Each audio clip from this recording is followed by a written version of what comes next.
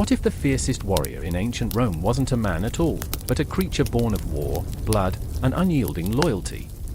Canis Pugnax, a name whispered in terror and reverence, a war dog whose howl pierced the night like the scream of a dying gladiator. He wasn't just a beast, he was a weapon, a living, breathing engine of chaos with fur like a storm cloud and a bite that could shatter bone. How did a mere animal rise to command such ferocity, such loyalty from the most hardened of men?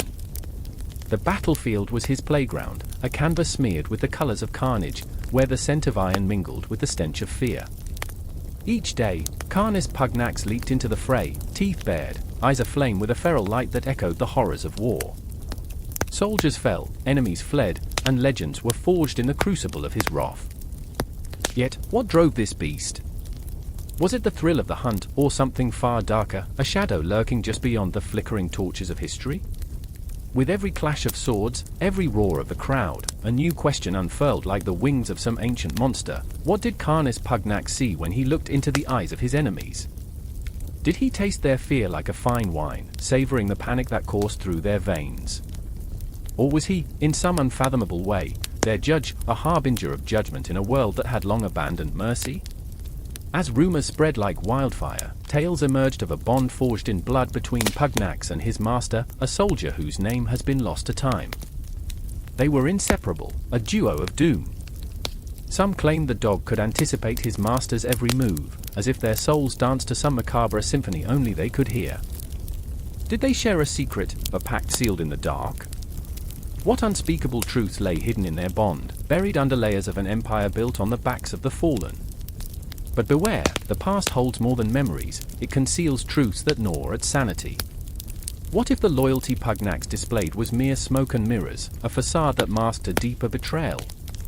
What if he was not just a soldier's dog, but a messenger from a world beyond, tasked with delivering a warning wrapped in fur and fangs? The air crackles with tension as you stand on the precipice of revelation. Each heartbeat echoes with the weight of history, every whisper of the wind carries the laughter of spirits long departed. Canis Pugnax isn't merely a dog, he's a riddle waiting to ensnare the unwary. And as you delve into the shadows of his past, remember, some secrets were never meant to be unearthed. What might you uncover when the gates of hell swing open, and history's hounds are unleashed? One thing is certain, once you unleash the truth behind Canis Pugnax, there's no turning back. Are you ready to face the darkness? The moon hung low, casting a silver pallor over the cobblestone streets of a slumbering village, where shadows danced in the corners of every alley, whispering secrets of the past. I stood there, heart pounding, as the tension in the air crackled like the embers of a dying fire. The wind carried the scent of something ancient, something primal, a reminder of the beasts prowling the dark, the specters of ancestry that loomed like ghosts. The hushed murmurs of the night enveloped me, a stark contrast to the storm raging within. I remember the first time I laid eyes on the Canis Pugnax. It was not a glorious encounter, it was raw, visceral. A creature of sinewy muscle and wild intensity, its eyes glinting with a feral light, bore down on me, a living echo of my own fragmented history. I felt a shiver coil around my spine, an ancestral recognition that left me breathless. The day had begun like any other, but this was a moment that would remain etched in my mind like a scar. The beast wasn't alone. Beside it stood Ilara, the village's most enigmatic figure, her silhouette framed against the moonlit ruins of an ancient castle. Her hair, wild and untamed, caught the wind like a banner, heralding her fierce spirit. To most, she was just the odd girl who spoke to the shadows, but to me, she was a beacon, a haunting reminder of the bond we shared with the creatures of our past. Did she know? Did she feel it too? The blood coursing through our veins was thick with stories, tales of battles fought and lost, of loyalty and betrayal, of the very fabric of nature that tied us to these beasts. "Do you hear them?" she asked, her voice a melodic whisper that shattered the eerie silence. "They're calling." I shivered, not just from the chill in the air but from the weight of her words. I remember the first lesson I learned about the Canis Pugnax, their lineage intertwined with the very essence of survival. Bred for war, yet also for companionship, they were the embodiment of contradictions. Fierce protectors, yet gentle souls, monsters of the dark, yet guardians of the light. My heart ached with the beauty of it all, and the terror that came with knowing their power. Ilara stepped closer, her breath warm against the coolness of the night, and I saw the flicker of doubt cross her face. They were once our allies, she confessed, her eyes piercing through the fog of time. But we lost our way. We forgot. In that moment, I felt the weight of history pressing down on us, the ghosts of our ancestors reaching out with skeletal fingers, begging to be remembered. I remembered the tales of the hunts, of blood spilled on the earth, the cries of the fallen mating with the howls of the Pugnax. Their ancestry was a tapestry woven with pride and pain, and I was trapped in the middle of it all, a thread pulled taut between longing and fear. As the night deepened, I caught a glimpse of the Canis Pugnax, its massive frame silhouetted against the backdrop of the forgotten castle. It was a reminder of what we once were, a proud lineage of warriors, each heartbeat a drum echoing through the ages. But the darkness crept in, insidious and relentless, whispering doubts that gripped my heart. What if we never found our way back? What if the bond was severed forever, leaving us stranded in a world devoid of the wild, unyielding spirit of the Pugnax? I remember when the village thrived, Ilara spoke softly, her eyes glazed with a mixture of nostalgia and regret. Before the silence smothered us. Before the Pugnax vanished into legend. The sadness in her voice resonated in my soul, a cacophony of yearning that rippled through the air. It was a haunting melody of lost dreams and forgotten pacts, a reminder of the wildness we had cast aside in favor of comfort. In my heart, I felt the shame, the ache of forgetting, of allowing those fierce spirits to fade into myths while we wrapped ourselves in the mundane. A bark shattered the stillness, piercing through the night like a knife. The Pugnax lunged forward, a beast forged from fire, its spirit unbroken. It was a living testament to the past, and I could feel its energy coursing through me, a blend of fear and exhilaration. A primal call sang in our veins, begging us to remember our place in the grand tapestry of existence. "What do you want from us?" I shouted, a desperate plea that echoed into the abyss. My heart raced, the pulse of the night thrumming in my ears. Ilara's presence beside me felt like a lifeline, anchoring me in a world that threatened to swallow me whole. The creature paused, its eyes locked onto mine, and in that electric moment, I understood. It was not merely a beast, it was a mirror reflecting my own turmoil, my own struggle for belonging. We were all caught in this web of ancestry, of breeding, of choices made and paths untaken. The Pugnax were the embodiment of our deepest fears and our wildest hopes, and I was its unwitting vessel. I remember the warmth of the moonlight as it poured over us, illuminating the shadows that threatened to engulf our hearts. I felt the tension spike, a breath held too long, the anticipation of an inevitable confrontation. Would we choose to remember? Would we let our blood tie us to the fierce spirits of the Pugnax, or would we succumb to the silence of oblivion? In that moment of uncertainty, everything hung in the balance. I could sense the weight of history pressing down, beckoning us to choose. And as the night deepened, as the echoes of the past reverberated through the air, I understood that our fate was not just entwined with that of the Pugnax. It was a shared burden, a legacy of survival, a haunting melody that would not be silenced. In the shadows, I could almost hear the whispers of our ancestors urging us forward, a reminder that the battle was far from over. The path was fraught with peril, with fear lurking in the corners. But the fire within us, the fire of remembrance, burned brighter than the darkness that sought to consume us. And as the first light of dawn crawled across the horizon, I knew this was only the beginning. The story would continue, weaving through the night, echoing through time, connecting us all in the wild dance of existence. The air was heavy, thick with a cloying scent of smoke and sweat, as the sun dipped behind the jagged cliffs, casting an ominous shadow over the village.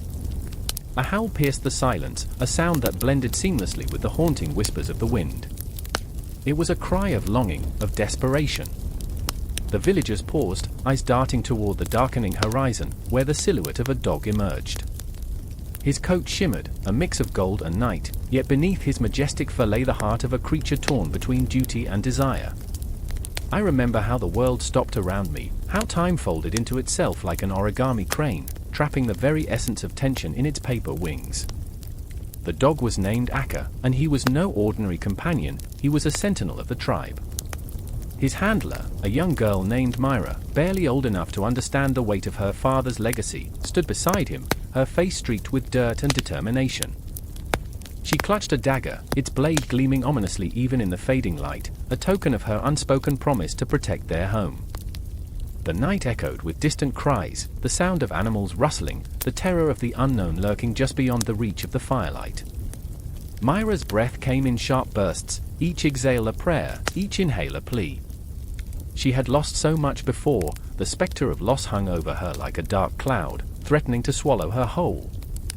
"We can't let them take you, Akka," she whispered, her voice breaking. The words hung in the air, heavy as iron chains. Akka shifted, muscles taut, sensing the danger that approached. His amber eyes glinted in the twilight, reflecting the flickering flames as if they held the very soul of the earth within them. He was a warrior, a protector, yet in that moment, he too felt the weight of fear. He had witnessed the horrors of war, rivers of blood, cries of despair, as men sacrificed everything, family, friends, even their own humanity. "Stay close," he seemed to say, a silent vow woven into the fabric of their bond. But the shadows were thickening, clinging like ghosts to the ground. Even the moon, a waning pearl in the sky, seemed to cower beneath the weight of impending doom. Myra gripped the dagger tighter, her knuckles whitening, and for a fleeting moment, the world twisted into a kaleidoscope of memories. She remembered the laughter of her brothers, their voices echoing like music in her mind, their childish pranks that now felt like fleeting whispers of a bygone era. She remembered the warmth of her mother's embrace, the scent of spices and home-cooked meals that floated through the air, now replaced by the acrid foam of fear. A rustle in the bushes ignited the night, a group of raiders, their faces obscured by masks, emerged from the shadows. They were a storm, wild and untamed, intent on devouring everything in their path. Myra's heart pounded like a war drum, each beat echoing the primal instinct to survive. Akka stood firm, growling low, a feral symphony that echoed her own determination. In ancient realms, canines were more than mere pets, they were warriors, allies, and sometimes, saviors. In those ancient civilizations, dogs held a mirrored existence to humanity. They were worshipped, revered, and at times, feared. As if the gods had crafted them with stardust and fragments of human souls, their loyalty was fierce, unyielding. They were the sentinels of the night, the guardians of the hearth. Each bark was a sonnet, each wag of the tail a proclamation of love. Myra's mind raced with the legends of the past, the mythical beasts that roamed the earth, the belief that dogs could guide souls to the afterlife.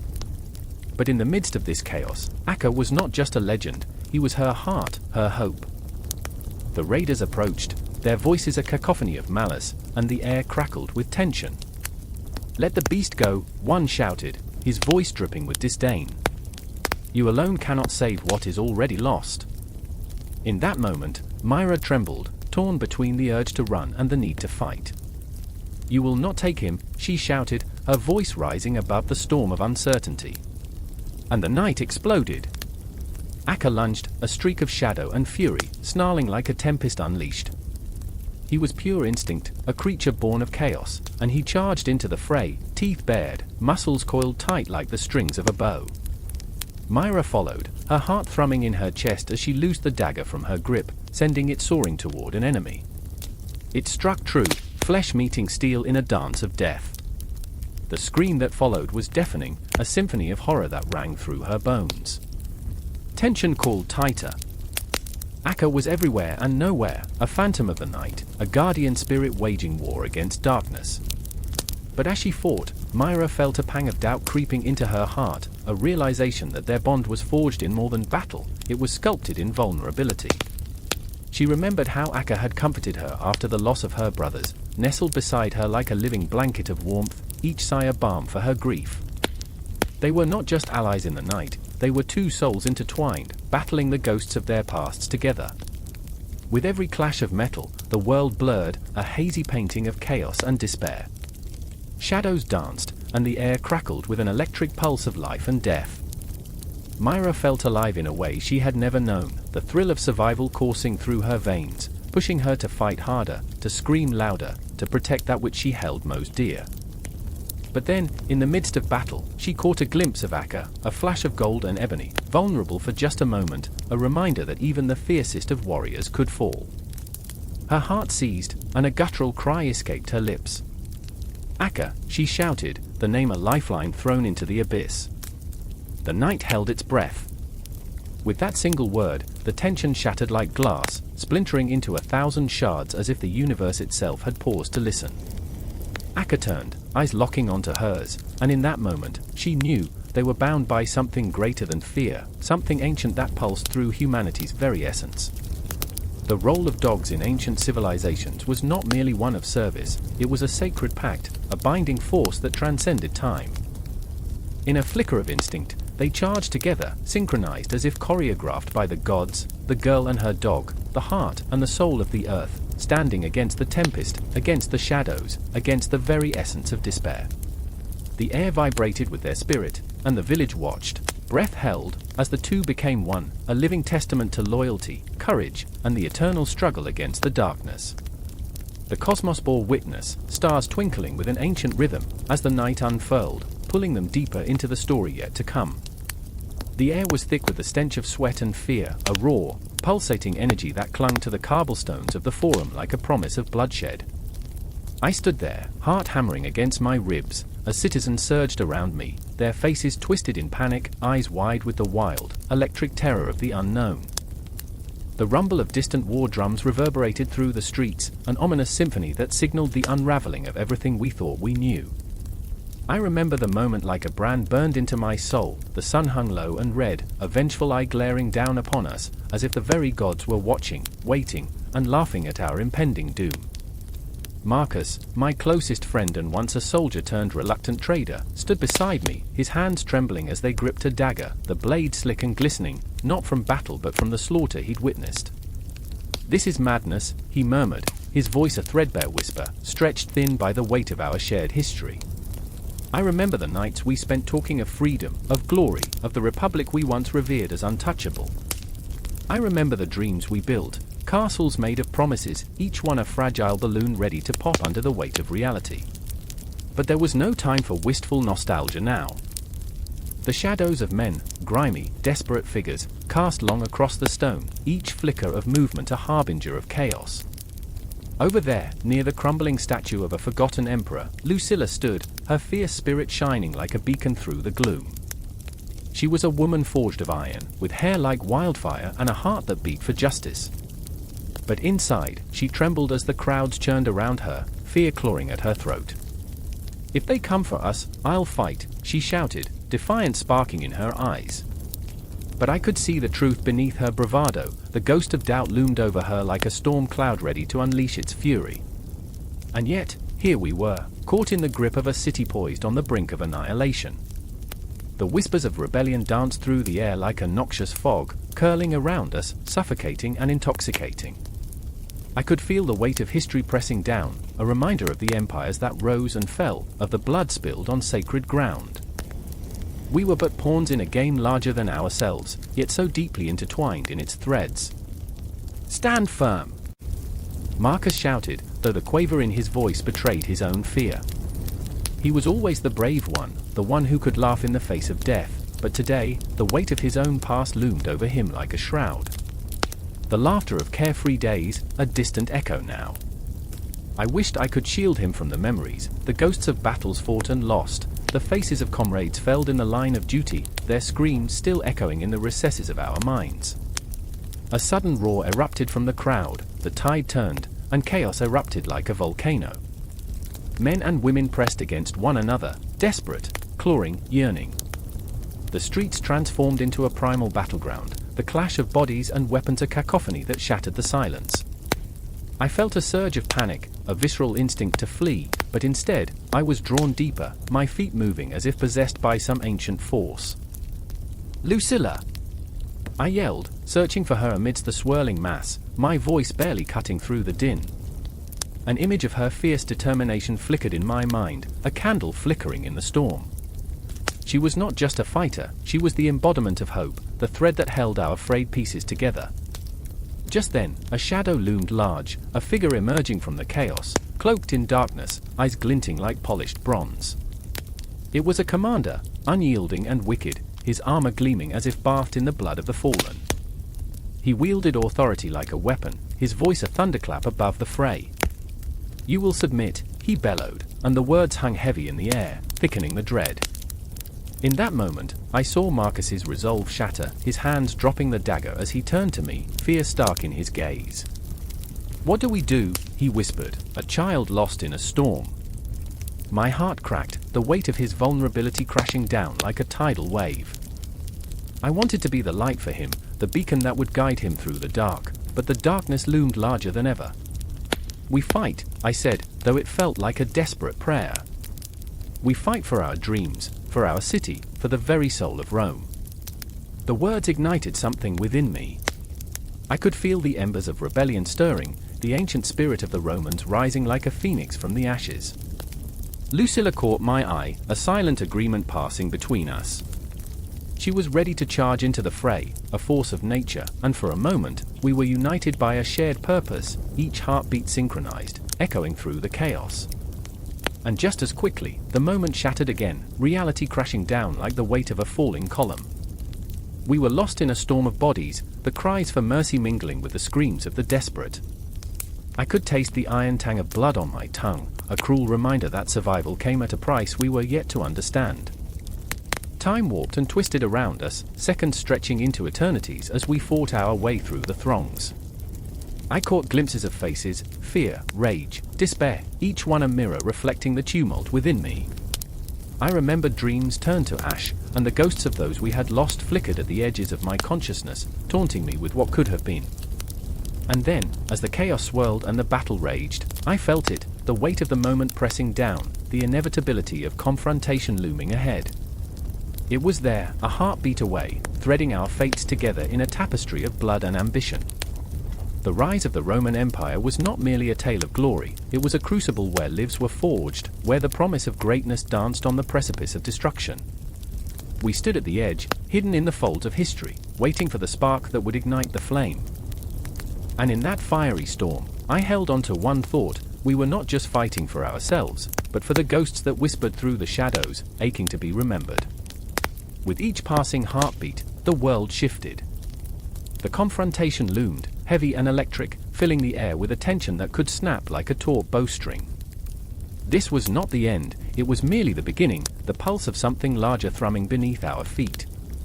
The city was alive, and with it, an insatiable hunger for freedom that would send tremors through time itself. And I stood, daring to dream, even as the darkness closed in, a dream that would not die. The moon hung heavy in the night sky, a silver coin tossed on a dark velvet sea. Its light bathed the battlefield in an ethereal glow, illuminating the blood-soaked earth, the clashing forms of men and beasts silhouetted against the darkness. Screams echoed like a haunting symphony, yet amid the chaos, one sound cut through, sharp, desperate, the bark of a dog. A soldier's heart raced, thumping like a drum in his chest, each beat reverberating with memories of home, of loyalty, of love. Marcus, a veteran of countless skirmishes, felt the familiar warmth at his side. There was Flavius, a magnificent mastiff, fur bristling in anticipation, eyes glinting with fierce devotion. Together, they had weathered storms and ambushes, shared rations, and quiet moments under the stars, where the night felt alive with whispers of fate. But now, the air was thick with the stench of sweat and metal, the ground trembled under the weight of fear and fury. "Stay close, boy," Marcus whispered, though he knew Flavius needed no instruction. Their bond was forged in fire, and each shared glance was a promise stronger than any shield or sword. Flavius growled, a low rumble that echoed the dread swelling inside Marcus. Was it the enemy they faced, or the ghosts of those they had lost? The battlefield was a graveyard of souls, the remnants of men who had once stood tall, now reduced to shadows and echoes. In the night, amid the chaos, Marcus spotted Lucius, his younger brother, a mere boy wrapped in the armor of a man. Lucius swung his sword with a fierce recklessness that belied his age, a wildfire seeking to ignite itself, unaware of the ashes left in its wake. "Marcus," he shouted, fear leaking through the bravado. "We can't hold them much longer. Breathe, Lucius. Keep steady." The words came out more desperate than reassuring, and Marcus felt the weight of his brother's life pressing down on him like a stone. If he lost Lucius, if he failed to protect him, it would carve out a piece of his heart that would never heal. Memories flared in his mind, when they were boys, stealing figs from the marketplace, laughter echoing between the stalls, the warmth of the sun on their backs. That sun felt 1,000,000 miles away now. Flavius let out a sharp bark, a warning. A shape emerged from the shadows, cloaked in the malicious intent of war. A soldier, no, a monster, his eyes wild, his blade glistening with dark promises. Marcus felt his breath hitch, time warping in that terrifying moment. There was no time for fear, no time for regret. He surged forward, propelled by instinct and love, wielding his sword with the weight of 1,000 prayers. "Stay back," he shouted, but Lucius was already moving, the fire in his veins igniting recklessness. Together, they collided with the enemy, steel clashing against steel, the jarring sound reverberating through Marcus's bones. Yet, in the frenzy, he could hear Flavius, his friend, his protector, charging into the fray, a blur of strength and loyalty. The mastiff lunged, teeth bared, fierce as a tempest. Marcus felt a swell of pride, mingled with the dread of losing him. "No," he shouted, the word escaping in a desperate gasp as Flavius tore into the enemy, a whirlwind of muscles and fury. The soldier stumbled, but not before striking out in a blind panic, the blade glinting ominously under the moonlight. Time froze. A heart-stopping moment where life and death danced dangerously close. Flavius yelped, a sound that sliced through the din of battle, and Marcus felt the world tilt. "No!" His heart splintered, the sound echoing in his soul. He rushed forward, rage fueling his every step, every swing of his sword a cry for survival, for connection, for the bond that felt like destiny. Lucius was at his side, swinging wildly, but all Marcus could see was Flavius, his loyal companion, crumpling on the ground, fur darkening with the shadows of blood. "Flavius!" The word tore from his throat, a raw, primal scream, echoing through the chaos like a death knell. He didn't just see the dog, he remembered every moment they had shared, the warmth on cold nights, the silent understanding in their gazes, the way Flavius seemed to carry the weight of his despair without complaint. The battlefield faded, his world shrank to that single moment. He knelt, hands trembling, feeling the warmth of Flavius's body, the rise and fall of his breath becoming a fragile prayer. "Stay with me, boy. Stay with me." But as he looked into those soulful eyes, he saw the flicker begin to fade. It was as if the cosmos had pulled the strings, and he was powerless against its cruel choreography.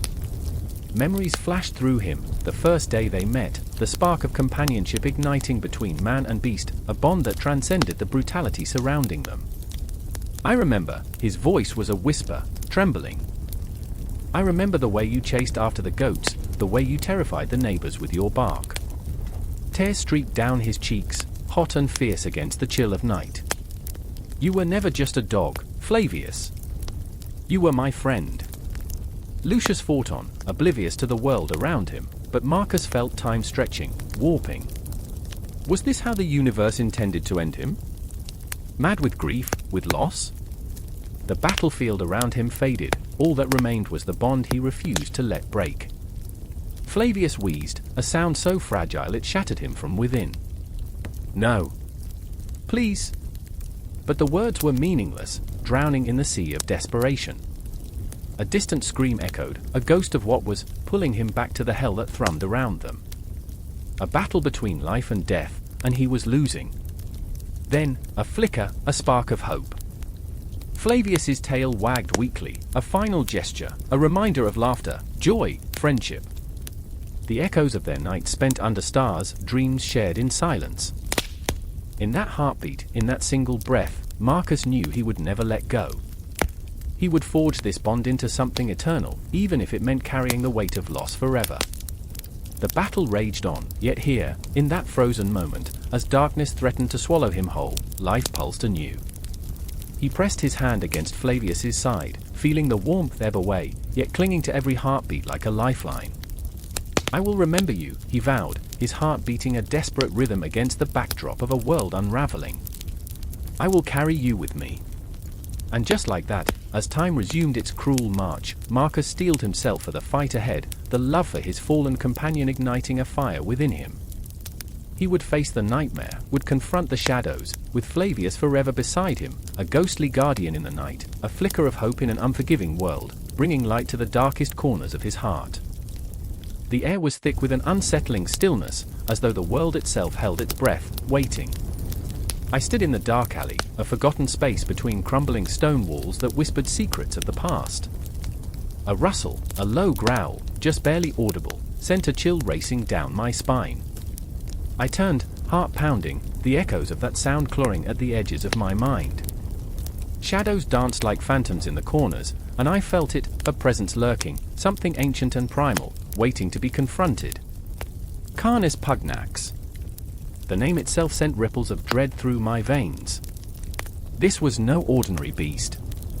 I had spent years chasing whispers and legends, piecing together fragments of lore. Now, I stood on the precipice of something terrifying and beautiful, the embodiment of nightmares and dreams. But the weight of it all threatened to crush me, a paradox of fear and fascination. Jasper stood beside me, his eyes wide with a mixture of horror and wonder. He was a man of contradictions, torn between the scientific and the supernatural. Days spent immersed in dusty tomes, piecing together the lineage of Canis Pugnax, had made him a reluctant believer. But here, in the shadow of the beast, he was nothing more than a scared child, eyes darting, breath shallow. "It's just a dog," he whispered, though the tremor in his voice betrayed him. I could see it in his posture, the tension coiling in his shoulders. "Not just a dog," I replied, my voice barely above a whisper. "It's a ghost of what once was. A symbol of loyalty turned feral. We're not prepared for this." A flicker of movement caught my eye, a fur, dark as the night sky, glinting in the faint light. It was there and then it was gone, leaving only the echo of its presence, a reminder of our mortality. I could feel the pulse of my heart in my throat, thudding relentlessly against the cage of my ribs.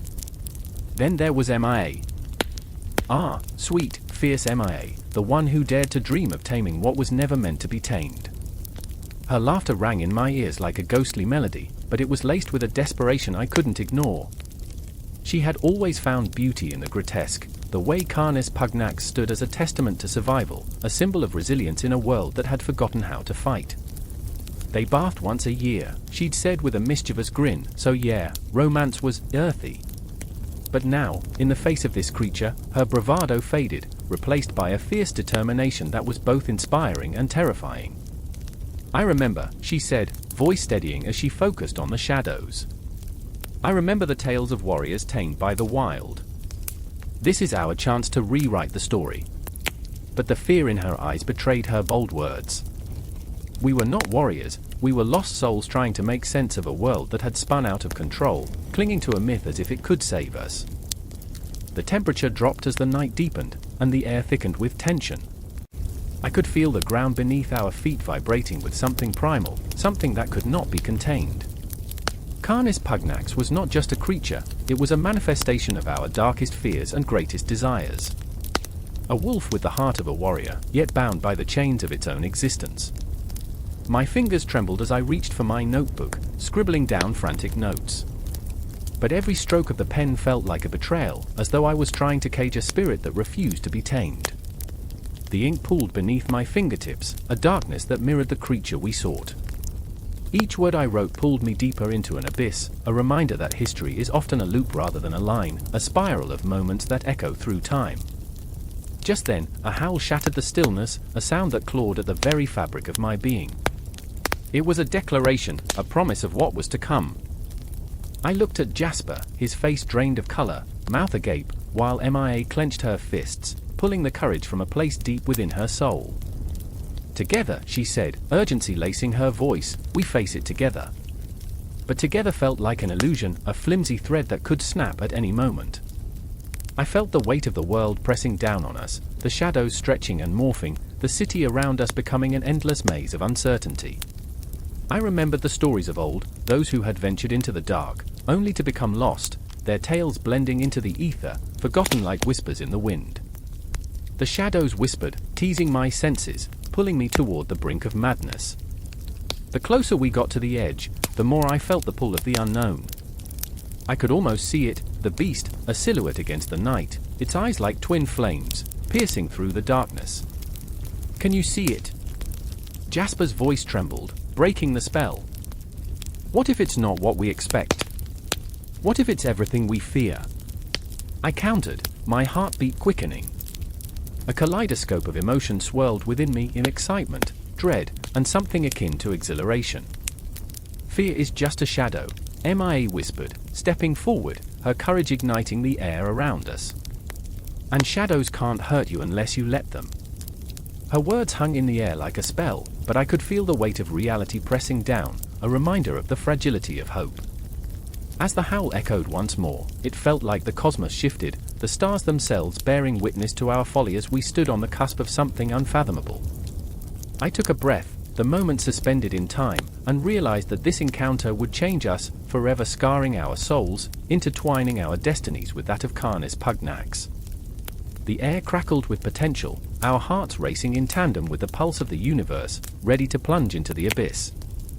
In that instant, I knew we were bound by something more than fear, we were connected by the search for understanding in a chaotic world. And as the shadows closed in, I felt the weight of our choices, the echoes of our lives, and the haunting question that lingered in the air: what would we find on the other side?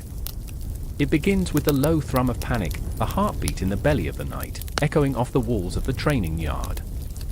In the shadows, a dog howls, a raw, primal sound, laced with fear and defiance. Aurelia stands frozen, her breath catching in her throat as the echoes of her own heartbeat pulse against the stone walls. She can feel the weight of history pressing down, heavy, suffocating, as her gaze darts to the trembling figure beside her, a hulking beast of a dog, muscle coiled like a spring, eyes wide with terror. "Caius," she shouts, her voice slicing through the night stillness. "He's lost." The training had gone wrong, and she had pushed him too far, too fast. Each command she had barked felt like a lash against his soul. She had wanted him to be fierce, to embody the spirit of Rome itself, a weapon forged in the heat of their shared ambition. But now, in this moment, he is just a creature caught between loyalty and instinct, a wild heart that longs to flee. The air is thick with the scent of damp earth, the sharpness of sweat mingling with the acrid tang of fear. She grips the leather strap of his collar, fingers trembling, and in that moment, she remembers. She remembers gazing into the eyes of her father as he trained his own hound, the beast a whirlwind of fur and fury, taught to hunt with precision and unyielding loyalty. "It's all about trust, Aurelia," he used to say, "a soldier and his dog must know each other's hearts." But what trust can bloom in the shadow of cruelty? The clang of metal hits her like a hammer, a signal that reverberates through her bones. Marcus, her commanding officer, strides into the yard, his presence a thunderstorm.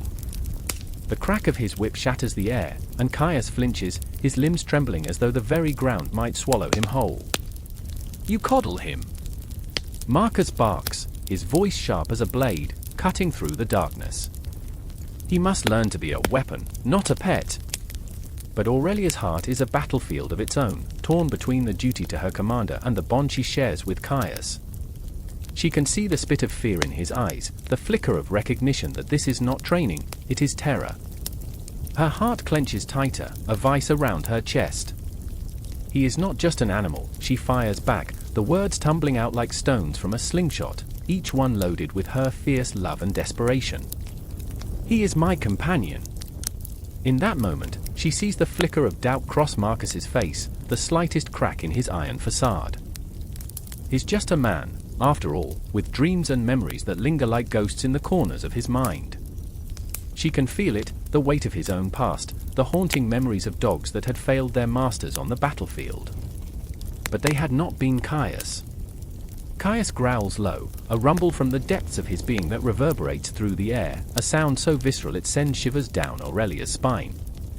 She steps closer, lowers her voice, and whispers, "You're strong, Caius. You can do this. Remember the smell of the hunt? The thrill of the chase?" She remembers the first time she had seen him run, muscles rippling, feet dancing over the earth as he bounded across the training fields, joy personified. But now, that joy feels far away, buried beneath layers of fear and expectation. "Caius," she calls again, her voice softer now, like a balm. "Fight with me. Fight for us." The The tension crackles in the air, thick enough to slice, and time seems to stretch taut. She can feel the anticipation coiling, ready to snap. What if he refuses? What if she fails him?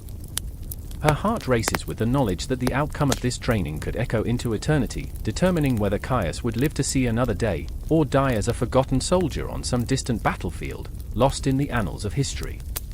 Marcus steps forward, looming with the weight of authority. "We do not coddle warriors," he growls, and his hand rests ominously on the hilt of his sword. "Prepare him, Aurelia, or I will." With that, a sense of dread envelops the training yard, whispering ominous promises of betrayal and loss. In that fleeting moment, Aurelia's heart shatters like glass, each shard piercing her skin with a reminder of the bond she is terrified to lose. She glances at Caius, whose muscles tremble beneath the weight of expectation, and she knows she cannot let him become a mere weapon, a tool for war. The world spins, colors blend into chaos, and Caius's growl reverberates, a haunting dirge echoing in her ears. The training techniques, the cruel rhythms of commands and responses, feel like chains binding them to a fate neither of them desires. She remembers the stories her father told her of war dogs trained to maim, to kill, their very essence stripped away. A shiver courses through her. Is this what she wanted for Caius? To turn him into a machine, devoid of love? With a deep breath, Aurelia steps into the space between Marcus and Caius, defiant, a spark igniting in her chest. "You want him to be a warrior? Then teach him to fight for something worth fighting for." The challenge hangs in the air, thick with the promise of conflict and consequence. Marcus's eyes narrow, calculating, and in that moment, the tension reaches its breaking point. Caius watches them both, uncertainty shadowed in his gaze, a silent plea between them as the past looms large, a specter of days gone by and what might lie ahead. Aurelia knows they're at a precipice. The air crackles, charged with the electricity of unspoken words, and she can feel her pulse roaring in her ears. "You want to train him," she whispers, fierce and unyielding. "Then teach him to trust. Teach him to fight for love." In that fleeting heartbeat, she feels the world tilt on its axis. The shadows around them stretch and bend, and the night, so thick with fear and uncertainty, begins to pulse with possibility. Time hangs suspended, waiting for a decision, a moment that could change everything. Aurelia's heart races not just with hope, but with the weight of 1,000 futures.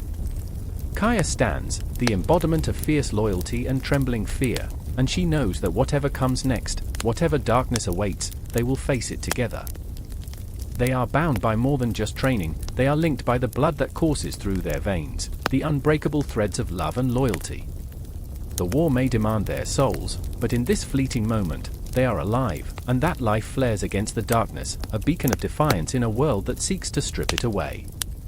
And as the tension grows, the haunting howl of Caius reverberates through the night, no longer a cry of fear, but a fierce echo of the bond they share, a promise that this battle, however fierce, will be fought side by side. The night was thick with tension, like the air before a storm. Shadows loomed large against the stone walls of the barracks, creeping and curling as if alive, whispering secrets of betrayal and fear. A single lantern flickered with a desperate heartbeat, casting a dim light on the faces of men worn by the weight of war. I could hear them breathe, sharp, quick gasps laced with dread. It was the kind of night that made you feel the world was watching, waiting to strike.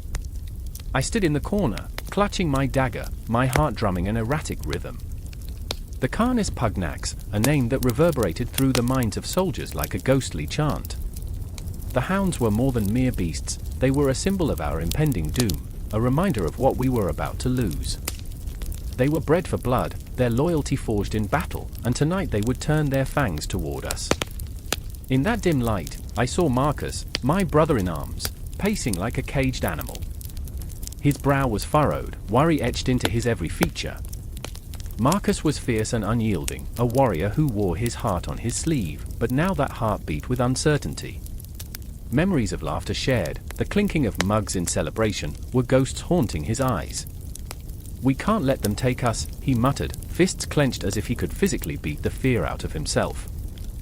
And then there was Ilara, our strategist, who stood by the window, her silhouette stark against the night, a fierce flame flickering in her icy demeanor. She was the one who carried the weight of decisions, the one whose mind played chess while our lives were the pieces on the board. I remember the first time I saw her smile, how it lit up the room, but that warmth was gone now, replaced by the chill of impending disaster. "If we don't strike first," she whispered, her voice barely audible over the wind, "the Canis Pugnax will hunt us down like the vermin we are." I could feel the pulse of the night around us, the air thick with the scent of damp earth and uncertainty. Clocks ticked in the background, each second a relentless reminder of our diminishing time. The city outside was a ghost town, its streets deserted, a canvas painted in shades of fear. Even the stars seemed to shudder in their distant watch, a cosmic audience to our plight. Marcus stopped pacing, turning to Elara with those eyes that burned with desperation. "What do we do?" His voice cracked, revealing the fragility beneath his bravado. "We can't just wait for them to come for us. We have to fight." Elara's gaze was steady, but I saw the flicker of doubt beneath her fierce exterior. "Fighting isn't always the answer, Marcus. We need a strategy." She turned away, the weight of her thoughts pressing down on her shoulders, and I could see the battle waging within her, a relentless storm of duty and fear. "Strategy." Marcus spat out the word like it was poison. "What good is strategy against beasts bred for blood? We're no match for them." Her back stiffened at his words, and the air crackled with tension. "It's not about strength alone.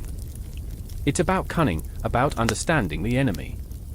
The Canis Pugnax are formidable, yes, but they are also predictable. If we can outsmart them," but her voice trailed off, lost in the cacophony of fear that had taken hold. I remember looking at both of them, two warriors on the brink of despair, and I wanted to scream that we were more than this, more than pawns in a game of death. But that urge felt like a whisper against the onslaught of reality. Suddenly, a howl pierced the night, raw and primal, sending chills cascading down my spine. It was the Canis Pugnax announcing their presence, a dark serenade that echoed through the stillness. Panic rippled through the barracks like wildfire. I could see men clutching their weapons, their faces pale as they prepared for the struggle that loomed. "Stay close!" I shouted, my voice a rallying cry against the encroaching darkness. "We fight together!" But inside, I trembled, the specter of hopelessness clawing at my resolve. I could feel the weight of 1,000 histories, of men who had fought and bled and died, all for a glimmer of hope. Marcus grit his teeth, his rage morphing into a steely determination. "Then let's make our stand. No more waiting." He stepped forward, a flame igniting in his chest, a warrior ready to face the abyss. Elara's eyes softened for a moment, a flicker of admiration breaking through her stoic facade. "We need a plan. Every moment counts."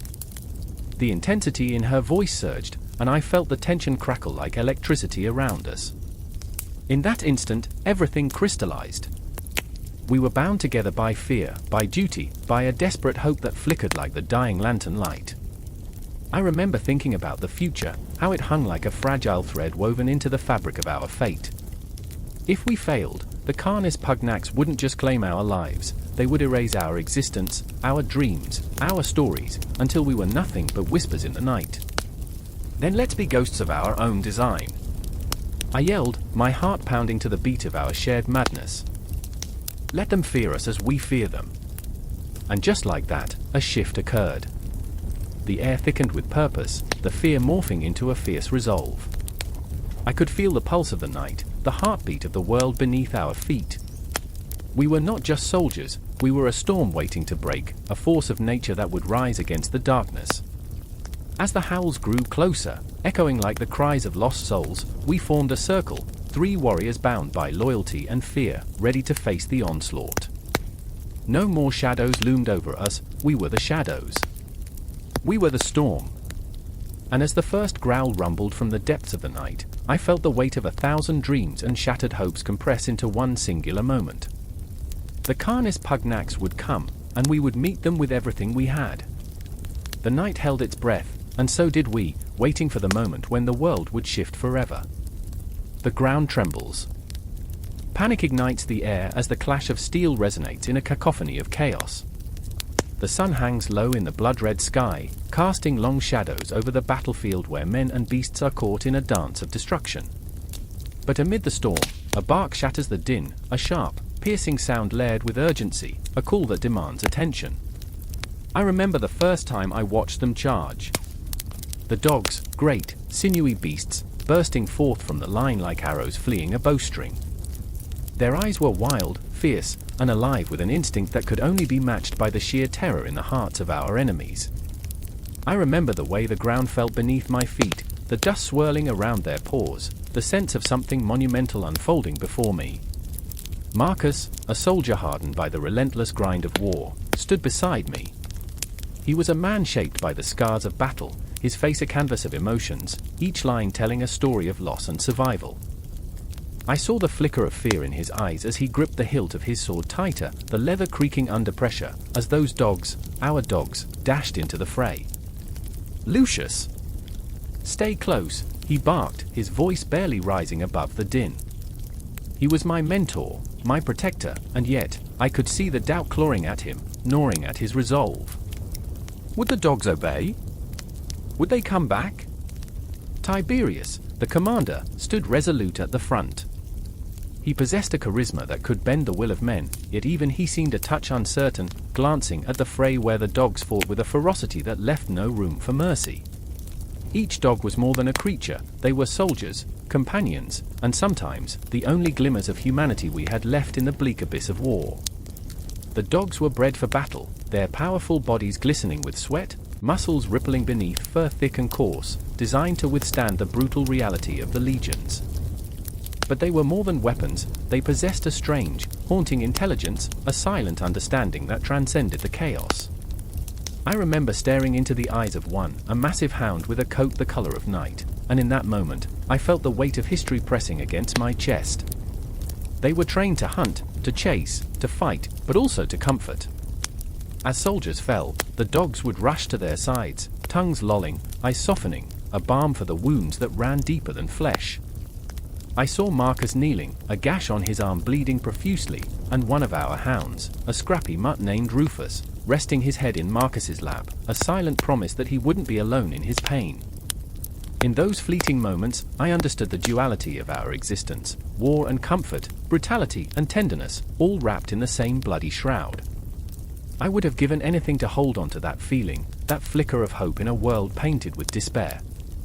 But the battle raged on, and the dogs pushed forward, sensing the fear and the bloodlust. Their instincts drove them, a primal force that no soldier, no matter how noble, could challenge. They were living, breathing embodiments of loyalty. Each bark echoed like a ghost haunting the battlefield, carrying the weight of those we had lost, a reminder that we were never truly alone, not even in the thick of despair. Then, it happened, the moment that froze the very air around us. A shriek pierced through the haze of war, a sound that seemed to ripple through time. One of the dogs, a sleek creature named Maximus, had been struck, an enemy's blade cruelly finding its mark. Time slowed as I watched him collapse, a tragic ballet of limbs and fur, the world around him fading into a hazy blur of anguish. Marcus fell to his knees, his hands trembling, his eyes wide with horror as he reached for the fallen beast. "No. Not him." His voice cracked, a raw edge that cut deeper than any blade. I could feel the fear and sorrow twisting in his gut, a real pain that echoed my own. I wanted to scream, to roar my defiance at the universe that would allow such cruelty, but the words caught in my throat, choking me. Around us, the battle continued, men fighting tooth and nail, but all I could see was the stillness of Maximus, the way his breath faltered, the way the world seemed to dim in his absence. I stepped forward, joining Marcus in that sacred moment, my fingers brushing against the soft fur as I whispered a promise, a prayer to the gods, a vow that we would honor him. The chaos faded. There was only us and the fading heartbeat of a creature that had fought for us, that had loved us unconditionally. The world beyond that moment felt distant, a mere shadow of the turmoil that raged. But the grip of despair tightened, and I felt the pressure of it in my chest, a weight heavier than any shield we carried. As the screams of battle rose once more, I realized the power of those dogs extended beyond their ferocity. They taught us about love and loss, about loyalty that transcended the battlefield. They were mirrors, reflecting our struggles and dreams, our very essence laid bare. Marcus and I exchanged glances, the understanding passing between us like a silent vow. We would fight for them, for every dog that carried the weight of our humanity, for the bond that even war could not sever. But as I turned back to the chaos, I could feel the shadows gathering, a dark portent of what was to come. The horizon shimmered with a promise of more battles, more losses. And yet, in the heart of the storm, as the dogs charged forward, I knew we would rise again, grief-stricken, but unbroken. We were soldiers. We were brothers. And in the dim light of a blood-red sunset, we were also guardians of a legacy forged in heartbreak and hope, ever echoing in the hearts of those who dared to love in a world steeped in sorrow. The air crackled with tension, thick as the fog that clung to the ground, swallowing the shadows of men and beasts alike. Heartbeats pounded like war drums, echoing the thudding of hooves. I stood, breathless, watching as a dark silhouette emerged from the mist, the ghostly figure of Canis Pugnax, the war dog. His eyes glowed with an intensity that seemed to pierce through the very fabric of fear that enveloped us. It was a chilling reminder of what we were about to face, a harbinger of the violence yet to come. I remember the scent of damp earth and iron, the metallic tang curling in my nostrils, mingling with the sharp stench of sweat and anxiety. The battlefield lay before us, an expanse of mud and blood, a testament to the lives that had been lost in pursuit of glory and power. I was acutely aware of the weight of my shield, the familiar roughness of its surface comforting yet alarming in its promise of violence. To my left stood Marcus, his jaw clenched, eyes darting from shadow to shadow. Fear coursed through him, but beneath that veneer was a flicker of something deeper, an insatiable need for revenge, a desire that came with its own poison. Then there was Livia, her heart as fierce as the flames of vengeance that danced in her chest. She gripped her sword so tightly her knuckles turned white, trembling not from fear but from anticipation. Her brother had fallen in a skirmish not long ago, and this battle was her moment to reclaim his honor, to carve a place in history carved by blood and sacrifice. As I looked at her, I felt a pang of sympathy mixed with admiration. She was flawed yet so deeply human, like a flame trying to consume the very air around it. "Are you ready?" I heard myself ask, though I barely recognized my own voice. It trembled, a mix of trepidation and excitement, the prospect of combat both a thrill and a terror. I wanted to say I was ready, that I would stand shoulder to shoulder with them, but I felt the gnawing fear that perhaps I wasn't worthy of the moment that was about to unfold. Marcus glanced at me, and I could see questions swirling in his eyes, questions of loyalty, purpose, and fate. "This isn't just another fight," he murmured, his voice low, the weight of it heavy. "If we lose, it's not just our lives, it's the lives of everyone who believed in us." The words lingered, hanging in the air like the mist around us, a chilling promise of consequence. I looked at Livia, her eyes ablaze with a fire I wished I could bottle and unleash upon our foes. "For my brother," she shouted, a fierce cry that echoed through the ranks, met with a chorus of agreement. The battle cry cascaded through the air, igniting a fervor that swept through us like wildfire, consuming doubt and fear, leaving only the stark urgency of the moment. And then it began. The roar of the enemy surged forward like a tide, a wall of steel and flesh, and for a heartbeat, time froze. I could feel the pulse of the cosmos around us, as if the stars themselves held their breath, waiting to see how this would unfold. I remember the chaos, the cacophony of battle cries, the clash of swords, the guttural growls of the war dogs. It was all too much, too overwhelming, yet I was in the center of it, alive and electric. Canis Pugnax leapt into the fray, a dark blur cutting through the mass of bodies, his ferocity unmatched, a force of nature unleashed. I watched as he tore into our enemies, a hellhound fated to wreak havoc. For a moment, I was transfixed, the horror of violence mingling with an exhilarating sense of power. But it didn't take long before the reality of bloodshed crashed into me like a wave, dragging me under. Marcus fell to his knees, a mortal wound staining the earth crimson, his eyes wide with disbelief as they met mine. I thought we would win." The words fell from his lips like shattered glass, and I rushed to his side, cradling his head as the life ebbed from him. I could feel the warmth of his blood seeping into my hands, a stark reminder of how fragile life was, how quickly it could slip through our fingers like sand. "Stay with me, Marcus. Please?" My voice cracked, desperation clawing at my throat. But there was no answer. Just the silence of a man lost, a brother taken too soon. I could hear Livia scream somewhere in the chaos, a siren wail that tugged at the very core of my soul. I wanted to rise, to fight, to avenge him, but I was anchored in place, the weight of grief slamming against my chest like a battering ram. And in that moment, everything shifted. The battlefield blurred into a haze of colors, a grotesque painting of despair and fury. I could taste the salt of my tears mingling with the blood on my lips, and I felt an insatiable rage building within me, a burning desire to unleash it upon our foes, to make them feel the weight of our losses, to make them pay dearly for every life snatched away. I found Livia, her sword raised high as she faced a towering enemy, her spirit unbroken despite the chaos surrounding her. I could see her breath quickening, her determination igniting the air. "For Marcus," she cried, and it was a rallying cry that cut through the din of war. I joined her, the two of us standing side by side, warriors bound by grief and rage, ready to carve our names into the annals of history.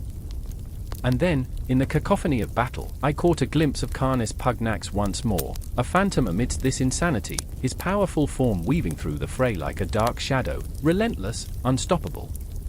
The loyalty of the beast mirrored our own, a bond that transcended words, a primal connection forged in the fires of war. Each clash, each scream, each heartbeat became a part of the symphony of chaos. We fought not just for survival, but for each other, for every soul that had fought bravely and every life that had been lost. In that moment, the lines between victory and defeat faded, becoming indistinguishable. The battle raged on, a whirlwind of fury and sorrow, and I knew, this story would not end here. The dusk would fall, the stars would rise, and we would remain, forever entwined in this dance of life and death, a memory stitched into the fabric of history, ever haunting, ever alive. The air crackled with tension, a thick fog of unspoken fears wrapping around the soldiers like a shroud. I stood there, heart hammering, watching as the sun dipped below the horizon, igniting the sky in a blaze of crimson, almost as if the world itself were bleeding. The stillness was eerie, punctuated only by the distant echoes of gunfire, thunderclaps of a storm that never seemed to end. And beside me, his fur matted with dirt and sweat, stood Max, my loyal partner, his dark eyes wide with instinctual understanding. I remember the first time I laid eyes on him, a scruffy mutt with a broken leg and a spirit that refused to be crushed. They said he was a stray, unwanted, but to me, he was a warrior. He had fought, just like I had. We both knew pain, we both knew loss. I remember that day in the shelter, his gaze piercing through the fog of my own despair. In that moment, I wasn't just pulling a dog from the shadows, I was grasping at life, at hope. Now, as I crouched behind the crumbling bricks of a half-destroyed building, I felt a bond that transcended words. Max sensed my fear, his muscles taut, ready to spring into action at the slightest command. He was my lifeline, tethering me to humanity in this nightmare. "Stay close, boy," I whispered, my voice barely above a breath. The world had become a cacophony of chaos. I could taste the dust in the air, gritty and acrid, and the smoke hung like a dense curtain, obscuring everything but the gnawing dread in my gut. I thought of my brother, lost to this darkness, and the guilt clawed at me, heavy and relentless. What would he say, seeing me now, tangled in this visceral hell? Would he be proud? Or would he scorn me for still fighting? The shadows danced, and I could hear them, the soft, unforgiving whispers of fate. Max growled low, a rumble that vibrated through the ground.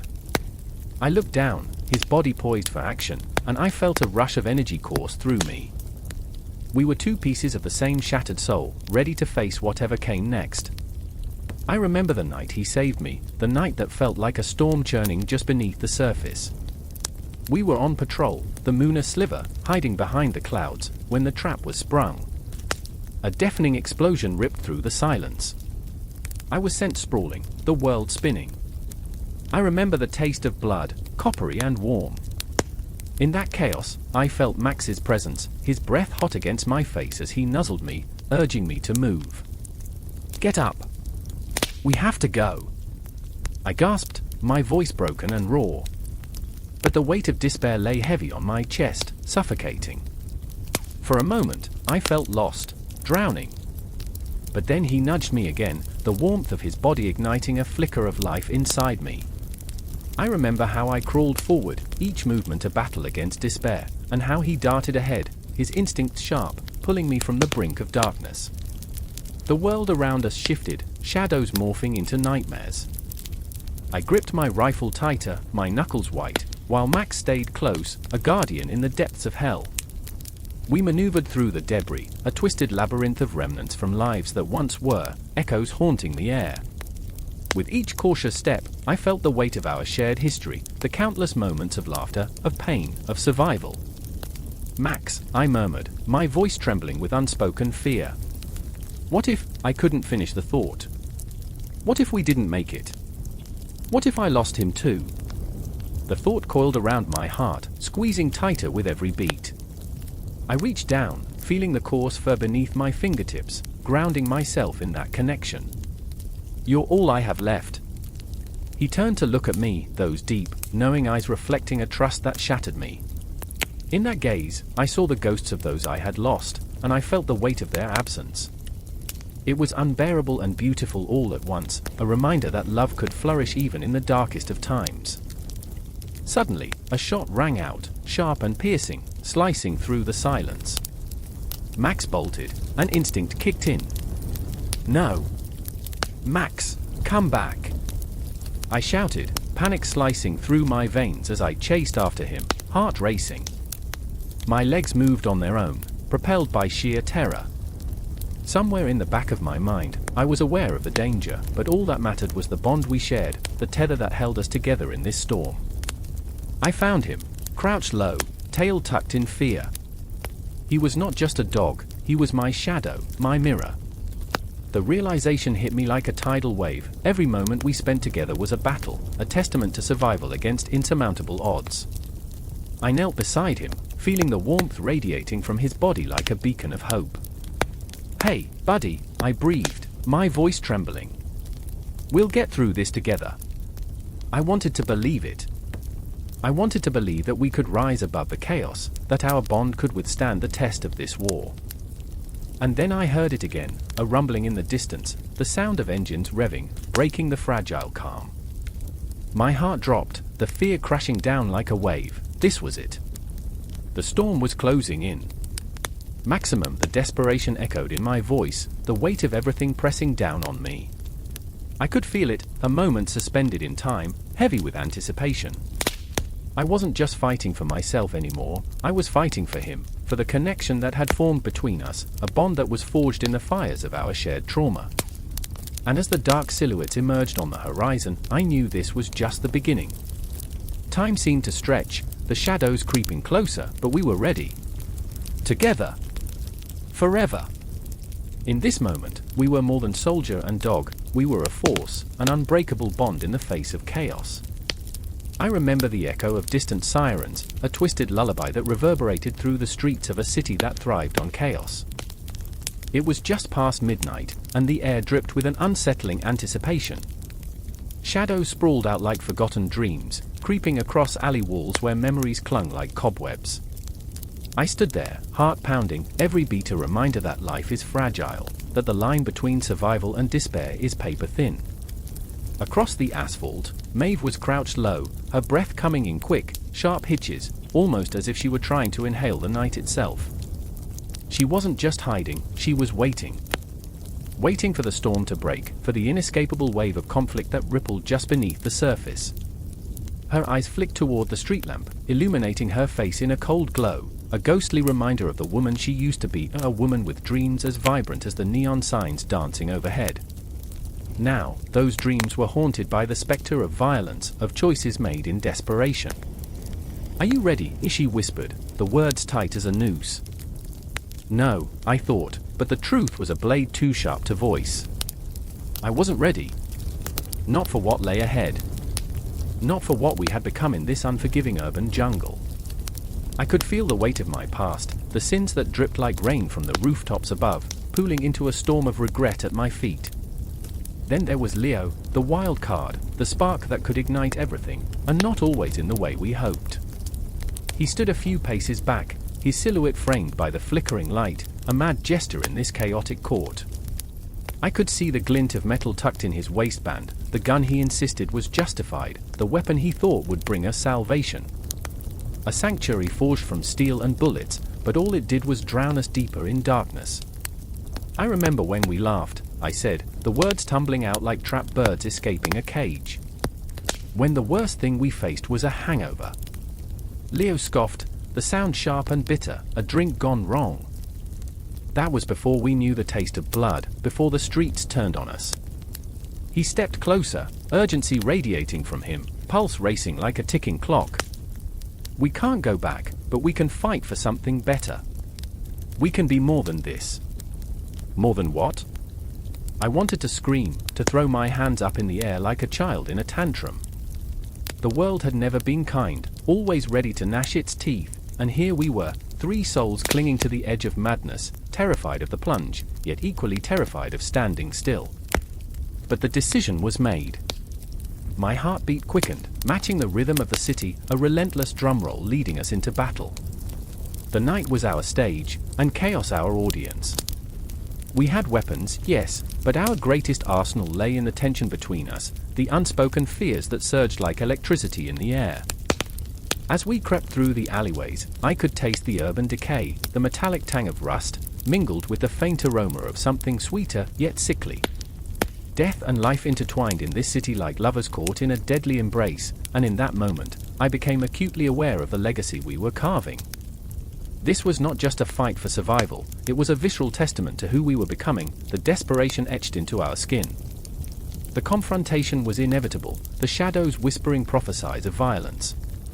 I could feel it in my bones, the weight of the world pressing down on my shoulders.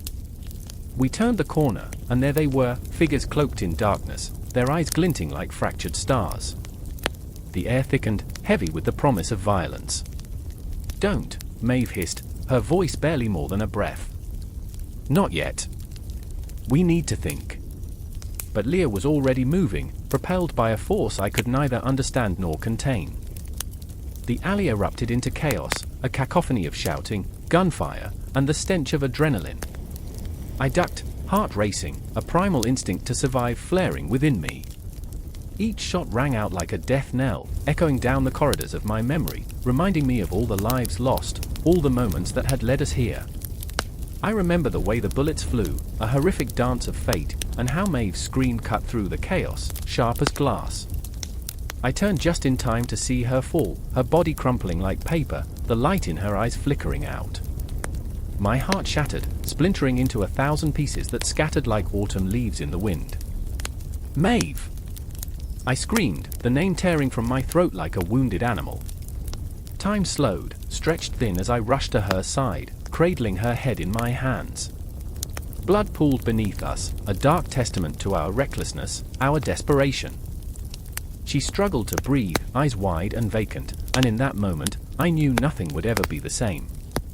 "Stay with me," I pleaded, but the words tasted like ash. I could see the life slipping from her, the vibrant colors of her spirit draining into the unforgiving concrete. I felt Leo's presence behind me, the weight of his regret palpable, a silent acknowledgement that we had crossed a line we could never return from. The chaos surged around us, a storm of rage and heartbreak, but I was lost in the quiet devastation of that moment.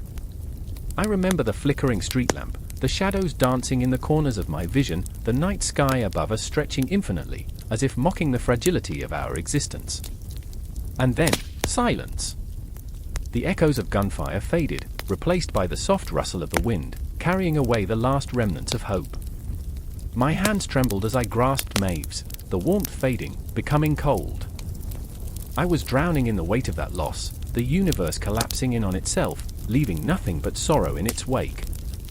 As I looked into her eyes, I saw not just the end but the infinite cycle of violence that had brought us here. I felt the pulse of the city beneath my feet, relentless and cruel, a reminder that we were all just pawns in a game far larger than ourselves. The air was thick with inevitability, the world spinning on, indifferent to our pain. And as I held her, the stars above flickered like distant memories, a reminder that even in the darkest moments, there is a glimmer of something, hope, perhaps, or the spectre of vengeance. But for now, all I could do was breathe, to fight against the encroaching darkness with the memory of her laughter, of our dreams that had once felt so alive, yet now lay shattered amidst the chaos. I remember. I remember. I remember. The battlefield smelled of iron and ash, a stark reminder of the life and death that danced here under the grim watch of the gods. Shadows flickered in the corners of the ruined amphitheater, as if the very stones held their breath. They were waiting for the clash of metal, the bark of war dogs, the echo of human screams. I stood at the edge of that forsaken ground, heart pounding, the air thick with anticipation. The sun was a dying ember on the horizon, casting long, ominous shadows, as I clutched the collar of my war dog, Magnus. I remember the first time I laid eyes on him, a bundle of fur, an unyielding spirit, a creature destined for battle. I was a boy then, and I feared the world like a shadow fears the light. But Magnus, with his fierce loyalty and fierce growl, became my solace. Each time I pulled him close, the warmth of his body against mine offered a reprieve from the chaos around us. We were inseparable, two imperfect souls weaving a tapestry of friendship amid the horrors of war. But today felt different. Today, as the sun slinked away and the sky turned to bruising shades of purple and black, I sensed a shift deep within me, a tremor in the very fabric of my being. The thought of what lay ahead gnawed at me, a relentless predator stalking its prey. I could see the other soldiers, hardened men with faces like stone, preparing for an onslaught of violence. I could feel their eyes on me, a mixture of respect and pity mingling among them. They didn't understand the bond between a boy and his dog, the sacred pact of loyalty forged in the fires of fear. Then there was Cassius, the grim commander whose presence seemed to suck the air from the very earth. He had a reputation, one that churned the stomach of even the bravest. He saw dogs as mere tools, weapons of war to be wielded, discarded, or replaced. Yet I knew Magnus was more than that. He was a mirror reflecting my own fears and hopes, his eyes glinting with understanding. I could feel a tension between us, like an unspoken agreement hanging in the air. I wanted to scream, "He is not just a beast. He is my heart and my soul." But those words were choked by the weight of the impending storm. Magnus's growl broke the silence, a low rumble that sent shivers down my spine. He sensed what I couldn't quite grasp, something dark and sinister lurking just beyond the veil of the ordinary. I knelt down beside him, pressing my forehead against his, feeling the heat of his breath against me. "We'll face it together," I whispered, though doubt gnawed at my resolve. The call to arms echoed through the night, a deafening cacophony that surged like a tidal wave. We advanced, feet pounding against the ground, a living entity moving as one. The air crackled with tension, each heartbeat a countdown to chaos. I stole a glance at Cassius, his eyes narrowed, lips twisted into a sardonic smile. He loved this, the thrill of conquest, the taste of power. But I saw something else, fear, buried deep within those steely depths. A question loomed large: could a man like him ever understand the language of loyalty, the sacred bond one had forged with Magnus? The clash began, the sound of steel against steel, a savage symphony. I felt the weight of the world pressing down, shadows coiling and twisting around us like serpents. Magnus darted through the fray, a blur of muscle and fury. Each bark, each lunge, electrified the air, and I could feel the pulse of battle racing through my veins. We were a whirlwind, an unstoppable force, but the more I fought, the heavier my spirit grew. Then came the moment that would haunt my dreams. I remember the shrill scream that pierced the air. A soldier fell, his body crumpling like a broken doll. I turned, searching for Magnus, my heart pounding like war drums, desperate for his reassuring presence.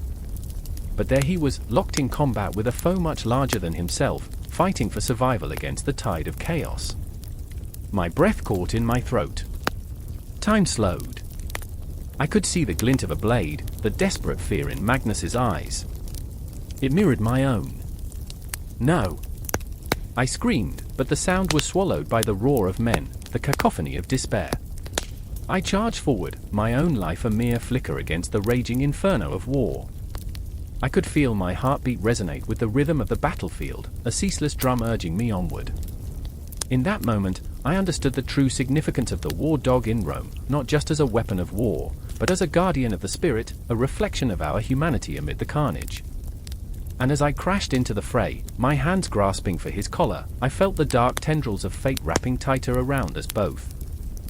The breath of the cosmos echoed in my ears, a reminder that all of this, the violence, the chaos, was merely a flicker in a universe that spun on, indifferent to our struggles.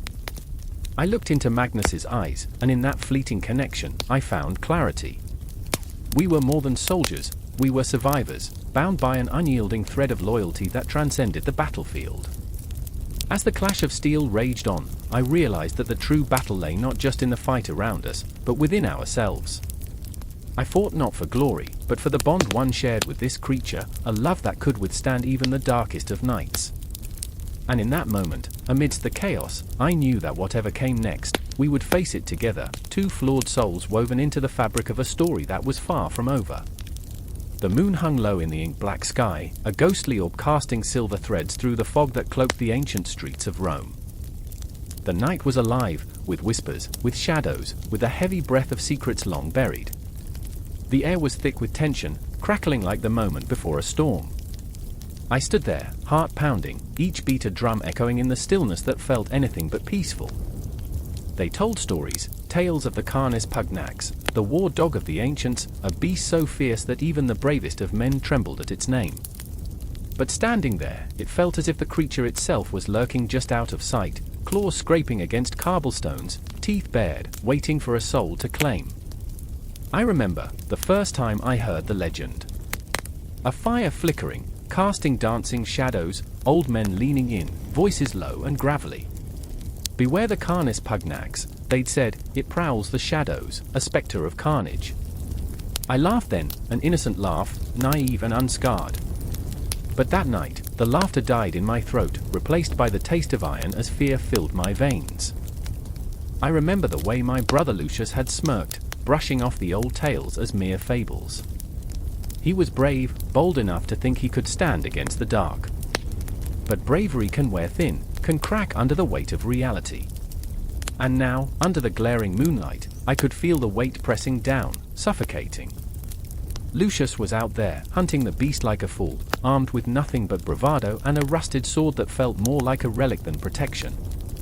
I could see him in my mind, a flicker of defiance in his eyes, but it was clouded by a reckless thrill, the kind that spells disaster. Lucius! I called, my voice a desperate whisper, swallowed by the night. The shadows shifted, the silence thickened, mocking my plea. He had always been the one chasing glory, the one who thought he could conquer the impossible. But as I imagined his face, a mix of excitement and dread, I could feel my heart twist. I remember the day our father had disappeared, swallowed whole by the stories he chased.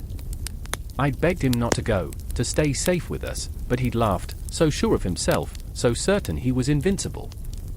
That day, I lost more than just a father, I lost a piece of myself, buried beneath the weight of regret. Now, here I was, paralyzed by the same fear, haunted by the ghost of my own choices. I turned, the cobblestones slicked beneath my feet as I made my way to the heart of the city. Shadows flickered like lost souls, painting a grotesque tapestry of memories. The streets were alive, but not with life. They breathed whispers of the past, filled with the echoes of laughter now stifled by despair. The Canis Pugnax was more than a creature, it was a manifestation of our fears, a grotesque reflection of everything we dared not confront. I remember, the night before, when Lucius had sworn he'd bring back the beast's head as proof of his courage. His smile had been infectious, but the laughter had stung like salt on an open wound. You'll see, he'd said, eyes twinkling with mischief. I'm no coward.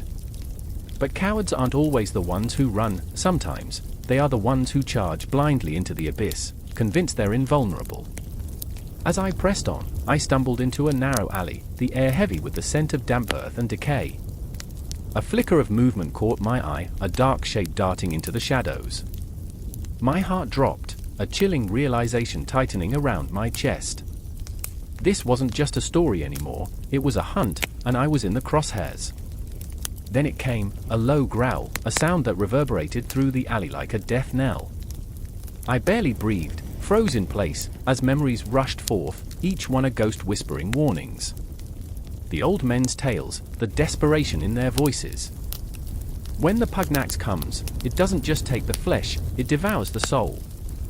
I could feel the weight of their words, a macabre prophecy woven into the fabric of the night. And then, from the depths of the shadows, it emerged. The Canis Pugnax, a monstrous silhouette, eyes glowing like embers in the dark. My breath caught, panic clawing at my throat as I felt the very essence of my being shrink before its sheer presence. Its growl rumbled through the cobblestones, a sound that seemed to resonate with the very core of my fears. In that moment, I saw Lucius's face again, his brave smile, the fire of determination. But it flickered, grew dim in the face of the beast that loomed before us. My heart raced, a frantic drum against the silence of the night.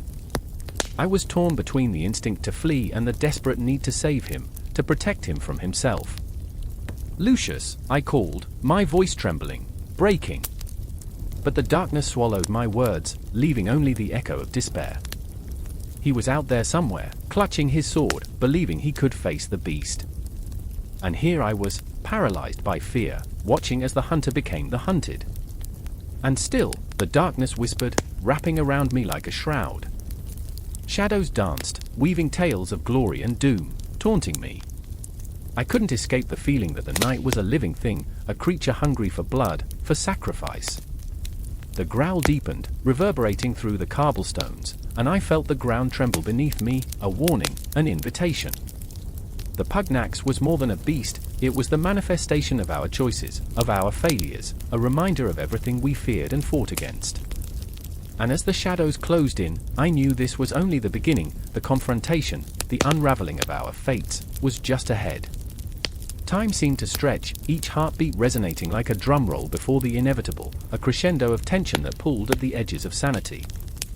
I could almost reach out and grasp the darkness, but it slipped through my fingers like smoke, leaving me gasping for something solid to hold onto. I remember the thrill of life before fear took root, before shadows whispered sweet nothings of dread. But those times faded like dreams upon waking, leaving only haunting echoes and the bitter taste of loss. I stood on the edge of that abyss, heart racing, waiting for the confrontation that would change everything. The air was thick with anticipation, a tension that hummed like the string of a drawn bow. Shadows danced across the cobblestones, flickering like the fragile hope that clung to our hearts. I stood there, breathless, the chill of twilight creeping into my bones, my hands trembling at my sides. The night was alive, alive with whispers, with the echoes of choices made and paths forged. I felt it, a shift, a moment that cracked the world open like an egg, spilling out the chaotic beauty of our lives. I remember the first time I thought of myself as a warrior. It wasn't in the grand clash of swords or the roar of a battlefield, but here, in this moment of stillness, where fear wrestled with resolve. The sky above was a bruised canvas, swirling clouds threatening rain, or worse, lightning. I could hear the distant clamor of turmoil, the shouts of men turned beasts, and in that cacophony, I felt the tug of my own heart, torn between loyalty and the primal call to fight. "Are you ready?" Ilara's voice sliced through the tension, sharp and unwavering. Her eyes shone like twin stars, fierce and defiant. She had always been my companion, the one who saw past my flaws, who cheered my failures. But tonight, she stood as more than that. She was the embodiment of courage, a flame in the darkness that encircled us, casting long shadows that elongated our fears into monstrous shapes. I remember the way she looked at me, her brows knitted with unspoken worries. "We can still turn back, you know." Her breath trembled as if she were trying to convince herself more than me. The weight of her words hung in the air, a noose tightening around my resolve. But turning back was not an option. Not anymore. "Do you think they will spare us?" I whispered, my heart hammering against the confines of my ribcage. The thought of facing our doom was more palpable than the chill in the air. The sound of approaching hooves thundered like a heartbeat, relentless and unforgiving. I caught a glimpse of the approaching riders, a wave of darkness, their armor glinting ominously in the last light of day. Fear jolted through me, a snake slithering up my spine. They were hunters, wolves cloaked in men's skin, and we were mere rabbits in their sights. My mind raced with memories of better days, laughter echoing through sunlit fields, and the simple joy of shared meals. "We were never rabbits," Ilara said, her voice steady, a lifeline in a storm. "We're warriors, even if we don't wear the armor." But what did she know of warriors? What did I? We were both just children lost in a game of adults, stumbling through shadows. And yet, there was power in her words, a small ember of defiance that ignited something deep within me. As the riders drew closer, their faces obscured by the shadows of their helmets, I felt a surge of adrenaline pulse through my veins. I was no longer just a companion, a bystander to the world's violence. I was something more, an unwilling participant in this madness. The defining moment was upon us. "Are you with me?" Ilara asked, and there was a fierce determination in her voice. "Always," I breathed, feeling the weight of her gaze, the bond that tethered us together in this chaotic universe.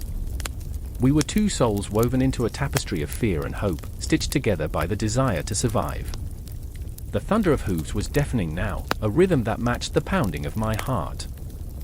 I could see their eyes, glinting with malice beneath the dark metal, and I felt a surge of something primal, fear morphing into rage, a fire igniting where doubt once dwelled. I was ready to fight, to unleash the warrior that had been hiding in the shadows of my heart. "On three," Ilara said, her voice steady as stone. 1, 2, and then chaos erupted. The clash of swords rang like a funeral bell, a symphony of violence that echoed against the bleak walls of the night. I lunged, adrenaline taking over, and I felt the thrill of combat surge through me. The cool steel of a sword in my hand was both foreign and familiar. It sang to me, promising power, a transformation from companion to something stronger. I faced my first opponent, a hulking brute, eyes wild with bloodlust. I remembered the stories, the legends of warriors who charged into battle unafraid. But this was not a fairy tale, this was raw, visceral reality. I was terrified, yet exhilarated. The fight was a blur, a cacophony of movement and sound, each clash of metal punctuated by the cries of the fallen. I felt my blood roaring in my ears, drowning out the noise, leaving only clarity. I remembered who I was fighting for. I remembered Ilara, her fierce spirit fueling my own. With every swing of my sword, I felt the weight of my past, my insecurities, my doubts shattering, fading into the background as I carved my place in the chaos of the moment. I was a warrior, and in this violent dance, I shed the skin of my former self, the companion who had feared the world around her. But the battle was not without its costs. The shadows grew longer as bodies fell, and the light of hope flickered like a dying star. I fought not just for survival but for the memories of laughter, of sunlit days and shared meals. Each swing of my sword, each breath, became a chant of defiance against the encroaching darkness. Ilara had become a force of nature, her movements fluid and fierce, a whirlwind of rage against the oppressive tide. I caught glimpses of her, a flash of determination cutting through the veil of night, and it fueled my own resolve. We were no longer just companions, we had become warriors, forged in the fire of desperation. Yet with every victory came heartbreak. The air turned heavy with the scent of iron and loss, the ground slick beneath our feet. I could feel the weight of each life extinguished, a reminder that our choices were not made in isolation. And as the night wore on, I knew this was just the beginning. The world would change, and so would we. We might win this battle, but the war against ourselves was far from over. I remembered the faces of the fallen, the haunting whispers of their ghosts settling into the cool earth, and I understood the price of our newfound strength. In the midst of the chaos, I caught Ilara's gaze, her fierce eyes filled with unyielding fire. We were both marked now, forever changed by the violence we had embraced. I knew that I would fight for her, for us, for the chance to become more than we ever dreamed. With every heartbeat, I felt the pulse of destiny thrumming beneath our skin. And in that moment, I understood that the transition from companion to warrior was not a single moment but a series of choices, a relentless march through the chaos of the night, hand in hand with the ghosts of our pasts. The war was just beginning, and as the shadows loomed ever closer, I prepared to face whatever darkness awaited us. Together. Always. The howl cut through the stillness like a razor, slicing the night and bringing with it a chill that clawed at the back of your neck. The moon hung low, a ghostly orb illuminating the chaos within the cramped veterinary clinic. The scent of antiseptic mingled with the sharp tang of fear, an aroma that wrapped itself around the heart like a vice. Two figures stood hunched over a table, the urgency of their movements echoing the frantic pounding in their chests. "Keep it steady," shouted Mara, her voice taut with desperation, eyes wide, reflecting the fluorescent lights like shards of glass. She was a woman of many flaws, her stubbornness often leading her into reckless situations, but in that moment, it was her fierce love for the creatures in her care that held her together. A thin sheen of sweat glistened on her brow, and her breath came out in ragged bursts. Next to her, Leo wrestled with the writhing body of a Canis Pugnax, its powerful form thrashing beneath the weight of a tranquilizer dart that had only partly succeeded. "I'm trying! Damn it, let go!" Leo's voice cracked, filled with a mixture of irritation and genuine fear. He was a gentle soul, haunted by memories of failures and regrets that bled into every decision he made. The dog was more than just a creature to him, it was a reflection of his own struggles, wild and untamed. The room pulsed with the energy of impending doom, shadows dancing on the walls as if mocking the plight before them. The canine's eyes, wild and unfocused, held a primal terror that mirrored the very essence of the night. As Mara braced the beast, she couldn't shake the feeling that they were not just battling an injured animal, but the very shadows of their pasts, ghosts that threatened to consume them both. "I remember," she whispered, more to herself than to Leo, the words slipping through her lips like a forgotten prayer. "I remember when I first held my dog, the way he looked at me, like I was his entire universe." Her voice trembled, the memory stirring something deep within her, a longing, a loss, a time when things felt right. "Don't do that!" Leo snapped, desperation fueling his tone. "We can't afford to get lost in memories now. Focus!"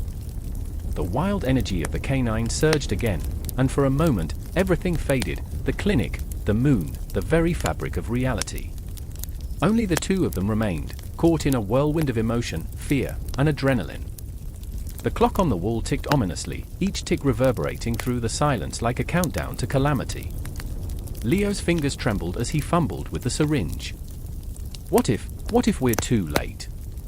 His voice broke, the weight of unspoken fears pressing down like a leaden blanket. "What if we're not?" Mara shot back, the fire igniting in her chest. "What if this is exactly what we need? This dog, it's a fighter, just like you. Just like me." Her words hung in the air, a fragile thread connecting them, reminding them of their shared battles, their mutual scars. They could hear the whispers of the past clawing their way back, begging them to remember failure, to dwell in the depths of despair. An agonizing yelp broke the tension, a visceral reminder of the beast's plight. They were losing it, the dog's body writhing more violently now, the scream clawing at their hearts. "Hold it still!" Mara shouted, and for a moment, the world narrowed down to that single act, the sheer will to save what was slipping away. They were trapped in a cycle of fear, tension, the suffocating weight of responsibility. Mara's heart raced, pounding like a war drum. She had always wanted to be a hero, the savior of the voiceless. But in this moment, she felt the crushing realization that perhaps she was just as lost as the creature before her. "I can't lose another one," she whispered, a raw confession that hung like smoke in the air. "I know," Leo replied, his gaze penetrating. "But we have to fight. We have to. For them." And in that moment, a flicker of resolve ignited, not just for the struggling animal, but for themselves. The shadows of their fears were real, almost tangible, yet the flicker of hope burned brighter. It illuminated the cracks in their hearts, transforming the darkness into a canvas for their struggles. With a fierce determination, they steadied their hands, their breath synchronizing as they became one with the chaos. In unison, they pressed forth, Mara's strength anchoring them, Leo's gentle spirit guiding their actions. The world outside faded. The moon, the ticking clock, nothing mattered but this moment, this fight. As time stretched and twisted, the beast's body began to still, the frantic energy ebbing into a fragile tranquility. The air hung heavy with unspoken words, a quiet acknowledgement of the journey they had undertaken, not just for the dog but for themselves. I remember, Mara began again, but this time her voice was stronger, infused with the spirit of survival. I remember every creature, every heart I couldn't save. But I refused to let that define me. I refused to succumb to the ghosts of my failures. Leo nodded, his eyes brightening with the shared flame of resilience. Then we won't. We'll fight. For every life, for every moment. The Canis Pugnax lay still, the tempest of the night giving way to a profound silence. A paradox, a calm that spoke of both victory and loss. The clinic was a sanctuary now, a crucible where two warriors wrestled with their demons and emerged transformed, if only for a heartbeat. As they stepped back, the reality of their actions loomed over them, heavy and relentless, like the shadows that lingered just beyond the door. Somewhere in the depths of their souls, they knew this was merely a prelude. The fight wasn't over, it was merely the beginning. For time is a relentless tide, and the next wave was already on the horizon, a reminder that the shadows never truly disappear, they merely wait for the light to dim. The stench of sweat and fear mingled in the air as the sun dipped below the horizon, casting long shadows that danced ominously across the training grounds.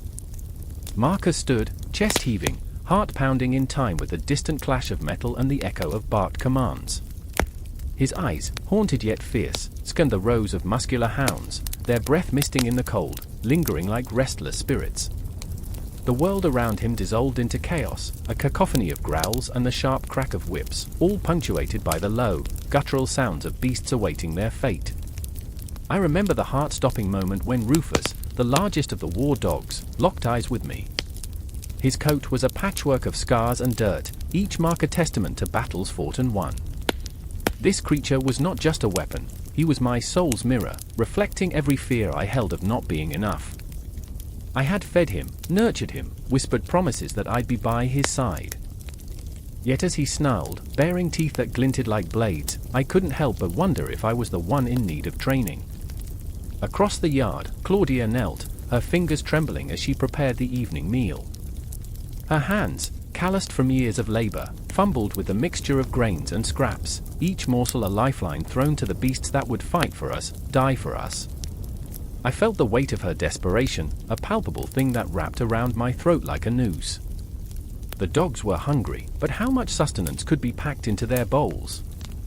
"Feed them well," I shouted, my voice cracking under its own pressure. "They'll need strength for tomorrow." Her eyes flickered up to meet mine, an ocean of unspoken words swirling between us. Claudia was strong yet fragile, a warrior in her own right, battling against the tide of indifference that swept through the camp. She always fed the dogs first, before the men, but the hunger in her belly echoed louder than the cries of the hounds. "And what do we eat, Marcus?" she replied, her voice laced with bitterness, a thorny vine that choked any hope of levity. I remembered the empty pots back in the barracks, the lack of food gnawing at our insides, a slow poison we all bore. The dogs didn't know hunger like we did, their lives demanded ferocity and fire. I wondered if our desperation would bleed into them, if the taste of despair would taint the joy of the hunt. Rufus thrashed against his chains, an orchestra of fury and hunger. I reached for him, my fingers brushing against his coarse fur. In that moment, he was not just a beast but a living embodiment of loyalty and savagery, the very essence of war. "You'll protect us, won't you?" I murmured into the darkening air, the question more about me than him. But his eyes held a wisdom beyond my understanding, a knowing that struck me like lightning. Every evening, Claudia and I fed the hounds before the sun dipped into the shadows, the sky ablaze with fire and blood. The rations were scant, a few scraps of meat here, a handful of grain there, but the dogs devoured it with an insatiable hunger, their eyes wild and desperate. I watched them feast, and it became a ritual, a dance of survival. But as they gorged, I felt a hollow ache for the women and men who had become ghosts in the grip of war. Each meal was a reminder, we were all, in one way or another, feeding on each other's despair. I caught Claudia staring at Rufus, her gaze longing, a fleeting glimpse of a life untethered by war. "One day, I'll have a garden," she said, almost to herself, the words like petals caught in a breeze. "I'll grow vegetables and flowers, and I'll feed you from my hands." Her smile was dim, a flicker of light swallowed by the encroaching darkness. The night before the battle, I found myself at the edge of the sleeping camp, the stars overhead like distant memories, twinkling with a promise of something greater. I had always thought the dogs were the bravest among us, but as I watched them slumber, I realized they were also the most vulnerable. I had seen Rufus stand tall against a legion of foes, yet now he lay curled in on himself, a tangle of limbs and worry. A part of me wanted to fight, to defend him from the very war he was bred to endure. I remember the silence that wrapped around us, thick and suffocating, as if the world held its breath. In that moment, I felt the weight of responsibility crushing my chest. I was not just their caretaker, I was their fate. If I faltered, if Claudia faltered, if we failed to nourish their bodies and spirits, what would they die for? I needed them to believe in me, believe that I could guide them through the horror that awaited us at dawn. With every heartbeat, I prepared myself. I remember staring into Rufus's eyes, the spark of loyalty ignited by the promise of a meal, the rituals we shared, the unspoken bond of survival. Tomorrow would be another day of blood and death, and yet, here we were, living amid our hunger, our pain, and our hopes. Claudia joined me, her breath warm against the chill of the night. "You think they know?" she asked, her voice barely a whisper. "Know what?" I replied, my heart racing as I braced for the answer. "No, they're meant to fight for us." I felt like a ghost, slipping through the cracks of time, the weight of centuries pressing down on my shoulders. The moonlight revealed the shadows of the past, whispers of the fallen, the echoes of battles fought long before our existence. "Maybe they fight not just for us, but for something greater," I murmured. But somewhere deep inside, a fear gnawed at me. Would the promise of a meal be enough? Would the bond we forged through feeding and nurturing withstand the onslaught of war? As I returned to the hounds, their eyes glistened in the dark, bright and fierce. What lay ahead was uncertain, but in that moment, amidst the shadows of despair, the dogs were more than mere beasts. They were a part of us, a part of the fight, a fight for survival, a fight for hope. And as the stars began to fade, I knew we were all hungry, not just for food but for meaning, for purpose. The dawn was coming, and with it, a battle that would transform us all. The howl echoes through the night, a sound that slices through the thick, humid air like a blade. I can't breathe, the very essence of fear coats my throat. The shadows stretch, twisting into grotesque shapes, as if the night itself is alive, preparing to consume me whole. "Stay close," I whisper, but my voice is swallowed by the darkness, leaving only the frantic beating of my heart to resonate in the silence. I remember the first time I saw the Canis Pugnax, the relentless beast, a creature bred for war, yet it carried within it a tenderness that belied its savage nature. I was a child, hidden behind my father's leg, peeking through the chaos of the market. The dog, a mass of muscle and fury, played with a child, its deep growls mingling with giggles. There was a raw beauty in that moment, an understanding, perhaps, that these creatures, bred for bloodshed, also held the capacity for joy. But now, the air is thick with impending doom, the kind that sinks its claws into your gut. Lucius grips my hand, his fingers trembling, a stark contrast to the iron mask he wears as a soldier. "We can't stay here," he says, eyes darting, fear wrestling with bravado. I see the flicker in his gaze, a fragile flame struggling against the suffocating darkness. They'll find us.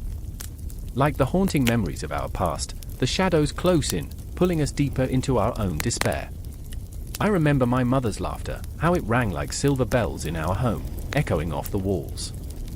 But I also remember the day she left, vanishing into the ether like smoke, a ghost that still lingers in the corners of my mind. Lucius was supposed to protect us, but as the Canis Pugnax looms before us, a hulking spectre of war and loyalty, I wonder if he's merely a man in a soldier's guise, flawed, terrified. "Stay behind me," he demands, but I can't if fear has a strange way of unearthing courage. I step forward, defiance igniting in my chest. The dog sniffs the air, its powerful frame taut with anticipation. I see it, a flicker of recognition in its eyes, an echo of shared experiences. I can almost hear the laughter of children in the distance, the joyful barks merging with the chaos of the battlefield. This creature knows the weight of loyalty and the agony of loss, just like us. Lucius, what if my voice trails, but we both understand the unspeakable truth? What if this beast, this loyal soldier, is our salvation? Or our destruction? The Canis Pugnax growls, a rumble that resonates in my bones, and I wonder about its past. Was it ever a pup? Did it play in fields under the sun, or was it forged in the fires of war from the moment it took its first breath? My thoughts spiral, intertwining with the memories of the battlefield. I can almost see the blood-soaked sand, the cries of the fallen echoing in my ears. Remember the stories of old? Lucius says, glancing at me, his expression a mix of anxiety and desperation. The dog that stands by its master, loyal until the end. He's almost pleading, and I feel his fear wrap around me, a desperate embrace that threatens to suffocate. I remember those tales, too. Fables woven into the fabric of our lives. But they don't prepare you for the weight of real loyalty, the kind that binds the soul, the kind that makes you question your own worth. The dog advances, an embodiment of primal instinct. My heart races as it inches closer, a bridge between war and home, between life and death. I remember gazing into the abyss of a soldier's eyes, the way they flickered with unspoken fears. This Canis Pugnax is a reflection of us, a creature caught in the throes of love and violence, bound to a fate beyond understanding. Suddenly, it lunges, and I gasp, the world blurring for a heartbeat. Lucius steps forward, instinctual bravery in his posture, but I grab his arm. "Wait!" I shout, my voice a desperate plea, quaking in the face of uncertainty. The beast halts, its massive head tilting, eyes piercing through the shadows. The air crackles with tension, a charged moment suspended in time. I can feel the weight of history pressing down upon us, the echoes of warriors long past mingling with our own unfulfilled destinies. Please, I breathe, the word a fragile thread connecting our souls. I step forward, heart racing, compelled by something deeper than fear. I know you. I know your heart. The dog's posture shifts, confusion flickering in its eyes. You fight for us, don't you? A low whimper escapes its throat, and I realize, this creature is not just a weapon, it is a guardian, a protector forged in the fires of war, yearning for connection beyond bloodshed. Lucius watches, his resolve wavering, the soldier's bravado crumbling beneath the weight of our shared humanity. With a trembling hand, I reach out, fingertips grazing the coarse fur. The warmth radiates through me, a spark igniting an unthinkable bond. You're not just a beast of battle. You're family. The Canis Pugnax leans into my touch, a silent agreement, a promise forged in the darkness. I feel Lucius' breath beside me, a reminder that our shared struggle is what ties us together in this moment. Suddenly, the stillness shatters as a distant sound echoes, a clash of metal, a cry of the wounded. The tension shifts, and I realize the night isn't just haunted by memories, it's alive with impending chaos. The shadows twist once more, and the barrier between past and present thins, revealing the fragile seams of our existence. Time is slipping away, Lucius murmurs, the urgency in his tone igniting a fire within. We're standing on the precipice of a storm, and I can feel the weight of the cosmos pressing down. The dog stands tall, a sentinel amidst the chaos, and I realize we're all fighting for something greater, a chance at redemption, a moment of connection in a world steeped in violence. The howl of the Canis Pugnax rises, a rallying cry that reverberates through the night, merging with our fears and hopes. I can feel it thrumming beneath my skin, an anthem for warriors, for family, for all the lives intertwined in this dance of destiny. Together, I whisper, my heart pounding in sync with the beast, with Lucius, with the very fabric of our lives. Together, we face whatever comes next. And as the echoes of battle approach, I understand that this moment, this fragile bond, will never truly end. It will linger in the shadows, waiting for the next chapter, the next heartbeat, the next howl under the moonlit sky. The night sky crackled with tension, the air thick with unspoken fear. The howl of Canis Pugnax, a spectral beast, lunging from the shadows, echoed through the dense forest like an omen. It rattled the souls of men, leaving them paralyzed, hearts drumming a frantic rhythm against their ribs.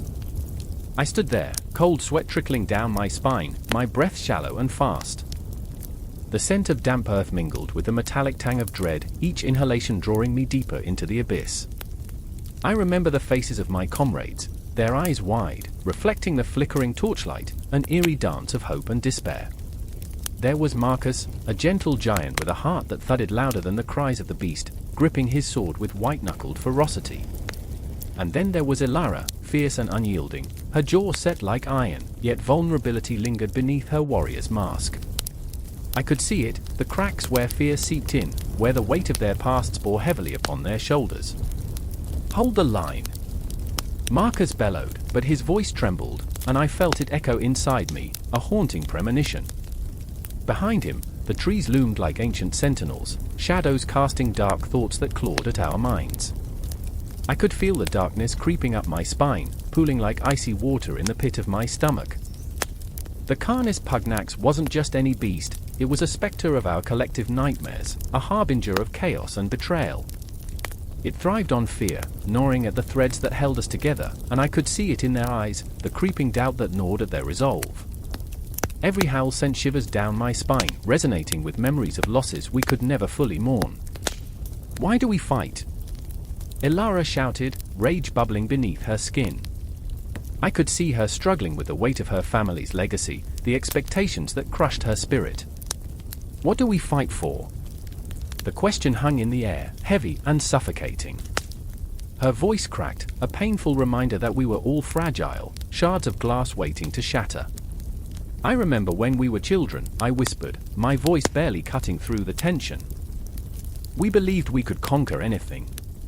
The memories flooded back, innocent days lost to the ravages of time, when laughter echoed through the fields, not the howls of a beast poised to devour our dreams. I remember, the ground trembled as the beast emerged, sinewy limbs glistening with the remnants of its last hunt. Its eyes bore into us, twin voids of despair, and I felt my heart stutter, caught between fight and flight.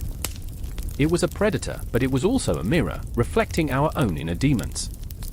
Marcus stepped forward, a bulwark against the encroaching darkness, but I could see the cracks in his armor.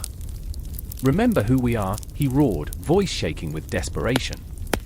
I could feel the tremor in his soul, the weight of every moment that had brought us to this precipice. He was our leader, yet in that moment, he seemed as lost as the rest of us. Ilara's sword glinted under the pale light, and I knew she was ready to fight. But what was left to fight for? A kingdom? A legacy? Or merely the fleeting echoes of our own bravery? "Tonight, we stand together," she cried, but her voice was laced with uncertainty. I could see it, the tiny fissures of doubt spreading like wildfire.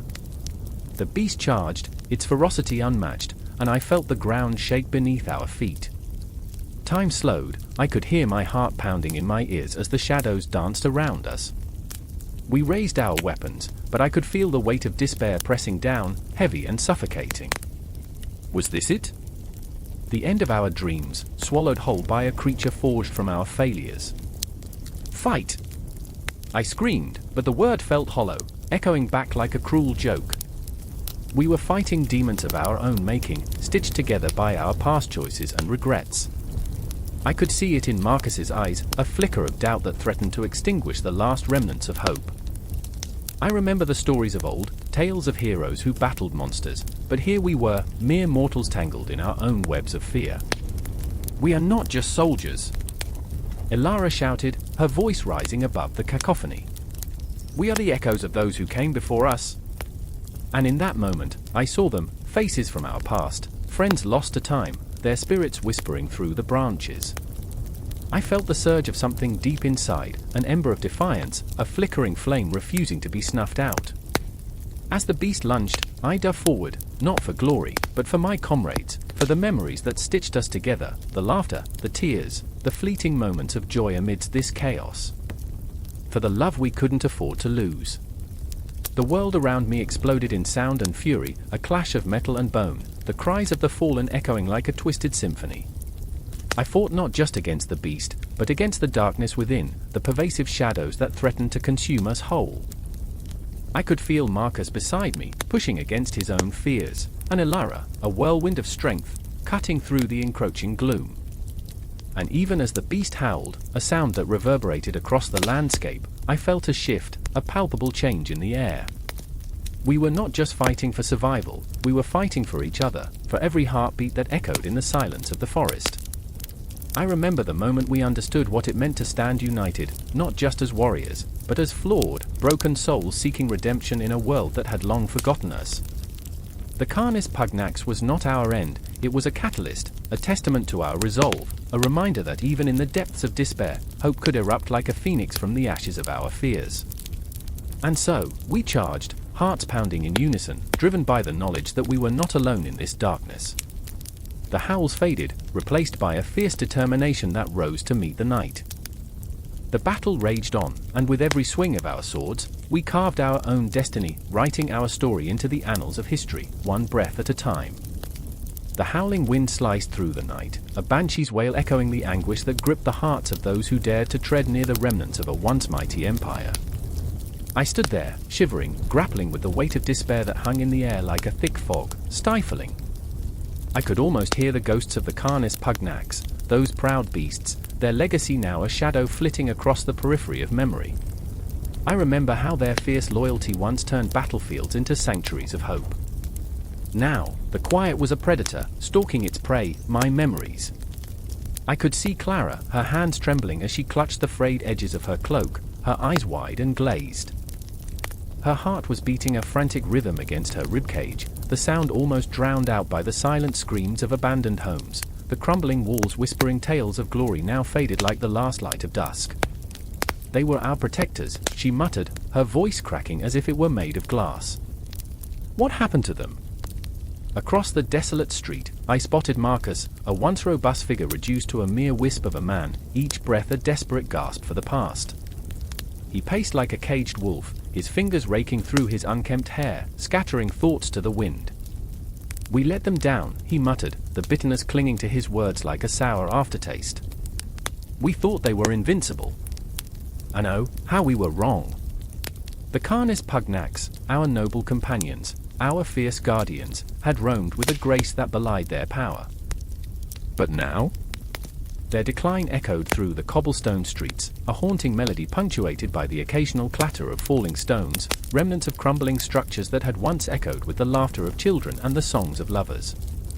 The air thickened with an unbearable heaviness, a sense of mourning coiling around us like smoke, choking our breaths. Do you remember? Clara's voice broke through the suffocating silence. The harvest festival? How they danced with us under the stars.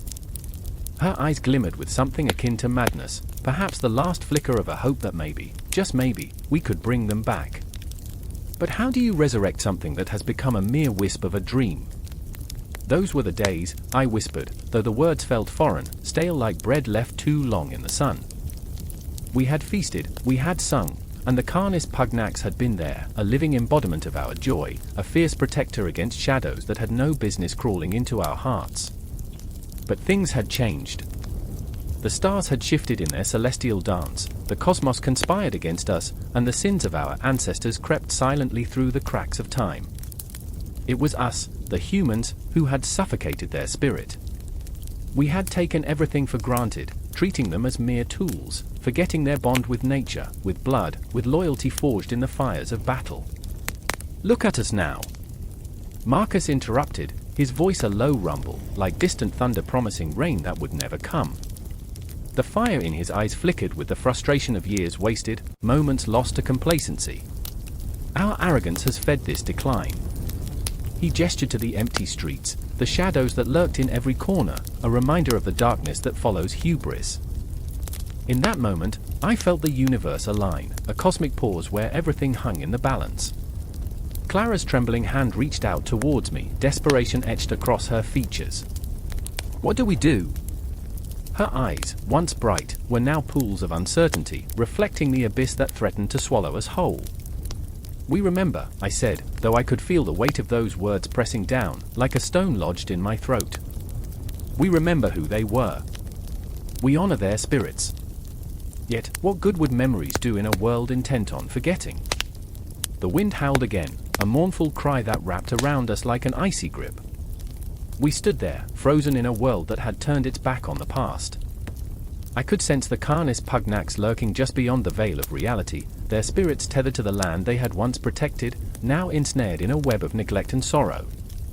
"I see them," Clara whispered suddenly, her voice quivering with an electric tension that pierced the night. "They're waiting for us."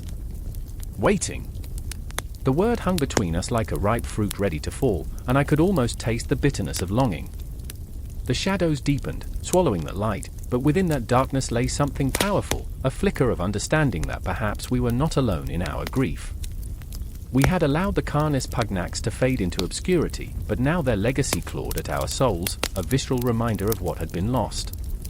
The air crackled with anticipation, a storm brewing beneath the surface, and I suddenly felt the need to scream, to awaken the world to the truth we had buried so deep within ourselves. "Tonight!" I shouted, the word reverberating against the crumbling walls. "Tonight, we fight for them.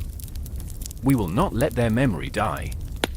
The echoes of my voice ricocheted through the streets, a desperate call to arms, igniting something long dormant within Marcus and Clara. They stepped forward, eyes alight with a fervor that had been missing for too long. Together, we stood against the tide of oblivion, against the shadows that threatened to engulf us. The clock was ticking, and the ghosts of the past were not yet ready to fade. The decline of the Canis Pugnax was not the end, it was a beginning wrapped in sorrow, a chance to reclaim what had been lost. I could feel the pulse of the earth beneath my feet, resonating with an urgency that made my heart race. This was not just a moment, it was a reckoning, a reminder of our connection to the past and to each other. The night whispered secrets in a language only the brave could understand, and as we turned to face the darkness, I could sense the spirits of the Canis Pugnax rallying behind us, fierce and unyielding, urging us to fight for their memory, to scream into the void, to remember. And in that moment, I realized our story was only beginning, woven into the fabric of time, spiraling towards an uncertain fate. The air was thick with dirt and the smell of burnt offerings as the sun dipped low, casting shadows that danced like restless spirits across the cobblestones. I stood at the edge of the forum, where the crowd had gathered, hearts pounding in unison, a symphony of anxiety, curiosity, and something darker. There, in the center, a young boy clutched a dog, its eyes wide, glistening with the innocence of a world yet untouched by the cruelty of men. A moment suspended. The boy looked up, his face pale, overwhelmed by the weight of what was to come. The dog's whimper echoed in the silence, a fragile sound that broke through the tension like glass shattering. I remember that sound. It was haunting, an unearthly cry that lingered in the air, like a promise of loss. I could feel the pulse of the crowd, the breath held tight, as if we were all strung along a single thread. The boy's grip tightened, fingers trembling around the collar, and I caught a glimpse of his fear, a reflection of my own. In that instant, I was not merely an observer, I was entwined in the fabric of a tragedy that was both ancient and achingly modern. The dog was more than just a companion, it was a mirror of the boy's fragile spirit. Named Maximus, he was a creature of loyalty and love, the only light in a world dimmed by the looming shadow of a gladiator's death. The boy's father, a soldier, stood inches away, face set in stone, eyes empty. He was a man forged in the fires of battle, yet here he was, utterly powerless against the heart's most primal fear, the loss of a loved one. "Maximus is brave," the boy whispered, voice quaking like a winter leaf. "He will protect me." The words hung in the air, a fragile hope, yet I could see the cracks. An unspoken truth lay beneath, a truth that spoke of inevitable betrayals, of the weight of expectation. The father, silently judging, feared that the boy's belief was nothing but a child's fantasy. And yet, I too, longed to believe. The scene shifted, the sun chased the horizon, and darkness slithered in. The once joyous laughter that echoed through the streets morphed into whispers of impending doom. Around us, the city of Rome pulsed like an ancient beast, its heart beating heavily, drowning in the echoes of history. I remember the tales, the stories of the Senate and the circus, where dogs and men were pitted against each other, where loyalty was a mere commodity. Here, in the city's underbelly, dogs became symbols of privilege, of power, and of betrayal. When the moon cast its ghostly light, even the faithful creatures became shadows of their former selves, willing to sacrifice, yet powerless against the hands that wielded them. As night fell, I felt the weight of despair. The boy, vulnerable and alone, clutched Maximus tight, as if he could shield himself from the horror that awaited. I felt their connection, raw and unyielding. The boy was not just losing a pet, he was on the precipice of losing a part of himself, a piece of innocence that would never return. The dog's breath against his skin, warm and reassuring, was a tether to a world that felt increasingly distant. With every passing moment, the tension thickened like the air before a storm. I was drawn into the boy's turmoil, struggling to comprehend the enormity of what it meant to love something so fiercely, only to face the imminent threat of loss. Maximus, sensing the boy's fear, pressed closer, as if the warmth of his body could shield against fate itself. I remember thinking how beautiful and tragic it was, a bond so profound, formed in a city that danced on the knife's edge of life and death. The crowd was a living entity, shifting, breathing, hungry for spectacle, oblivious to the hearts that were shattering in their midst. I watched as the boy's gaze darted from the dog to the looming figure of the executioner, a grotesque spectre draped in shadows, wielding an axe that glimmered under the moonlight. The boy's heart raced, I could feel it pounding against my own chest, a drumbeat of desperation. "He's not a beast," he shouted, voice breaking. "He's my friend." In that cry, raw and unfiltered, I glimpsed the essence of humanity, the very marrow of our existence, our desperate need for connection amidst chaos. The echoes of history whispered through the streets, reminding me of the dogs immortalized in frescoes and mosaics, their loyalty captured forever, yet their fate sealed with the weight of civilization's cruelty. The executioner, unmoved, approached, and the boy's world began to fragment. I saw the flicker of hope extinguished within him, the realization that life was a tapestry woven with threads of joy and sorrow, love and loss. I wanted to scream, to shatter the silence, to shake the boy and tell him to run. But there I stood, paralyzed by the weight of the moment, the very essence of what it meant to witness love in its most poignant form, crumbling beneath the burden of fate. With every heartbeat, the crowd closed in, the tension palpable. I could feel their collective breath, sharp and heavy, like a storm brewing. Where once there was laughter, now only the dark spectre of silence reigned. And in that silence, the boy, Maximus, the father, they were all lost souls, caught in the tempest of a world that demanded sacrifice. I remember the feeling of inevitability, the way it wrapped around me, a vice tightening with every passing second. The dog's fur, once a soft embrace, now felt like a shroud, history's cruel reminder of love that cannot shield us from the inevitable. As the executioner raised his axe, I wanted to scream, to tear through the darkness, but all I could do was watch as the boy's eyes went wide, mirroring a truth I could no longer bear to confront. What is it to love without fear? To hold tightly without the threat of loss hanging like a guillotine? In that moment, I grappled with the fragility of loyalty, the sharp edge of affection, the haunting promise of loyalty that echoes through time, an eternal question, unanswered, forever lingering in the shadows of history. And then, as the axe fell, I felt the world tilt on its axis. The cries of the crowd blurred into one another, a haunting melody, and the boy's scream pierced through me, a sound that would haunt the marrow of my bones.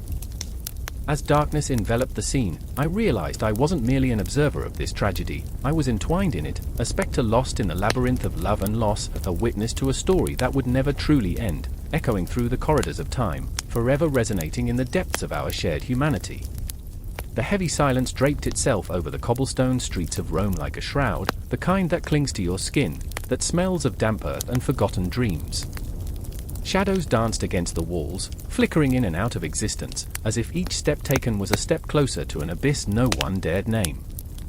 I stood at the crossroads, heart pounding, surrounded by the scent of fear, the taste of loss hanging thick in the air like the smoke of burnt offerings. The cries of a dog echoed, sharp and desperate, slicing through the stillness, an omen, a warning, or perhaps a plea. I remember the first time I saw him, the Greek hound, his sleek body cutting through the night like a blade. His eyes, pools of endless night, seemed to hold secrets from 1,000 lives. I had watched him chase shadows, weaving through the echoes of laughter and whispers, a creature caught between two worlds. In that moment, I didn't understand the weight lurking beneath his beauty, the influence he would wield over my life, and the very fabric of Rome itself. Then there was Marcus, a once proud centurion, now a ghost of a man hollowed by ambition and loss. He stood across from me, fists clenched, eyes wild, swinging between fury and despair. "They were mine, Ilara," he shouted, and in his voice, I heard the clash of steel, the march of legions, and the soft whimper of his lost dogs, a pack bred from loyalty but torn apart by treachery. It wasn't just the dogs he mourned, it was the echoes of his own failures, the shadows of who he had been before the world turned cold and unforgiving. I remember the day he first brought one home, a gift from a distant land, a creature that embodied grace and ferocity in equal measure. The Greek hound had captivated Marcus, entranced him with a gaze that could pierce through armor and reach into the depths of his heart. But with every rising sun, each new day brought the gnawing realization that the beauty of that creature was a reminder of everything he feared: loss, inadequacy, the ghosts that haunted him every night. And there was I, Ilara, the fool for history, drowning in my own obsessions. I had read about Greek dogs, their influence on Roman breeds, their whispered legacies. I thought I understood, thought I could grasp the threads that wove through time. But standing there, the weight of their legacy pressed against my chest, a reminder of every dog that had loved and lost before us, their stories etched into the very marrow of the city. The dogs were not just animals, they were symbols, vessels of emotion embodied in flesh and fur, guardians of memory. The hound, with its noble bearing, was a reminder of the Greeks, their intellect, their artistry, their rich tapestry of life. Yet the Romans, fierce in their pride, sought to mold these gifts into something fitting their empire's relentless hunger for conquest. They bred strength, endurance, power, but with every choice, they sacrificed a piece of the soul. I could see it in Marcus's eyes, the anger boiling beneath the surface, ready to spill over. "This city will collapse under its weight," he exclaimed, gesturing wildly as if the very air around us was conspiring against him. And I felt that tension, a scene ready to split, a world on the verge of unraveling. I had often wondered if the Greek dogs knew the fate that awaited them, if they understood the manipulation of their lineage, the transformation into beasts bred for glory and war. Did they sense the betrayal? Did they howl to the stars, echoing their anguish against a sky that remained indifferent? The streets tightened around us as twilight deepened, cloaking Rome in an eerie purple haze. The shadows lengthened, stretching toward us, wrapping us in their chilling embrace. And in the midst of this haunting stillness, the hound emerged from the darkness, his presence a magnet, pulling us into an unspoken bond. "Look at him, Ilara," Marcus murmured, his voice softer now, tinged with reverence and regret. "He is everything we've lost, everything we've betrayed." The hound stood tall, regal, as if he were the embodiment of our fears and dreams merged into one magnificent creature. I reached out to touch him, to feel the warmth of his fur against my fingertips, and in that moment, I felt the gravity of history pressing down upon us. We were not just spectators, we were participants in an endless cycle of creation and destruction, love and loss. I watched as Marcus knelt beside the hound, his armor clanking softly against the stone. The city roared around us, a cacophony of life, yet in that moment, it felt as if the world had paused. The air crackled with unspoken words, emotions that surged between us like a tide. But even then, I sensed the cracks beginning to form. The whispers of discontent echoed in the alleys, the shadows lurking in the corners, plotting and scheming, waiting for an opportunity to pounce. The Greeks had left their mark on Roman breeds, shaping them into something fierce, but the cost had been steep: loss, heartache, betrayal. How long before the tide turned against us? How long before we faced the echoes of our decisions?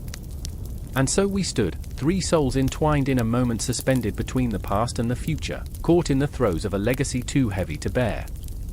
The hound, poised between loyalty and the weight of history, flicked his ears, sensing the tension, the conflict that churned around us like a storm. The shadows deepened, the night thickening with promise and dread.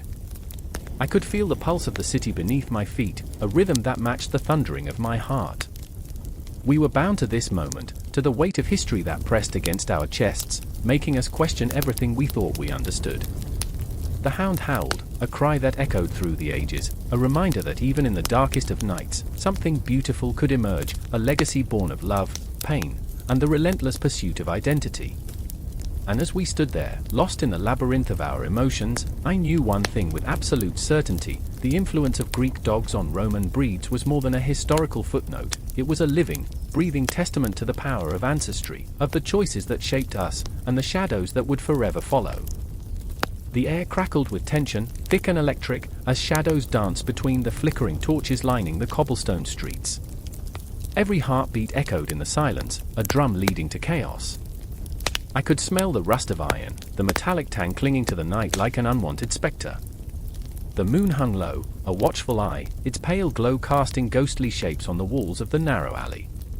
This wasn't just a night in the city, it was a moment teetering on the brink of destruction. "Stay close," I whispered, my voice barely rising above the whisper of the wind that seemed to carry 1,000 unspoken fears. Beside me, Maris fidgeted, clenching her fists so tight her knuckles turned ashen, a stark contrast to her dark, unruly hair. I could see it in her eyes, the flicker of terror, the desperate need for assurance. It felt like holding a candle in a storm, the flame wavering, fighting against the encroaching darkness. And then, there was Atreus, his presence as powerful as the storm itself. Every fiber of his being radiated loyalty, yet beneath that steadfast exterior lay a tempest of his own. "We can't turn back now," he growled, his voice a low rumble, as if the very earth beneath us might shatter. "We owe it to them. We owe it to the Pugnax." The name hung in the air, heavy with a history that felt as old as time, a weight that pressed down on us three like a silent promise engraved in our souls. I remembered the stories. The Pugnax were more than mere beasts, they were symbols of loyalty, fierce protectors of those they loved. I remembered the tales spun by firelight, the warriors who faced insurmountable odds, their Pugnax at their side, unyielding, fierce. "What if they don't come?" Maris's voice trembled, a soft plea that felt like a dagger in my chest. "What if we're too late?" I could feel the world closing in around us, shadows lengthening, the chill of night slipping deeper into our bones. "They'll come," I assured her, but doubt coiled around my heart, tight and unrelenting. Would they? The echo of distant barks sliced through the tension, primal and raw, a sound that sent chills racing down my spine. It was a call, a rallying cry from the depths of darkness. "Hear that?" Atreus's eyes gleamed with a fierce intensity, a warrior's hunger awakening within him. "They're near." With every step forward, the cobblestone seemed to pulse beneath my feet, each thud resonating with a mix of hope and dread. I felt the weight of our mission pressing into me like a heavy cloak, suffocating yet igniting something fierce within.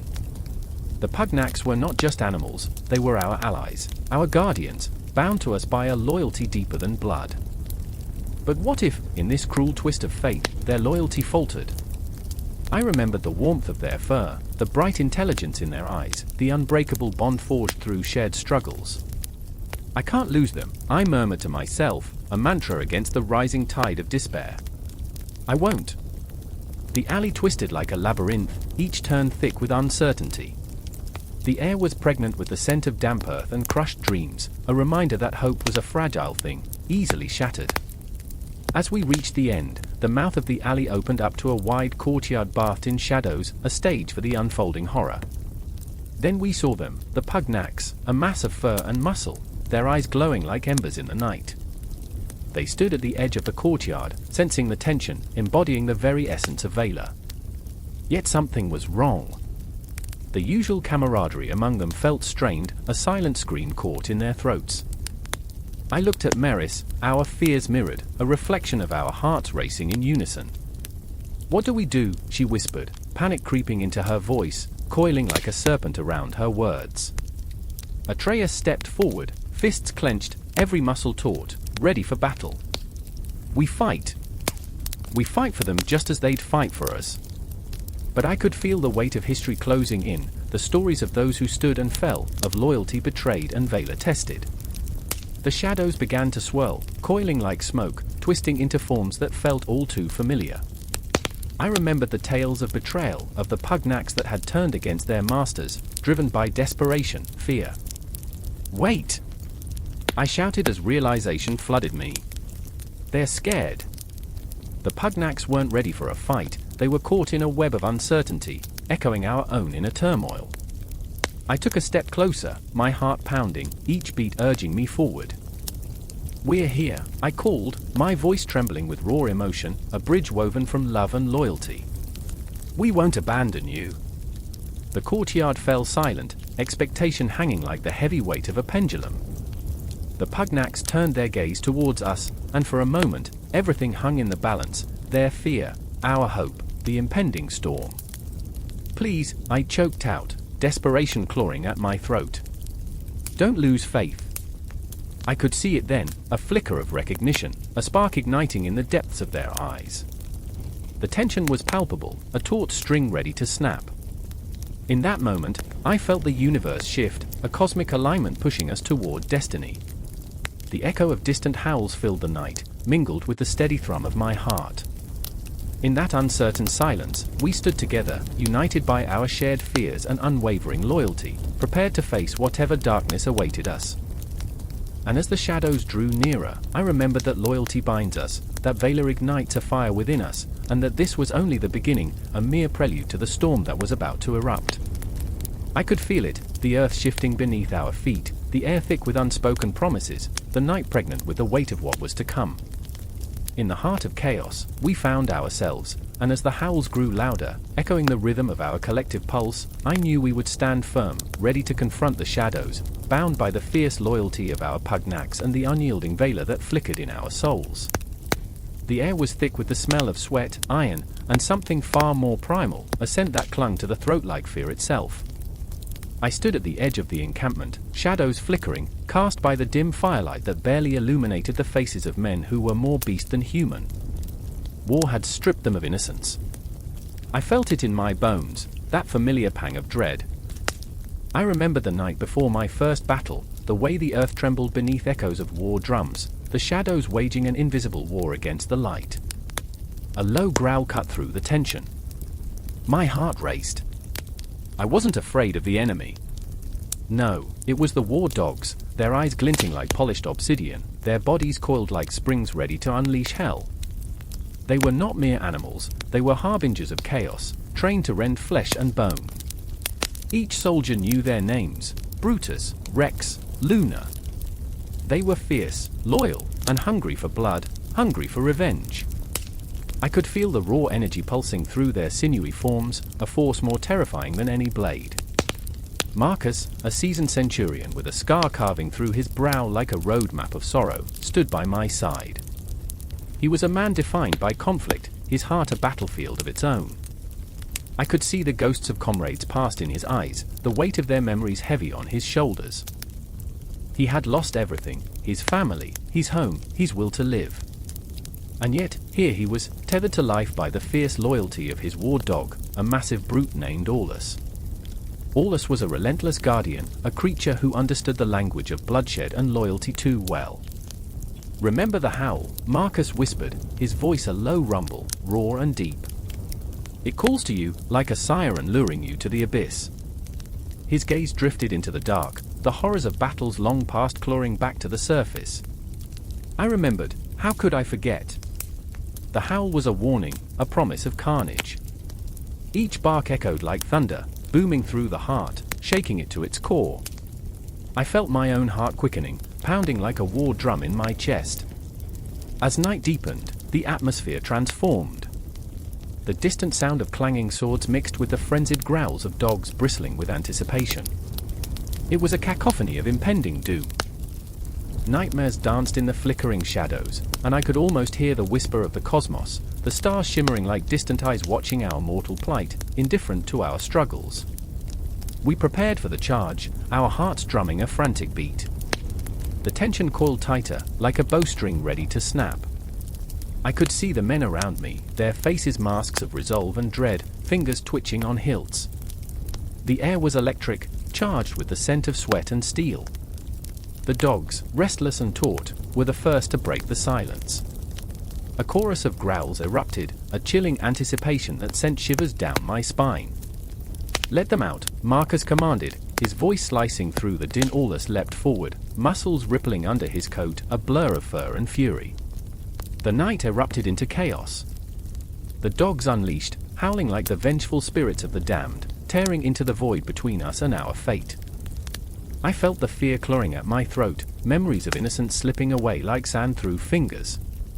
I remembered my village, my family, laughter ringing under the sun, memories that felt like shards of glass, each one cutting deeper into my soul.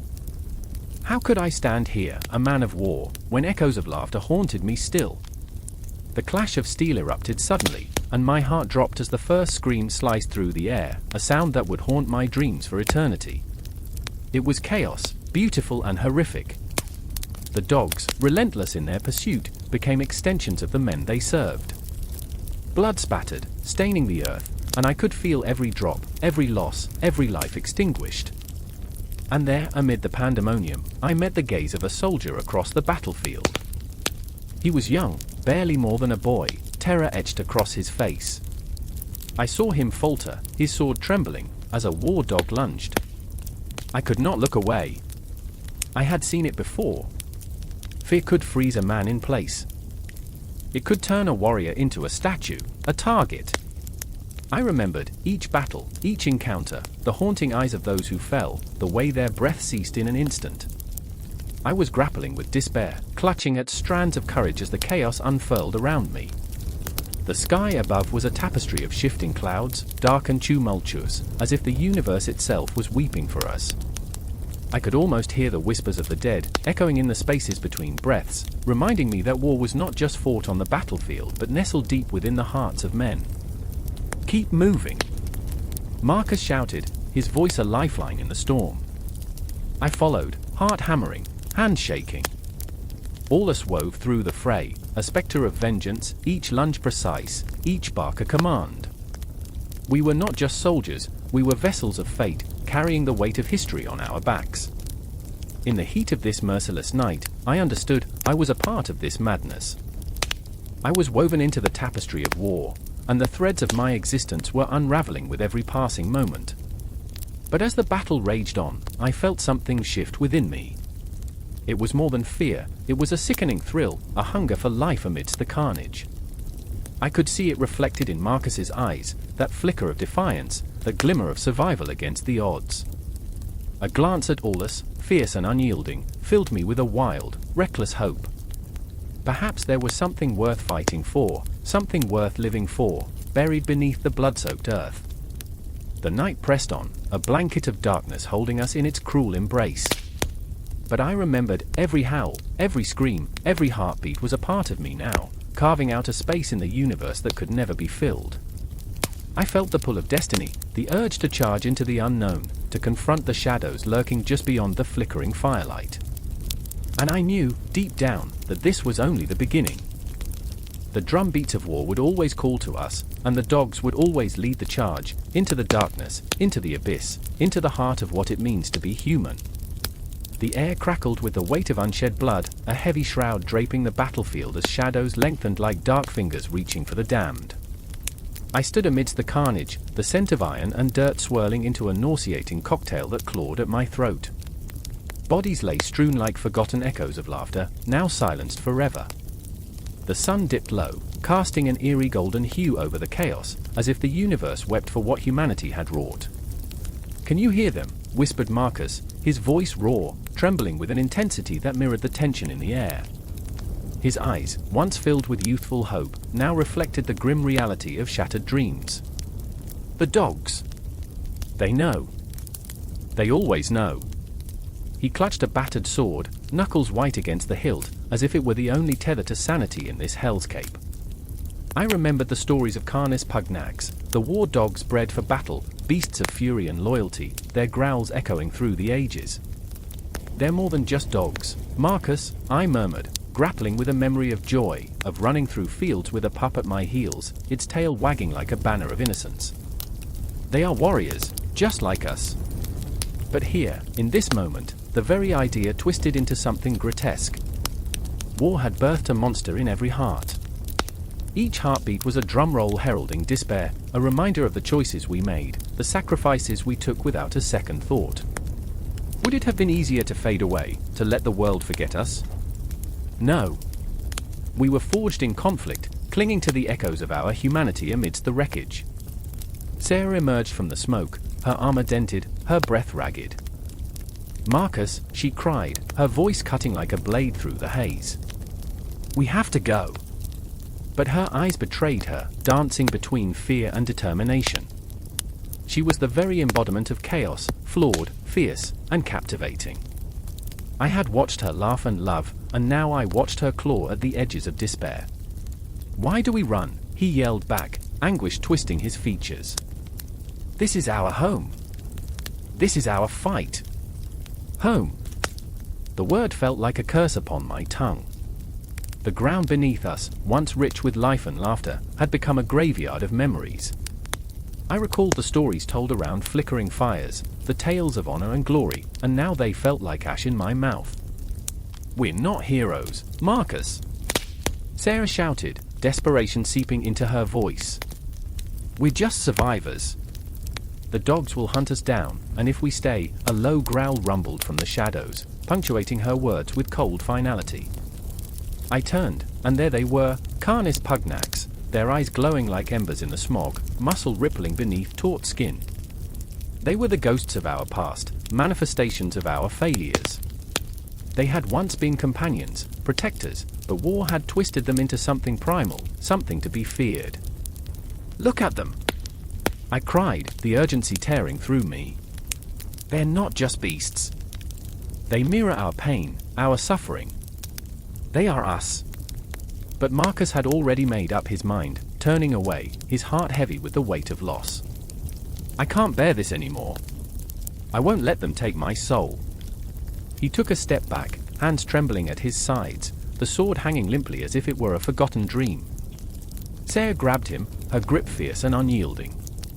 "Then fight, Marcus. Fight for what's left of us." Her eyes shimmered, alive with a fire that threatened to ignite the world. "We can't let fear win. Not now. Not ever." The growls grew louder, a symphony of death approaching, and I felt the air thicken with dread. Each breath was a reminder of our mortality, of the choices that brought us here. Memories flooded back, my father's voice, stern yet soft, teaching me the ways of the world. Survival is instinct, but humanity is choice. Choose wisely. But what did that mean now? What was humanity when stripped of dignity? When faced with the raw brutality of existence? I felt the tears welling up, a surge of emotions crashing like waves against the shore of my soul. Together, I breathed, the word barely a whisper, but as I spoke it, the echoes of our bond coalesced around us, a fragile thread binding us against the tide of despair. We faced them together. The growls morphed into a chorus of hunger, a bone-chilling reminder of what lay ahead. I watched as Sarah and Marcus steadied themselves, arms entwined, a lifeline against the encroaching darkness. Then, silence. A moment suspended in time when nothing existed but the thrumming of our hearts. In that breath, I felt the enormity of our plight. We were but shadows in a world that had turned its back on light. And then they came, bursting forth from the shadows like unleashed fury. Teeth bared, eyes blazing, the Canis Pugnax charged. We had become the prey and they, the embodiment of our fears, each sprint, each growl a haunting reminder of the choices we had made. "Fight!" Sarah yelled, her voice slicing through the chaos, and we became a tempest, a whirlwind of flesh and determination. Each blow felt like a heartbeat, each growl a scream of defiance against the inevitability of loss. In the heart of the storm, I caught a fleeting glimpse of Marcus, his eyes alight with fire, a man reborn in the chaos. I saw the flicker of hope igniting in Sarah's heart, a flame that could easily be snuffed out but nevertheless burned bright in the face of despair. And as the shadows closed in, I realized that we were not just fighting for survival, we were fighting for the very essence of who we were, for the bond that had tethered our souls together amidst the madness. The dogs lunged, teeth gleaming, and I felt a surge of adrenaline. In that moment, we became something greater than ourselves, flawed, broken, yet resilient. And as the night descended, the echoes of our struggle reverberated into eternity, promising that even amidst the chaos of warfare, love, loyalty, and the undying spirit of humanity would forever endure. But the darkness was just beginning to unfurl its wings, teasing the edges of a nightmare that was far from over. The silence screamed. It was a thick, cloying silence that blanketed the battlefield, a silence that felt wrong, as if the world itself had inhaled deeply, holding its breath in anticipation of something unspeakable. I stood there, heart hammering, my hands trembling under the weight of the gun that felt like a stranger. Around me lay the remnants of conflict, discarded helmets, broken rifles, and the haunting echoes of barking dogs that had once been our companions. The air still carried the acrid scent of gunpowder, a ghost of the violence that had erupted just hours before. I remember the moment when the chaos morphed into a surreal stillness, the bodies of men and beasts sprawled against the backdrop of a fading sun. No more orders. No more frantic shouts. Just the wind whispering through the shrapnel. I felt my skin crawl. I could almost hear the soft panting of the war dogs, their eyes wide with confusion, searching for their masters among the fallen. I had trained alongside them. They were more than tools of war, they were family. Then, I saw Max, his golden fur matted with mud and blood, but his eyes, those soulful, knowing eyes, cut through the fog of despair. He limped toward me, every step a testament to his loyalty, his spirit undeterred by the chaos around him. I knelt, reaching for him, fingers brushing through his fur, trying to erase the horror of battle from my mind. "It's okay, boy. We're safe now." But my voice wavered, the words feeling hollow in the stillness. Beside me, Sarah, a fellow handler, cradled her dog, Bella, in her arms, tears streaming down her dirt-smeared face. Bella had been her lifeline, a sliver of hope amidst the darkness. I could see the pain etched into Sarah's features, the way she held Bella as if letting go would shatter what was left of her heart. "I should have been there for you," she whispered, her voice cracking. "I should have saved you."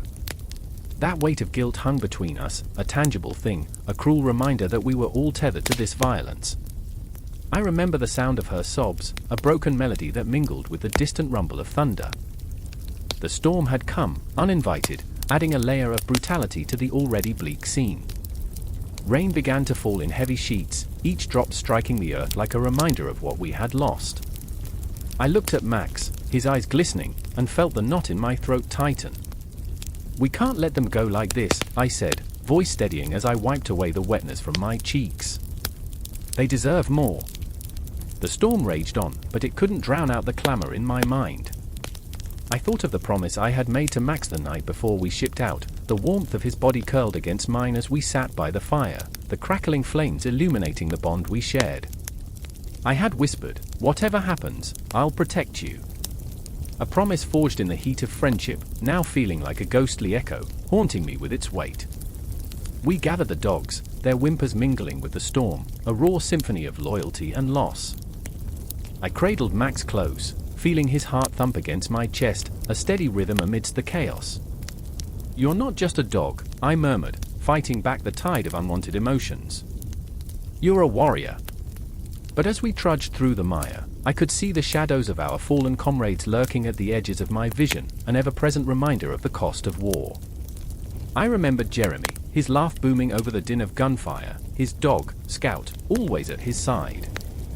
I looked for them in the crowd, but only silence and absence stared back. The loss felt like a knife twisting in my gut, and I wondered how many more families would bear this unbearable burden. Sarah's voice broke through my reverie, trembling and raw. "What do we do now?" The question hung in the air, a fragile thing teetering on the brink. "We give them a proper send-off," I replied, my voice firm despite the quiver in my heart. "They fought for us. They deserve to be remembered."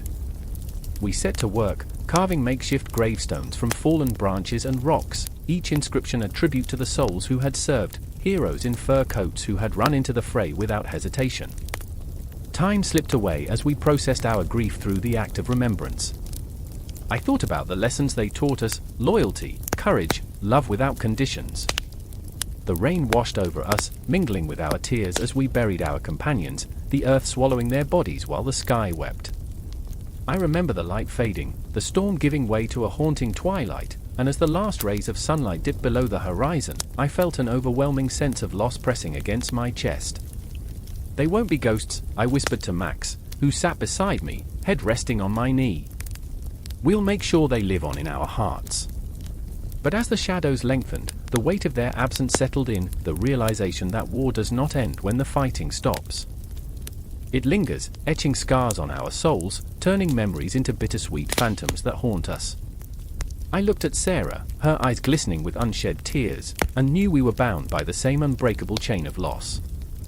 A distant howl broke the silence, a spectral sound that chilled me to the bone.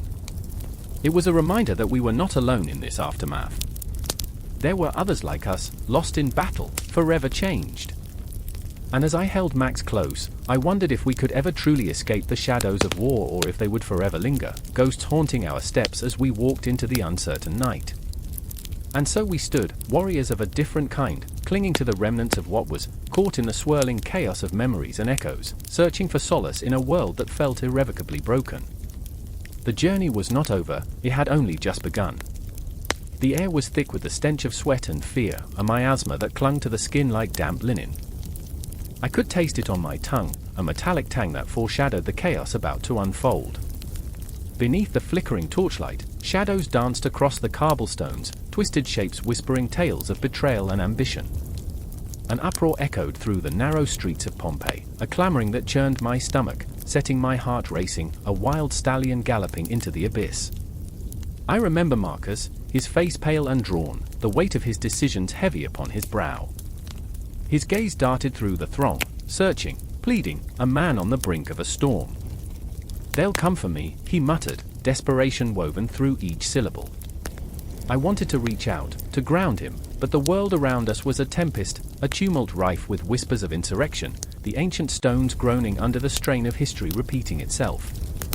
And then there was Livia, the fierce echo of her laughter still lingering in my ears, even now, as she stood defiant at the center of it all.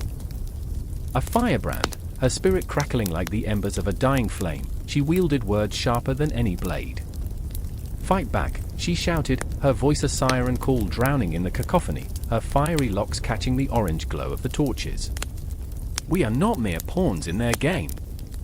In that moment, I felt the buoyancy of hope surge, but it was quickly snuffed out by the grim reality of the situation. The stakes were too high, the cost of defiance painted in blood. The Canis Pugnax, the Roman war dog, was more than a beast, it was a symbol of an empire that spread like wildfire, consuming all in its path. Its growls reverberated through the streets, a deep rumble that struck at the very core of our beings. We were at the mercy of a culture that revered might over compassion, a world that saw in us mere subjects to be molded, tamed, or crushed. The dog's breath was a suffocating reminder of our own fragility, the fear gnawing at my insides until I could barely breathe. "Marcus," I began, but the words drowned in the rising tide of cries and shouts. I felt the pulse of the city, each heartbeat a reminder of the choices we faced. Would we cower in the shadows, or would we rise, even as the empire loomed above us like a dark cloud ready to unleash its fury? I wanted to believe we could fight back, but doubt clung to my heart like a shadow, whispering stories of failure, of sacrifice gone unnoticed. And there it was, the flicker of something more sinister lurking in the corners of my mind, a memory rising up like a specter. I remember the first time I saw the Canis Pugnax, its coat gleaming in the sun, muscles rippling beneath taut skin, a beast bred for war. The Romans trained it with a fervor that left me breathless, a testament to their relentless desire to dominate. I shuddered at the thought, the echo of its growls still fresh in my memories. I had been entranced, captivated by its power, but now I saw it for what it was, a harbinger of destruction, a beast that thrived on fear. Livia's voice cut through the fog, sharp and clear. "We need to rally the people. Show them our strength." Her eyes blazed with a fervor I both admired and feared. Did she not see the danger looming? Did she not know the cost of rebellion? As the ground trembled beneath us, the reality of our situation clawed at my throat. The Romans were not just conquerors, they were relentless, a tide that swept away all resistance. The Canis Pugnax, with its teeth bared, was a physical manifestation of that might. We stood at the edge of a precipice, our choices hanging in the balance like an unsteady chandelier threatened by a whisper of wind. I could see it in Marcus's eyes, the flicker of doubt battling the fire of rebellion. "What if we fail?" he whispered, a tear glistening like a shard of glass in the torchlight. "What if we become nothing more than ghosts, echoes lost to time?" His vulnerability struck me like a blow. How many of us were haunted by the specter of our past decisions, the fear of becoming mere shadows in the annals of history? But Livia was unyielding. We cannot think of failure. We must embrace the chance to be remembered. Her voice rang out, a clarion call that pulled us closer, igniting a spark of rebellion. I felt it, the crackle of something electric, a force that surged through the air, invigorating our weary hearts. To be forgotten is worse than death, she exclaimed, her passion igniting flames in the depths of our souls. And as the city swallowed our resolve, I glimpsed the weight of our destiny, a tapestry woven with threads of despair and hope. We stood together, trembling on the cusp of transformation, a microcosm of humanity battling against the empire that sought to snuff out our identities. The air crackled with anticipation, thick with the promise of struggle. I remember the sound of the Canis Pugnax barking in the distance, a guttural growl that sent shivers racing down my spine. It was a reminder that the empire was not just a distant shadow, it was here, and it was hungry, ready to consume us whole. We were caught in the web of history, a moment in time where every choice could plunge us into darkness or illuminate a new path. Are you with me? Livia's voice pierced through the tumult, grounding me in reality, as the sound of our heartbeat synchronized with the intensity of the storm brewing around us. The air was electric, charged with our unyielding will to resist. And just like that, we stood poised at the edge of the abyss, hearts racing, breaths heavy with the weight of our choices. The moment loomed before us, raw and unyielding, a crucible that would either forge our destinies or break us beyond repair. The Canis Pugnax was more than a dog, it was a harbinger of what we could become, a force that could either devour our spirits or allow us to rise from the ashes of our fears. As the shadows closed in, I felt the echo of our shared resolve pulsating through the air, a fragile glimmer of hope amidst the chaos. This was not the end, it was merely the beginning. The howl pierced the night, sharp and haunting, a cry that echoed through the darkness like a siren's call. It rose from the depths of the valley, mingling with the scent of damp earth and the cold breath of the early fog. I stood there, heart pounding, the weight of uncertainty thick in my throat as I gripped the worn leather leash, feeling the pulse of my own heartbeat in my fingertips. A shadow darted past, a flash of muscle and instinct, the silhouette of Canis Pugnax, the fearsome hound whose loyalty was as fierce as its bite. But it was not just the beast that commanded my heart, it was the women behind the training, the caretakers whose very essence was wrapped up with these creatures. Oriella, her hair wild and streaked with mud, knelt beside her hound, whispering soft incantations as if conjuring a spirit. "Bite me, and I'll make you regret it," she mused, a wicked smile flashing across her face, her eyes glinting with a mixture of challenge and undeniable love. In the flickering firelight, I could see the shadows dance upon her face, etching lines of determination. She had scars, both on her skin and in her heart, each a testament to the battles fought alongside her Pugnax, each a reminder of losses too profound to articulate. I remembered her with the hound at her side, fierce and defiant, a guardian of hearts broken by a world that often overlooked their kind. Then there was Marin, the one whose laughter filled the air like music, yet hid the bitterness of past betrayals. She stroked the flank of one dog, her hands gentle and practiced, as if she were writing a love letter in the air. "You're not a monster," she whispered, tears shimmering in her eyes like the dew on the grass. "You're my companion." I could see the pain in her expression, an ache that spoke of dreams shattered by the very creature she loved so fiercely. She had lost a child to the wilds, a loss that twisted like a knife in her side, and now she poured her grief into these beasts, each day an act of devotion that pulled her deeper into the darkness of her own sorrow. The wind howled again, and in that moment, the atmosphere shifted. Tension hung like a cloud, thick and electric. I felt it in my bones, the anticipation, the fear that clawed at the edges of my mind. I remembered the stories of the ancient bond between women and the Pugnax, tales of strength and fragility intertwined, a dance of nurturing and ferocity. They were not just caretakers, they were warriors, fighting battles that raged within themselves, grappling with loss and love. The ground trembled beneath us, and the air tasted of ash as the night thickened into something primal. A distant rumble echoed, a warning bell that sent shivers down my spine. There was something ominous lurking, something that threatened to shatter the fragile world Oriella and Marin had created. The horizon glowed with the fiery breath of a storm, and I could feel the weight of history pressing down upon us. Could we protect the Pugnax?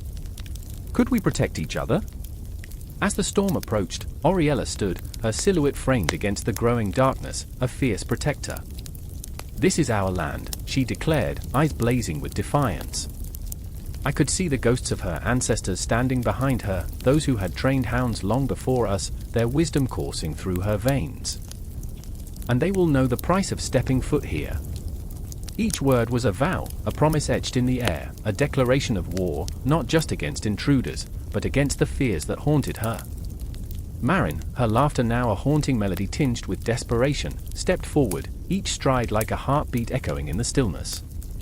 "We can't fight what we can't see," she murmured, the reality of her words seeping into the space between us. "But we can stand together." And suddenly, the emotional weight of that statement wrapped around us, threading hope through the fear, binding us in a tapestry woven from heartache and resilience. The howls grew louder, closer, as if the night itself were alive with the cries of the Pugnax, an army of shadows ready to answer their call. I felt a surge of adrenaline, a primal instinct to protect, to fight alongside these women who had become my family. The air crackled with intensity, a delicious tension that pulled at my very core, urging me to choose a side, to pledge my loyalty. In that moment, I remembered my own obsessions, my own flawed narratives. I had always been drawn to the past, to the strange and beautiful chaos of history, even as I stood here, a witness to a living tapestry of love and loss. The absurdity of it all struck me like a bolt of lightning. We bathed once a year, so romance was earthy, and here we were surrounded by the wild, the untamed, the primal connection binding us to these fierce creatures. As the storm broke overhead, rain drenched us in a chilling embrace, transforming the world into a blur of shadows and confusion. But in the chaos, I saw the light of determination in Oriella's eyes, the strength of a warrior forged in grief and love. I felt the warmth of Marin's laughter, a beacon of hope amidst despair, even as the shadows loomed ever closer. Together, we were a storm, a force to be reckoned with. "Stand tall!" Oriella shouted, and her voice rose above the cacophony, an anthem of defiance that echoed through the thunder. Every heartbeat was a drum, a call to arms, urging us to remember the sacred bond we shared with the Pugnax and with each other. It was not just a battle for survival, it was a fight for the soul of our community, a testament to the strength found in vulnerability. And as the first figures emerged from the darkness, their eyes glinting with hunger, I understood that this was not just an encounter, it was a reckoning, a moment suspended in time, where everything hinged on the choices we made, the bonds we forged, and the love we dared to fight for. The lines between predator and protector blurred, and I felt the pulse of history thrumming beneath our feet, urging us forward into the unknown, into the embrace of the night. The air was thick with the smell of iron and smoke, a suffocating reminder of a world teetering on the edge of chaos. Through the haze, shadows flitted like echoes of the past, the spirits of those who had offered themselves to the gods, kneeling before the altar of blood and sweat. A single heartbeat, thunderous and relentless, resounded in my chest. I could feel the pulse of the city, the pulse of the people, the pulse of fear.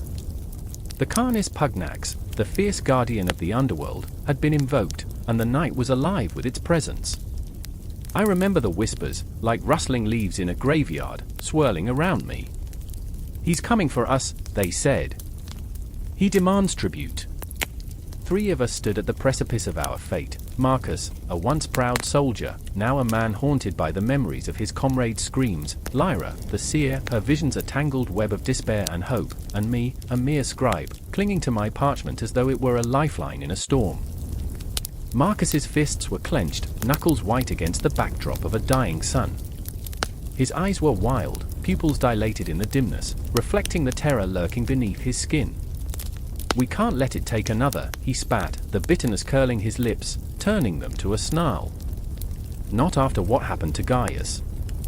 I remembered Gaius, the boy who had dreamed of glory, who had marched into battle with a song on his lips and returned lifeless, a marionette with severed strings. The weight of his memory hung heavy, a ghost that clung to the edges of our resolve. Lyra's voice cut through the tension, a shaky melody rising above the cacophony of despair. "The Canis Pugnax is not just a beast. It's a reflection, Marcus. A shadow of us, the darkness we harbor. Her gaze wandered to the moon, a pale witness to our plight, illuminating the secrets we dared not voice. If we offer what it wants, perhaps it'll leave us be. I saw the flicker of hope in her eyes, yet it danced like a candle in a tempest. What does it want? Marcus's voice trembled, exposing the cracks in his bravado. What price do we pay for survival? A moment suspended in time, the question hung between us like a noose. It was a reality we all feared to confront, the sacrifices demanded by the gods, those merciless deities who reveled in our suffering. The Canis Pugnax was a deity of war and death, a hound of the underworld, and in our hearts, we knew that appeasement often came with a heavy toll. I glanced at the remnants of the altar, the charred offerings, the blood-soaked earth, a tableau of our desperation. The echoes of the past whispered between us, memories of sacrifices that had left the living bereft, and the dead restless. We have to make a choice, I murmured, my voice a fragile thread weaving through the storm. A choice that will define us. The night deepened, shadows stretching and curling like the tendrils of smoke rising from the remains of our offerings. The air buzzed with an electric tension, every heartbeat punctuating the silence, every breath a reminder of our mortality. I could almost taste the fear, a metallic tang on my tongue. Would it be enough? Would our offerings quell the beast, or would it merely whet its appetite for more? Marcus's eyes blazed with determination, but I could see the fear lurking behind them, gnawing at his resolve.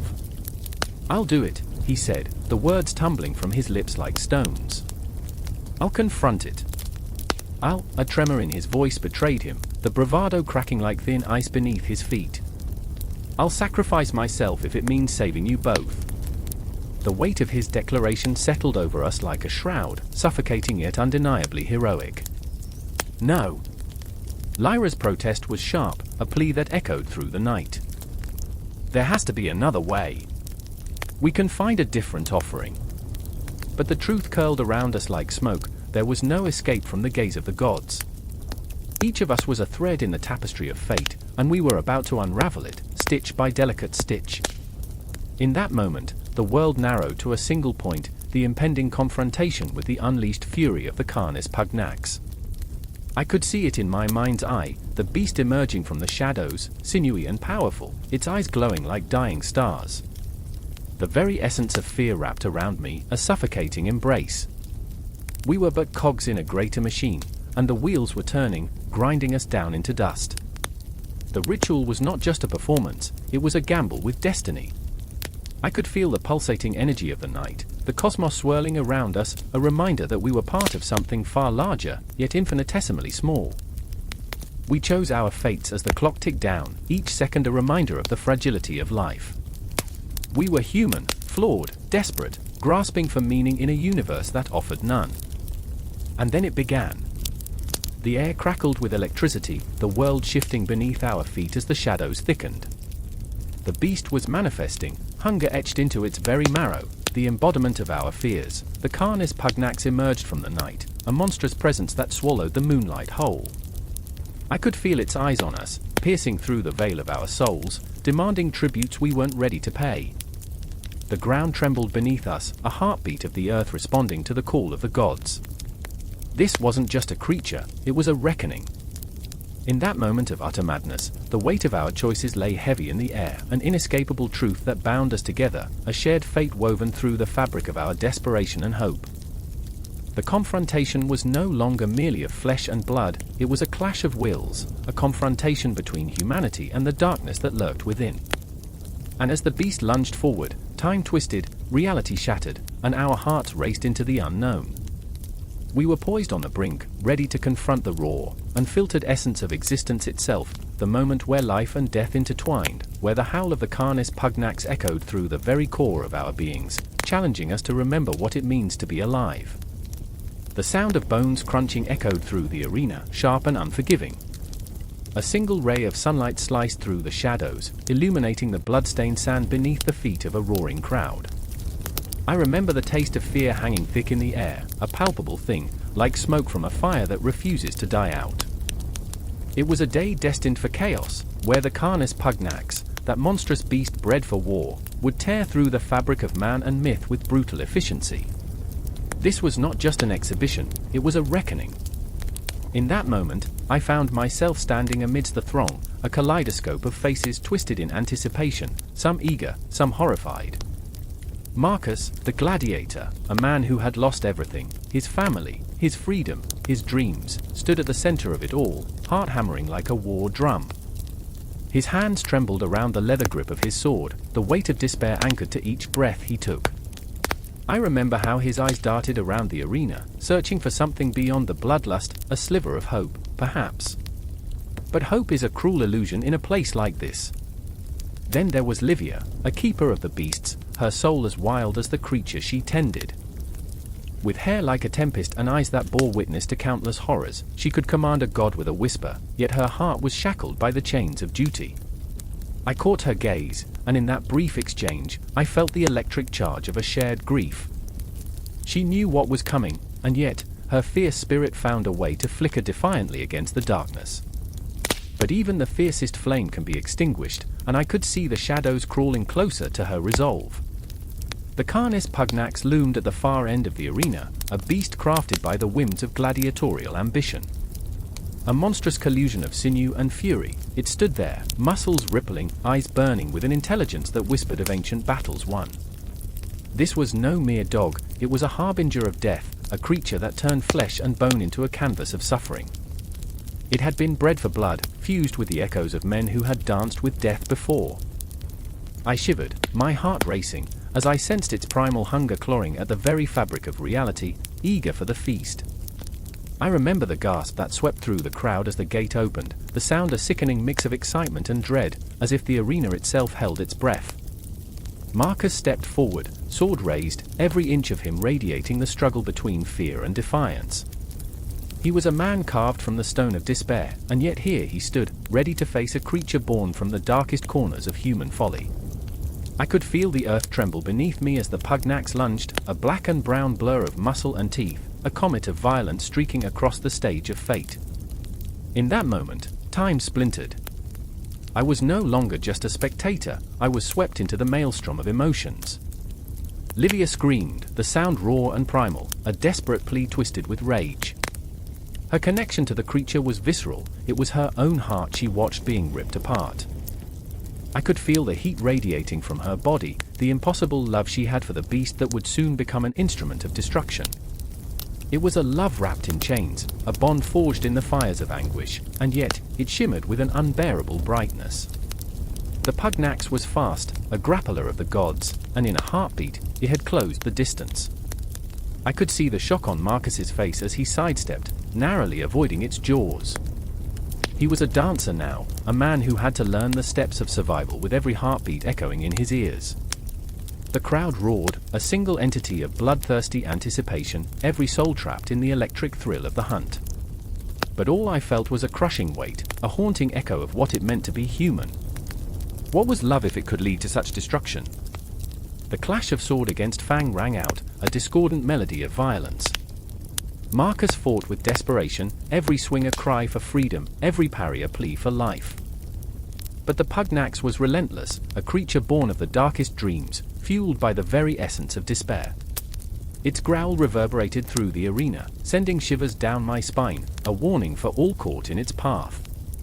I could feel Livia's pain wrapping around my heart like a vice. She was losing the creature that had become her confidant, her companion. And then, in a moment that felt suspended in time, Marcus landed a blow, a glancing strike against the beast's side.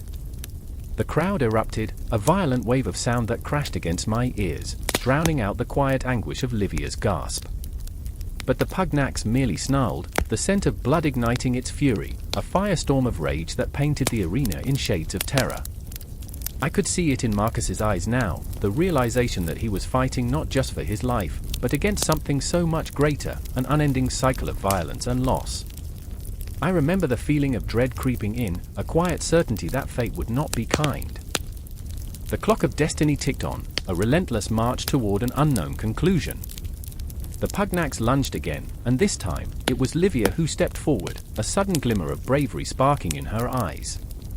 She held out her hands, palms open, a gesture of peace amidst chaos. I could see the battle within her, a war between love and survival, a tempest that threatened to consume her whole.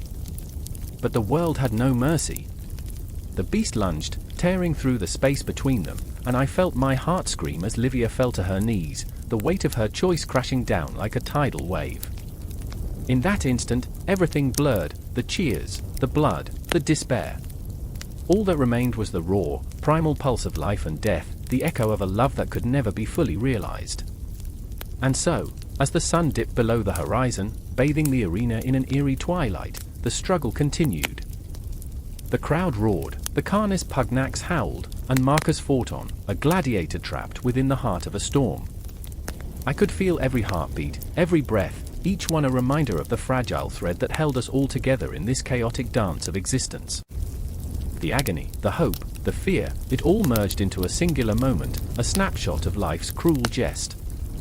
It was a cycle without an end, a loop of despair that would echo long after the last breath was drawn, a haunting reminder of the duality of existence.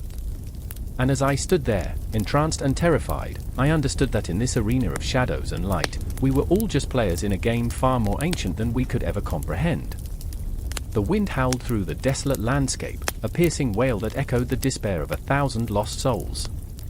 I stood at the edge of what once was a bustling settlement, where laughter mingled with the clink of metal and the earthy scent of freshly baked bread. Now, all that remained was a haunting silence, thick enough to choke on. The sun hung low, casting elongated shadows that stretched like grasping fingers across the ruins, and as I took a step forward, a chill ran down my spine.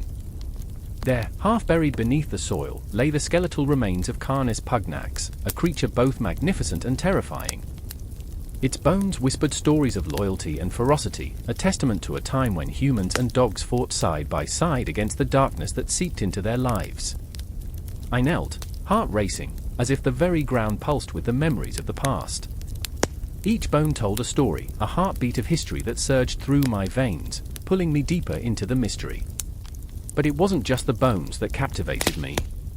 It was the faces of the people who had come before, my mind racing back to Angela, whose fierce spirit and unyielding bravery had drawn me to this desolate place.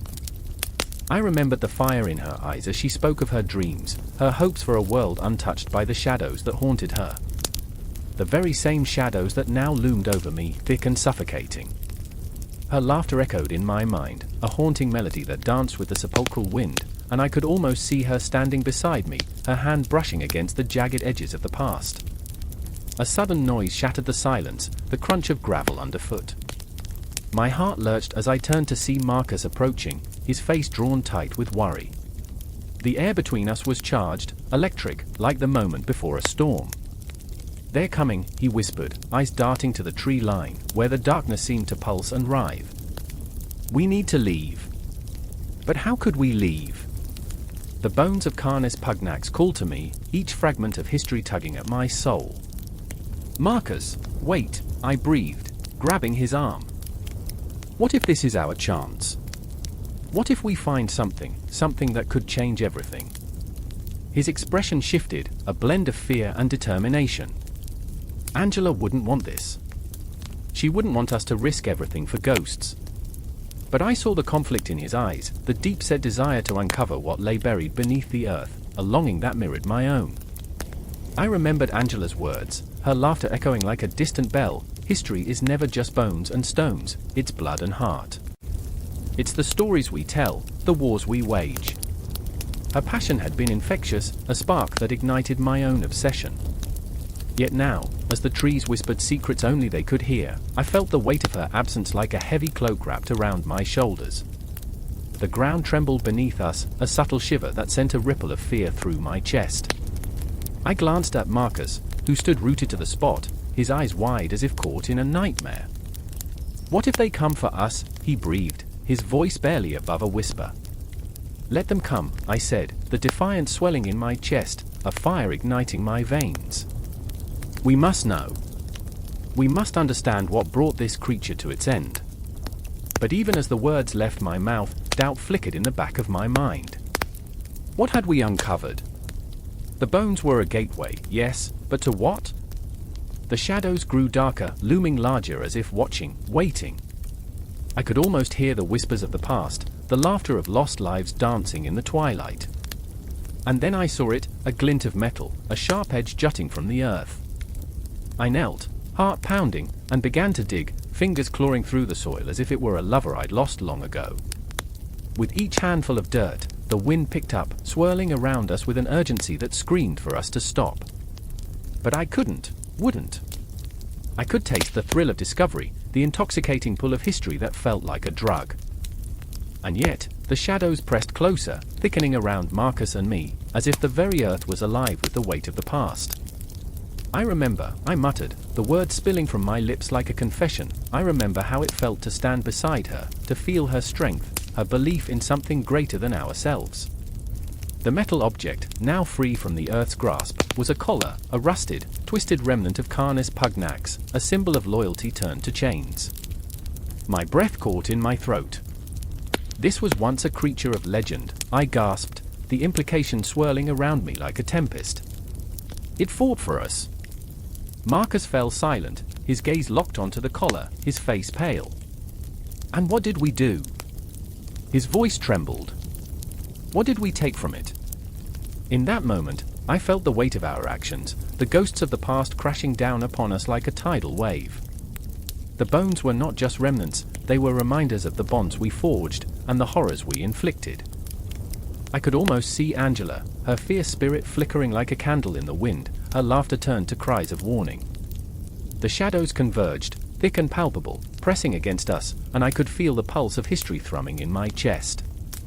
"They're here," Marcus said, fear etched into every line of his face. I could hear the rustle of leaves, the distant growl of something lurking just beyond the trees. "Then let them come," I whispered, fighting the urge to flee. Let them come. But as the darkness closed in, I realized this was only the beginning. The echoes of Canis Pugnax were not just stories of the past, they were warnings, cries for justice, and the promise of something much larger than I could comprehend. I clutched the collar tightly, feeling its cold metal biting into my palm, the ghosts of the past intertwined with the present. And as the shadows swallowed us whole, I understood that we were not merely digging into the earth, we were unearthing ourselves, our fears, our histories, and the very essence of what it meant to be alive in a world where the past never truly dies. The air was thick with the weight of anticipation, a stillness so profound it felt like the world was holding its breath, waiting. Shadows slithered across the cobblestones, cast by flickering torches that illuminated the night like dying stars. A distant howl sliced through the silence, chilling the marrow in my bones, a sound that sent shivers racing like ghosts through the alleys of my mind. I remember the first time I heard it, that bone-rattling cry heralded the arrival of Canis Pugnax, the beast that became a legend, a nightmare, a ghostly apparition haunting the edges of our reality. Gideon stood beside me, eyes wide with a mixture of awe and terror. He was a man burdened by the weight of his own choices, a soldier who had once fought for honor, now languishing in the shadows of his own regrets. "Do you hear that?" he whispered, though the tremor in his voice betrayed him. "It's coming." The words hung in the air, a dark promise, a prelude to the horror we both felt creeping closer. Beside Gideon, Amora fidgeted, her hands trembling as she gripped the necklace around her neck, a simple trinket that felt like a lifeline in a world unraveling at the seams. She was a healer, once respected, now marked by the scars of a battle she couldn't win. "It's just a dog," she said, trying to convince herself more than us. But the fear in her eyes contradicted her bravado, revealing layers of vulnerability. This was not just any dog, this was a creature born of nightmares, said to be bred for war, its fangs as sharp as the hearts it had torn apart. The howl came again, a mournful lament echoing off the stone walls, sending the townsfolk scurrying into their homes like rats. I remember the way the dim light flickered, casting eerie shadows that danced around us, merging with the encroaching darkness. My heart hammered in my chest, thumping a frantic rhythm of dread. I wanted to run, to hide, but I was rooted to the spot, paralyzed by a morbid curiosity. What would it look like, this predator that prowled the night? Would it be as monstrous as the tales foretold? Suddenly, a figure emerged from the gloom, tall, dark, and impossibly fast. It was a silhouette that could only belong to the infamous Canis Pugnax. I could almost hear the heartbeat of the night quickening, a collective gasp echoing through the streets as it drew near. I remember the moment my eyes locked onto those glowing orbs, fierce and primal, filled with an ancient hunger that sent a jolt of primal fear through my veins. Gideon stood firm, his hand resting on the hilt of his sword, knuckles white with tension. "We have to fight it," he said, voice shaking yet resolute. "We can't let it take another life." But Amora shook her head, her eyes pleading. "No, Gideon. We can't fight what we don't understand." Her words hung heavy in the air, a bittersweet acknowledgement of our own helplessness. In that moment, time stretched like a taut string, each second elongated, each heartbeat echoing the inevitable dread. The beast charged, a blur of sinewy muscle and fury, and we were caught in its path, suspended between the instinct to flee and the desperate urge to protect what little remained of our shattered lives. The first clash was thunderous. Gideon swung his sword, a desperate arc of steel meeting flesh, and I flinched, the sound reverberating through my bones. A yelp, raw, primal, cut through the air, a sound that sent a shiver down my spine. Amora cried out, her voice splintering like glass. "Gideon," she screamed, as the beast retaliated, a whirl of claws and teeth. I remember the chaos that followed, the cacophony of growls and cries blending into a symphony of fear. Amora's hands moved instinctively, her knowledge of the healing arts kicking in, though now it felt utterly futile against the carnage. I could barely comprehend my own thoughts, the world around me turning surreal, like a nightmare painted in shades of crimson and shadow. "Stay back!" Gideon shouted, his voice fierce, but the desperation was evident. He was fighting not just the beast, but the ghosts of his own past, the battles he had lost, the lives he could not save. Each swing of his sword was laced with a fervent hope that this time would be different, that he could reclaim some semblance of control. But the creature was relentless, a whirlwind of fury and instinct, as if it were crafted from the very nightmares that haunted our sleep. And then I saw it, a moment of clarity amidst the chaos, a glimmer of recognition in the beast's eyes. It was the reflection of our own fears, our own darkness embodied in flesh. My heart sank, a heavy stone in my chest as I realized, this wasn't just an attack, it was a reckoning. As the dust settled and chaos subsided, I could almost hear the universe whispering, "What have we become?" And just like that, in the quiet aftermath, Amora stepped forward, her voice a soft tremor against the stillness. "It doesn't have to end this way," she said, a plea wrapped in vulnerability. I remember how her eyes shimmered with determination, a flicker of hope against the backdrop of despair. "We can understand it. We can find a way." But the beast wasn't listening, it was a creature of instinct and survival, a reflection of the darkness we all harbored within. Gideon's grip tightened, rage and despair wrestling for dominance. "It's too late," he spat, his voice choked with emotion. "There's no understanding this." In that moment, we were suspended in a web of fear and desperation, our fates tangled with the beast's, a tragic reflection of our own souls. The echoes of our choices clashed, love, betrayal, loss, like the howling winds that rattled through the desolate streets. There was no clarity, no resolution, just the haunting realization that we were all intertwined in this tragic dance of survival, caught between the echoes of the past and the shadows of what was yet to come. As the night deepened and the stars flickered like dying embers, the convergence of our destinies loomed. The Canis Pugnax was more than a beast, it was a harbinger of the darkness lurking within us all, a reminder that sometimes, the fiercest battles are fought not in the flesh but in the recesses of our own hearts. The rhythm of our breaths matched the rise and fall of the creatures, creating an unbreakable bond between predator and prey, fear and courage, past and future. And in that moment, as the darkness encroached, I felt a haunting understanding settle over me. We were not just spectators in this tale, we were the echoes, the shadows, tangled in a twisted fate that would never truly end. The night was thick with the kind of silence that felt like an omen, the air heavy and charged, as if the world held its breath. In the distance, a low growl rumbled, a sound that rippled through the dark like a shockwave. I stood at the edge of the clearing, heart pounding, pulse dancing with the tension that hung like fog around us. My hands trembled, not from fear, but from the weight of what lay ahead. The moon, a ghostly sentinel, cast shadows that twisted and writhed like phantoms, marking the ground with looming reminders of what we were about to face. "Stay close, Max," I whispered, my voice a fragile thread in the blackness. My loyal German shepherd, eyes glinting like shards of ice, pressed against my leg, sensing the dread that clawed at my insides. He was more than just a dog, he was my partner, my only tether to sanity in this chaos. Memories swirled like autumn leaves in my mind, his first day with me, the way he bounded through the grass, jubilant and carefree, before the world turned upside down. "Do you hear that?" A voice pierced the stillness, trembling, hoarse. It was Rachel, her eyes wide with a mix of fear and fierce determination. She was my fellow officer, and our bond had been forged in the furnace of shared horrors. I watched her, the shadows etching lines of anxiety across her face, her brow furrowed, a testament to the burden she carried.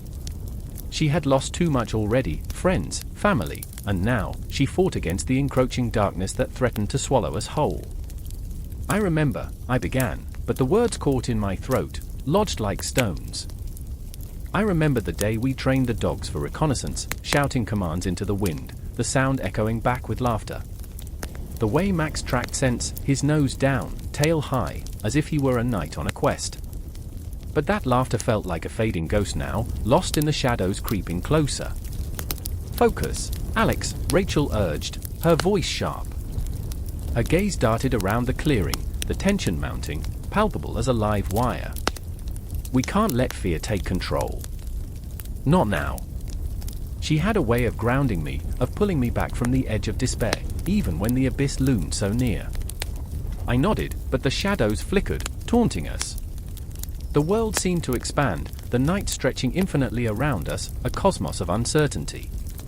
Then, suddenly, a rustle, leaves crunched underfoot, the unmistakable sound of something lurking just beyond the silhouette of the trees. My heart raced as Max's ears perked up. He growled again, a low rumble that vibrated with raw instinct. "Max!" I called, my voice trembling. "Find it!" Instantly, he snapped into action, muscles taut, a predator unleashed. He bolted into the dark, the sleekness of his form disappearing into the void.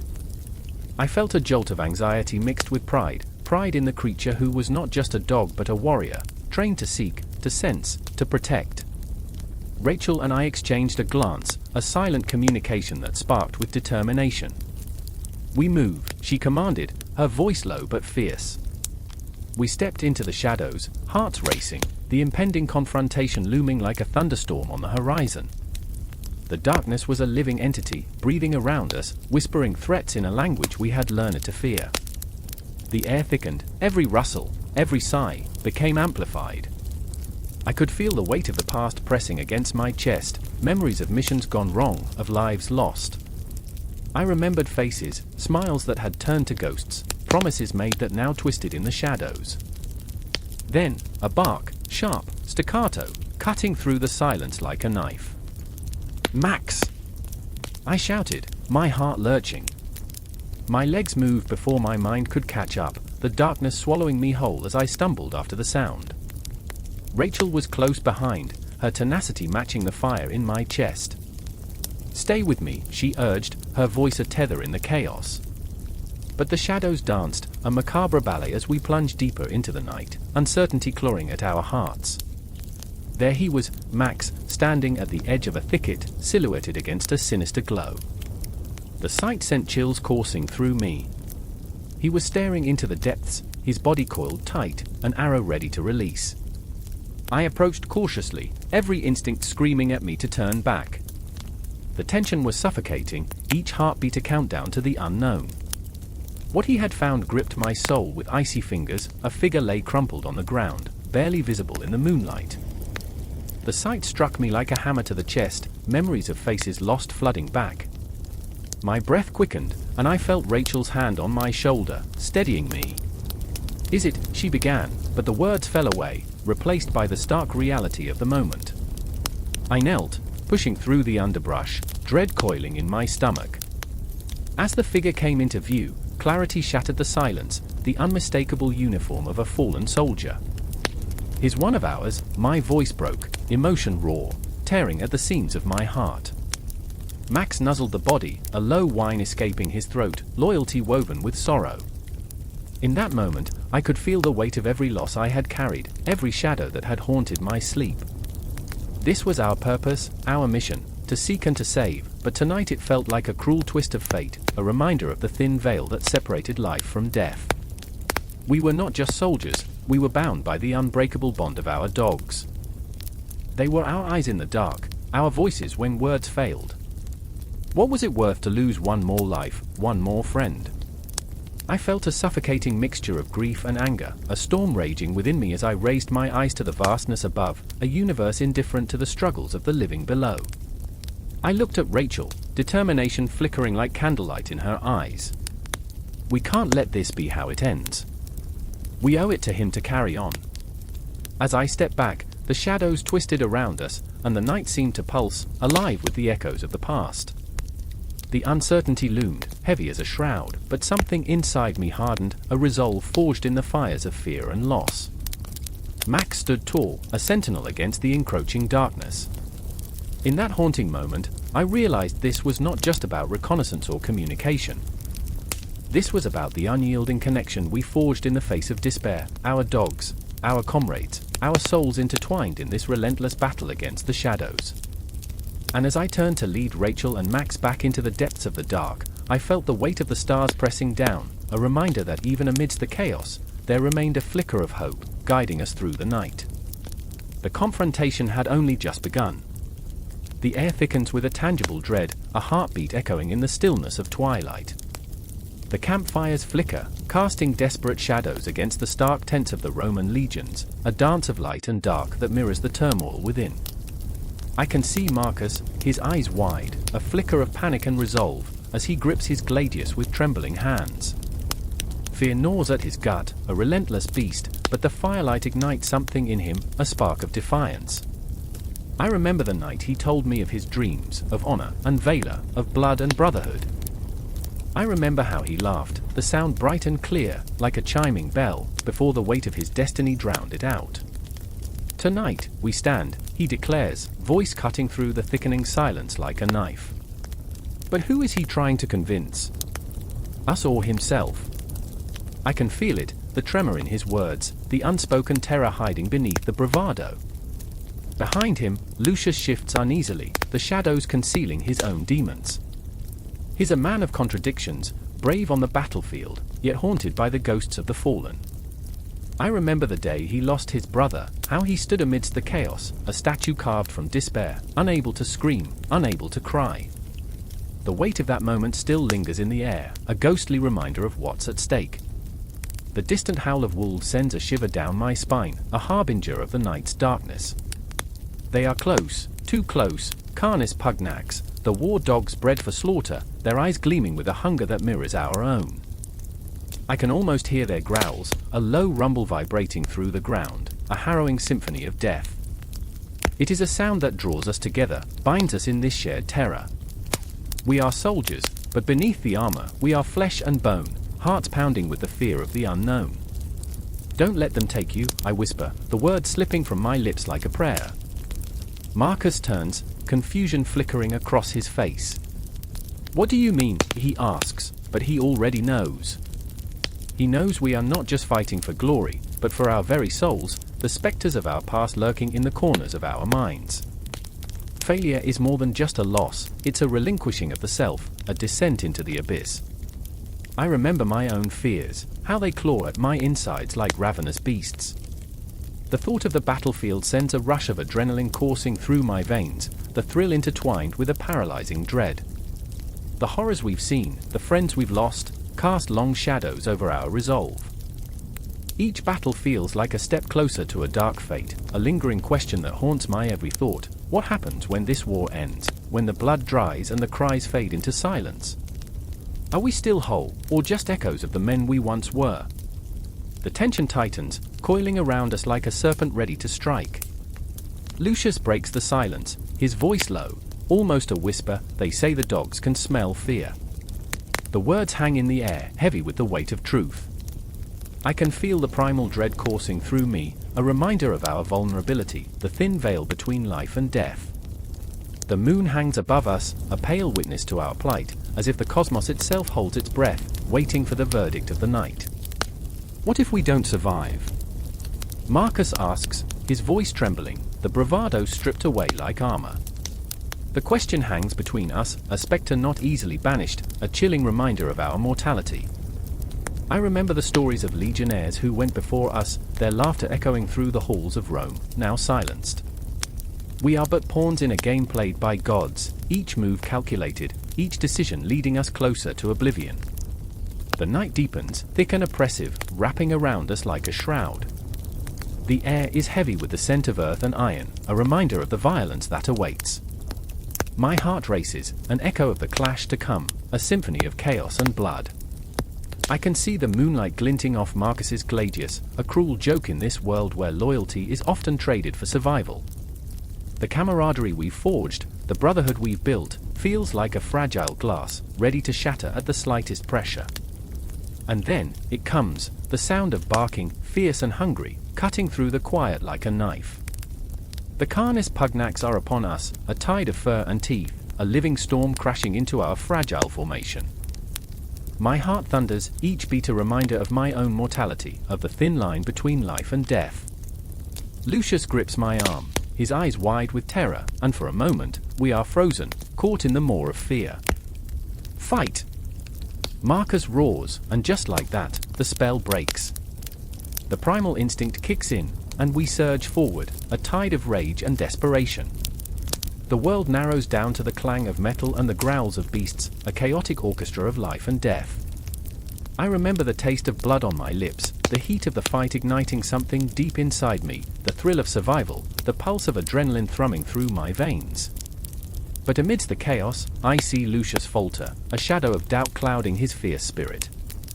He hesitates, just for a moment, and in that single heartbeat, the world slows, my breath hitching in my throat. I remember his brother, the laughter now a ghostly echo, and the weight of that loss crashes over me like a wave.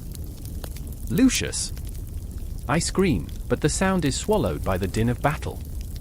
The dogs crash into us, a whirlwind of snarls and snapping jaws, and in that moment, everything becomes a blur, a cacophony of blood and fear.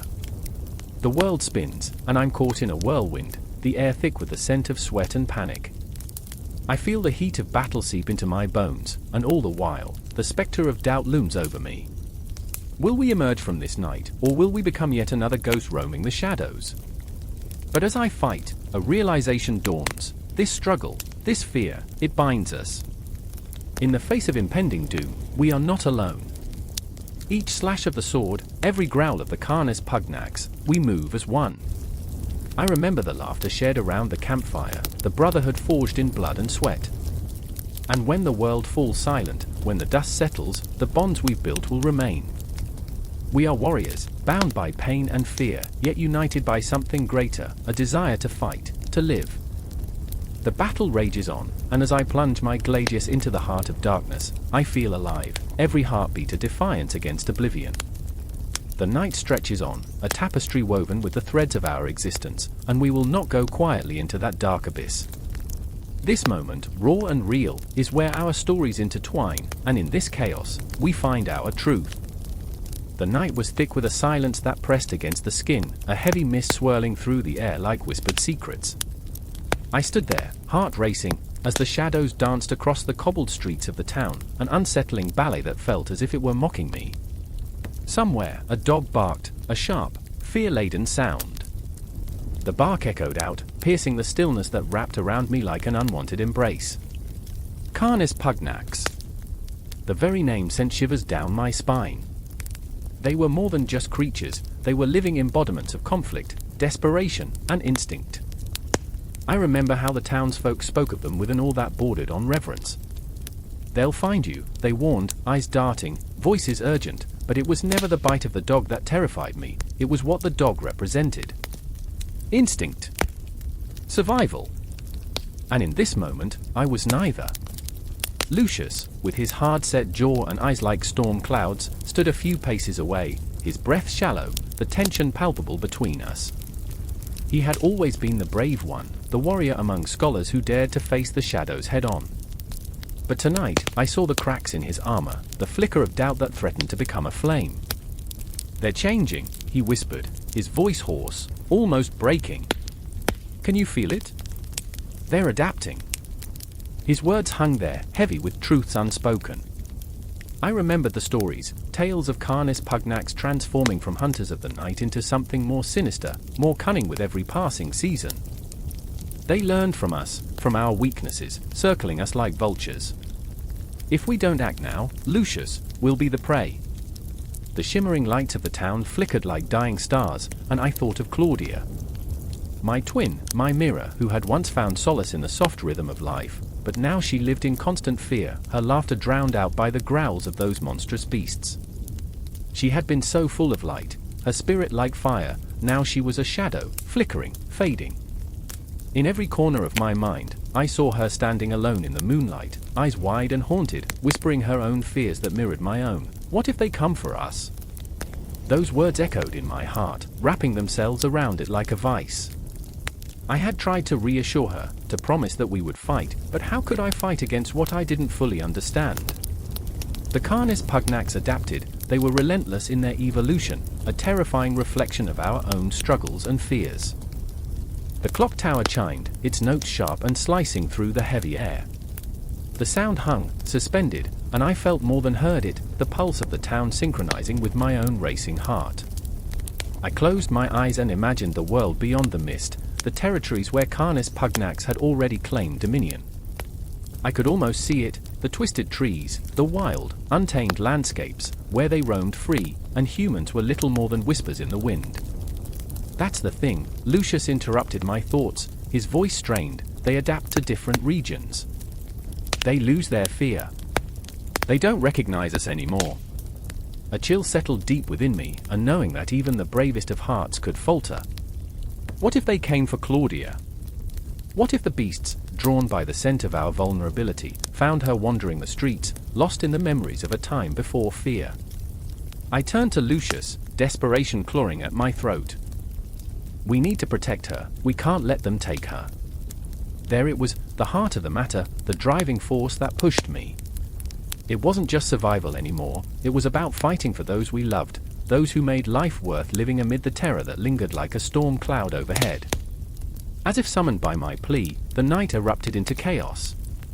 A howl pierced through the quiet, bone-chilling and primordial, sending icy fingers racing down my spine. A pack was nearby, their feral cries echoing as they hunted. It was a sound that twisted the very fabric of my being. "Stay close," Lucius commanded, but I could see the flicker of fear in his eyes. The bravado faltered, and I understood then, he was as terrified as I was. Together, we stepped into the unknown, hearts pounding like war drums in our chests. Each step felt like a betrayal of all we held dear. The streets morphed into a labyrinth of shadows, twisting and turning, the air thick with the scent of earth and decay.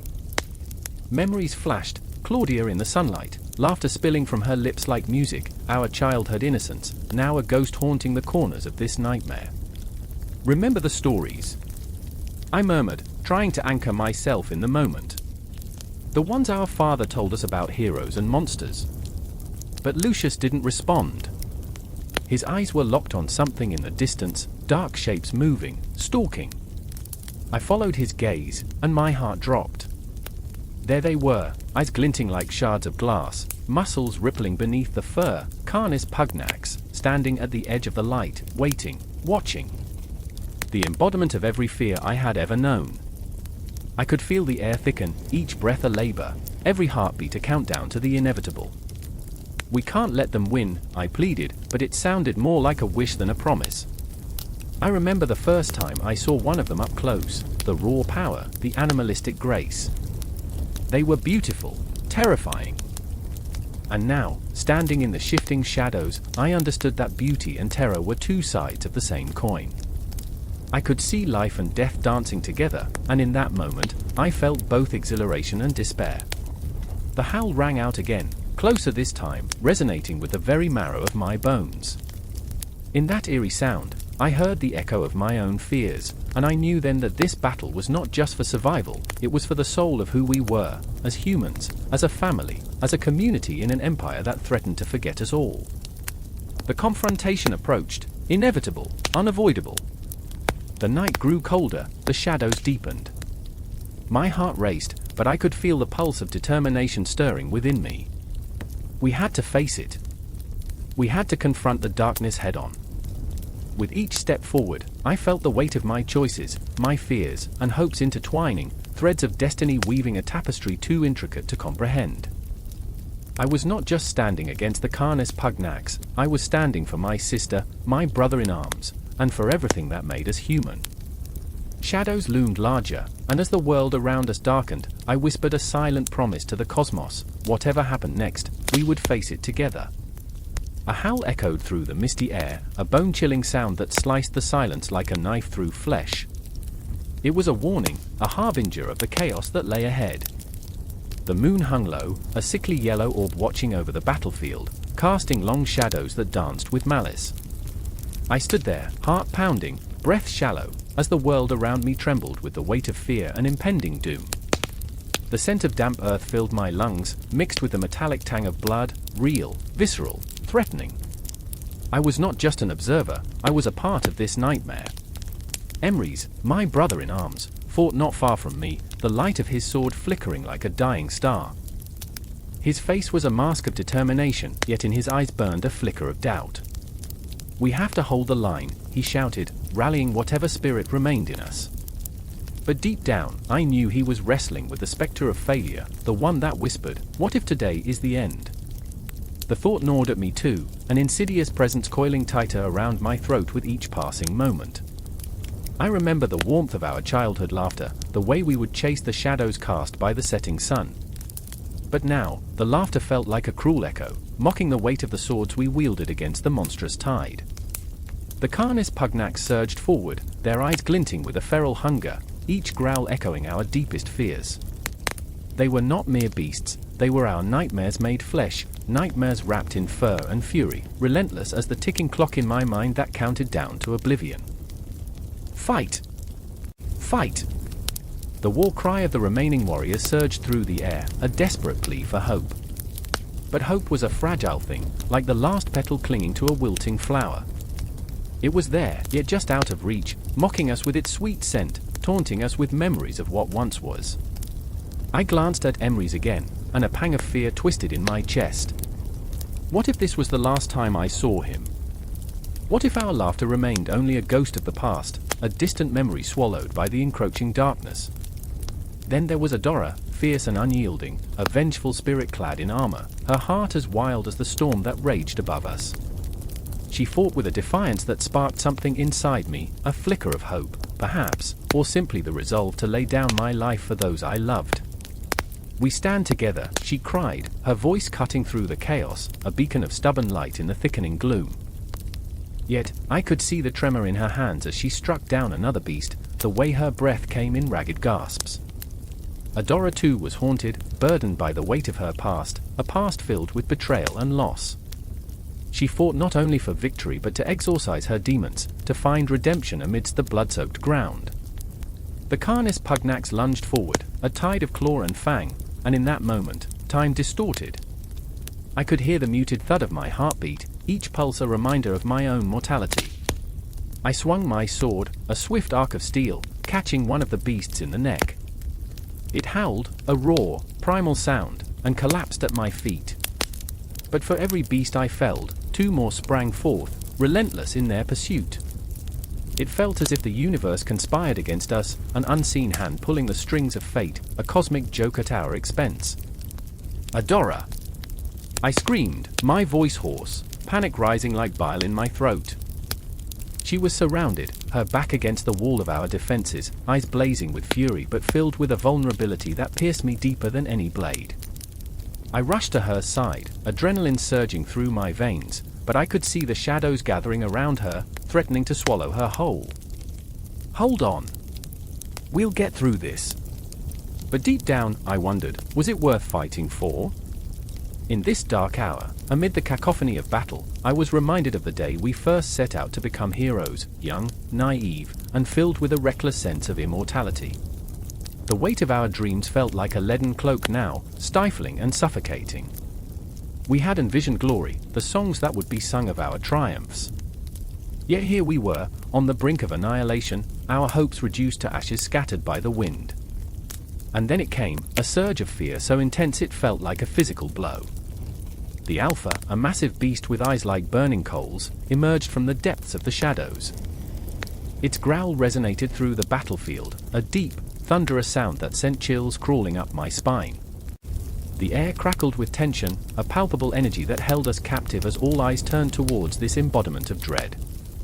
I felt it in my bones, the inevitable confrontation that would define us, either as heroes or as mere footnotes in the annals of history. Together? Emrys yelled, stepping forward despite the quaking in his voice. He was a beacon of courage, but I could see the flickering shadows within him, the same fear that haunted me, the same doubt that threatened to consume us all. I tightened my grip on my sword, heart racing, breath quickening, as the Alpha stared us down, a primordial challenge. This was it. This was our moment. The world narrowed to a single point, the chaos fading into silent anticipation. I could feel the heartbeat of the earth beneath my feet, the pulse of time itself trembling in the air. I remembered the laughter, the childhood dreams, the fleeting moments that had shaped us. I remembered the warmth of my brother's hand in mine, the fierce spirit of Adora, the weight of our shared burdens. The Alpha lunged, and I knew then, with every fiber of my being, that we were more than mere warriors. We were legends in the making, our stories woven into the fabric of fate itself. But the question lingered, like a spectre in the shadows. Would we rise, or would we fall? The air hummed with uncertainty as we braced ourselves for the clash of destiny, teetering on the precipice of history, where every heartbeat echoed the tension of 1,000 lifetimes yet to unfold. The night sky hung like a heavy shroud, a blanket of darkness pulsating with secrets, and in the stillness, the distant howl of a dog pierced the air, sharp, haunting. I remember the sound of it. It slithered under my skin, igniting an echo of dread that curled around my heart. Canis Pugnax, the fierce guardian of the underworld, roamed in the shadows, a myth made flesh, a spectre of protection with teeth like daggers. It knew the pain of loyalty, the taste of blood. It was hungry for vengeance, and somewhere in the heart of Rome, an unspeakable reckoning was brewing. In the narrow streets of the city, beneath flickering oil lamps, I stood with Claudia, her eyes wide with terror, shimmering like the surface of a lake disturbed by a storm. She was not just afraid, she was shattered, her spirit frayed at the edges, as if the very fabric of her being was unraveled by the whispers of the past. "It's coming for us," she said, her voice trembling, a fragile thread in the wind. There was a part of me that wanted to reassure her, to tell her it was just a story, an echo of ancient fears. But as the howls grew louder, I felt the truth settle like a weight in my stomach. The fables were real, and tonight, they would feast. "Claudia," I implored, my voice raw, "it's not just a dog. It's a harbinger. A guardian meant to protect the souls of the damned." I could see her dread morphing into something more profound, an unbearable realization. She was trapped between the history that had shaped her, and the monstrous reality creeping in through the cracks of her understanding. In the shadows, a figure emerged, Marcus, the haunted warrior, his face a mask of defiance and despair. He had fought battles, felt the sting of loss, but nothing prepared him for this. "We cannot let it in," he growled, desperation etching deep lines in his brow, his hands clenched into fists that trembled with the weight of unspoken fears. "The legends say it comes for the unworthy, for those who harbor darkness." He was a man wrestling with himself, haunted by choices that felt heavier than lead, a heart stitched together with regret and fury. I remember the weight of his words, how they echoed in the silence of the alley, reverberating like the tolling of a death knell. His eyes flickered with something primal, an instinct born of survival. They were the eyes of a man who had seen his loved ones torn apart, who understood the taste of ashes on his tongue. "We must confront it," he insisted, his voice a low growl that threatened to snap. "It will come for us, and we must be ready. We must not fall." As the moon hung low, casting a silvery glow that danced on cobblestones slick with uncertainty, the air thickened with anticipation. I could feel it in my bones, the unyielding presence of Canis Pugnax, the dark embodiment of our fears, prowling just beyond the veil, waiting. The shadows twisted and turned, wrapping around us like the tendrils of a nightmare, each heartbeat a reminder of the impending dread. Claudia's gaze darted back to the empty street, each rustling leaf a harbinger of doom. "There's no escape," she murmured, her voice barely a whisper, yet it struck me like a blow. The truth was naked and raw, clawing at the edges of our sanity. We were tied to this moment, bound by the chains of our history, the choices we had made, the wrongs we had committed, each a step closer to the edge of oblivion. Marcus stepped closer, a flame igniting in his chest, a defiance against the darkness that threatened to engulf us. "We face it, together," he declared, the intensity of his conviction wrapping around us like a shield. "It's not just a dog, it's a reckoning. It demands justice, and we owe it that." The raw emotion in his voice stirred something deep within me, a flicker of hope, a pulse of bravery amidst the chaos. But could hope withstand the weight of fear? The howls drew nearer, a cacophony of despair and hunger that echoed through the labyrinth of stone. Something primal stirred within me, a connection to the vast cosmos swirling above, as if the stars themselves were holding their breath. I could see the truth etched in the fabric of the universe, our lives, our choices, all part of a vast tapestry woven by hands unseen. As we stood there, on the precipice of whatever lay ahead, I felt the air thick with the scent of damp earth and the promise of rain. It smelled of life, of rebirth, but it was haunted too, tinged with the decay of forgotten souls. I remembered the stories, the chilling tales told around flickering fires, and how they shaped our fears. Canis Pugnax, the guardian of the lost, a figure of dread that walked among us, waiting for the moment we faltered. Claudia's breath hitched, a sharp intake that echoed in the silence, and in that moment, I understood. We were not simply facing a creature of myth, we were confronting our own shadows, the darkness that resided within us. Each of us carried the weight of our past, guilt, grief, and betrayal, and now, we stood at the threshold, staring into the abyss. "I remember," I whispered, the words tumbling from my lips like a prayer, the stories of those who faced their fears. There was a spark in Marcus's eyes, a glimmer of understanding, as if the weight of our shared history ignited a flame of resolve. "Tonight, we become the legends," he said, and the power of his words surged through me. The darkness beckoned, and as the howls crescendoed into a symphony of dread, we stepped forward. Together! The air crackled with electricity, with the promise of confrontation and chaos, and I felt the tendrils of fate tightening around us. The shadows danced, mocking us, but deep down, we knew we were the defenders of our own stories, and we would either break or rise together. And as the first glimpse of Canis Pugnax emerged from the depths, it was not just a creature of teeth and fury, it was a reckoning, a mirror to our souls, a harbinger of the truth we had long sought to escape. The night grew thick with tension, the air heavy with the weight of our fate. And in that moment, as the line between myth and reality blurred, I knew we were no longer just characters in a story, we were the heartbeat of the legend, the pulse of an age-old battle that would echo throughout the annals of time.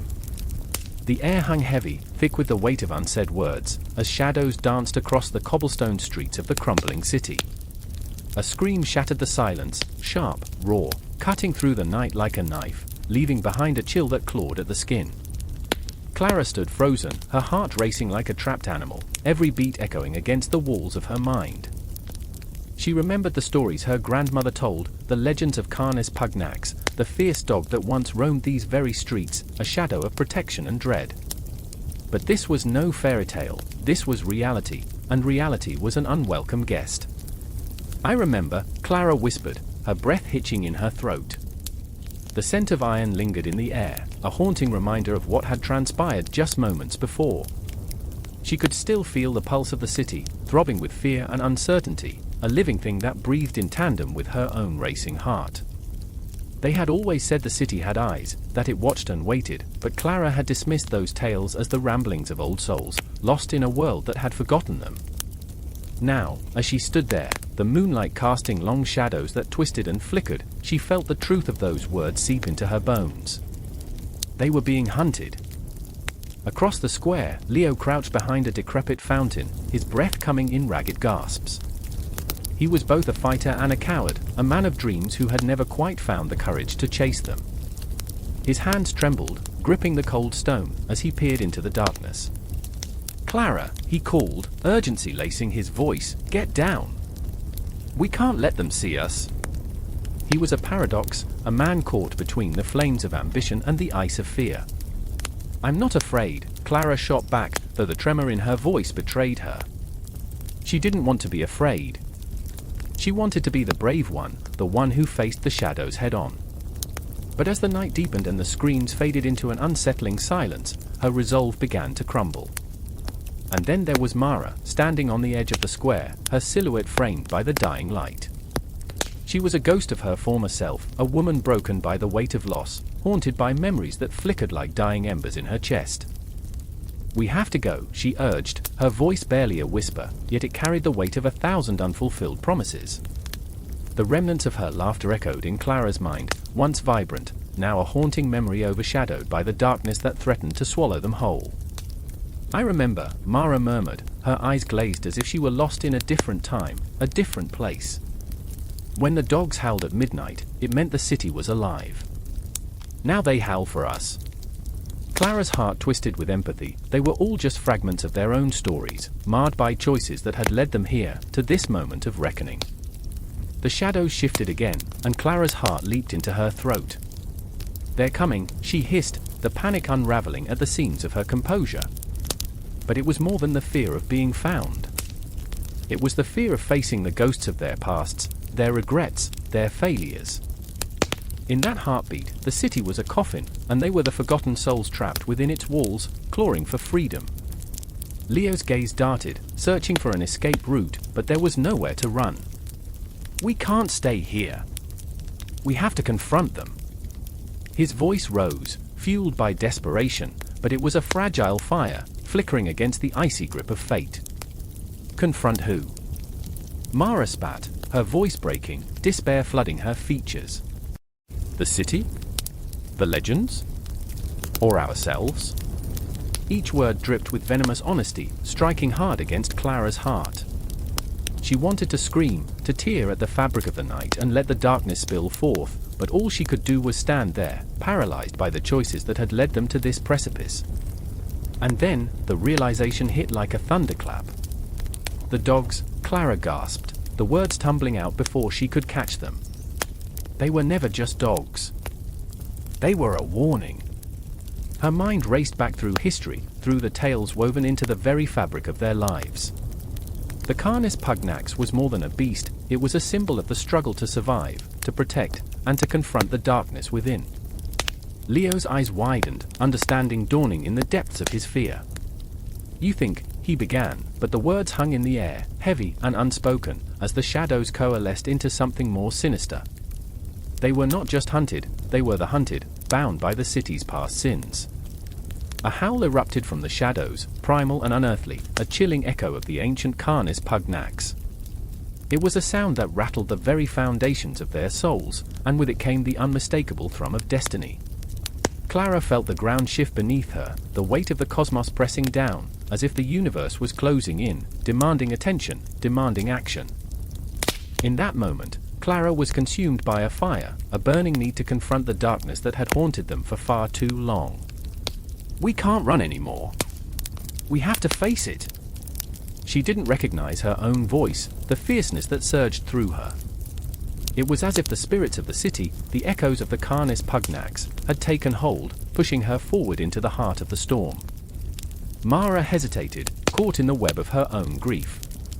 "But what if we lose?" Her voice was barely a whisper, a fragile thread in the tumult of night. Clara reached out, grasping her hand, the warmth of their connection igniting a spark. "We can't lose what we never had," she replied, the words laced with a bittersweet truth. They had been lost long before this night. Now, they stood on the brink of reclaiming themselves, their stories woven into the fabric of the city's legacy. Leo nodded, his resolve hardening. "Together," he said, and the word hung in the air, a lifeline binding them, a promise etched against the backdrop of chaos. With a deep breath, Clara stepped into the shadows, the echoes of their past reverberating through her like a battle cry. The night was alive with the cries of the Canis Pugnax, and she could feel the heartbeat of the city, a vivid reminder that they were not alone. They were part of something much larger, a legacy that demanded to be faced, embraced, and transformed.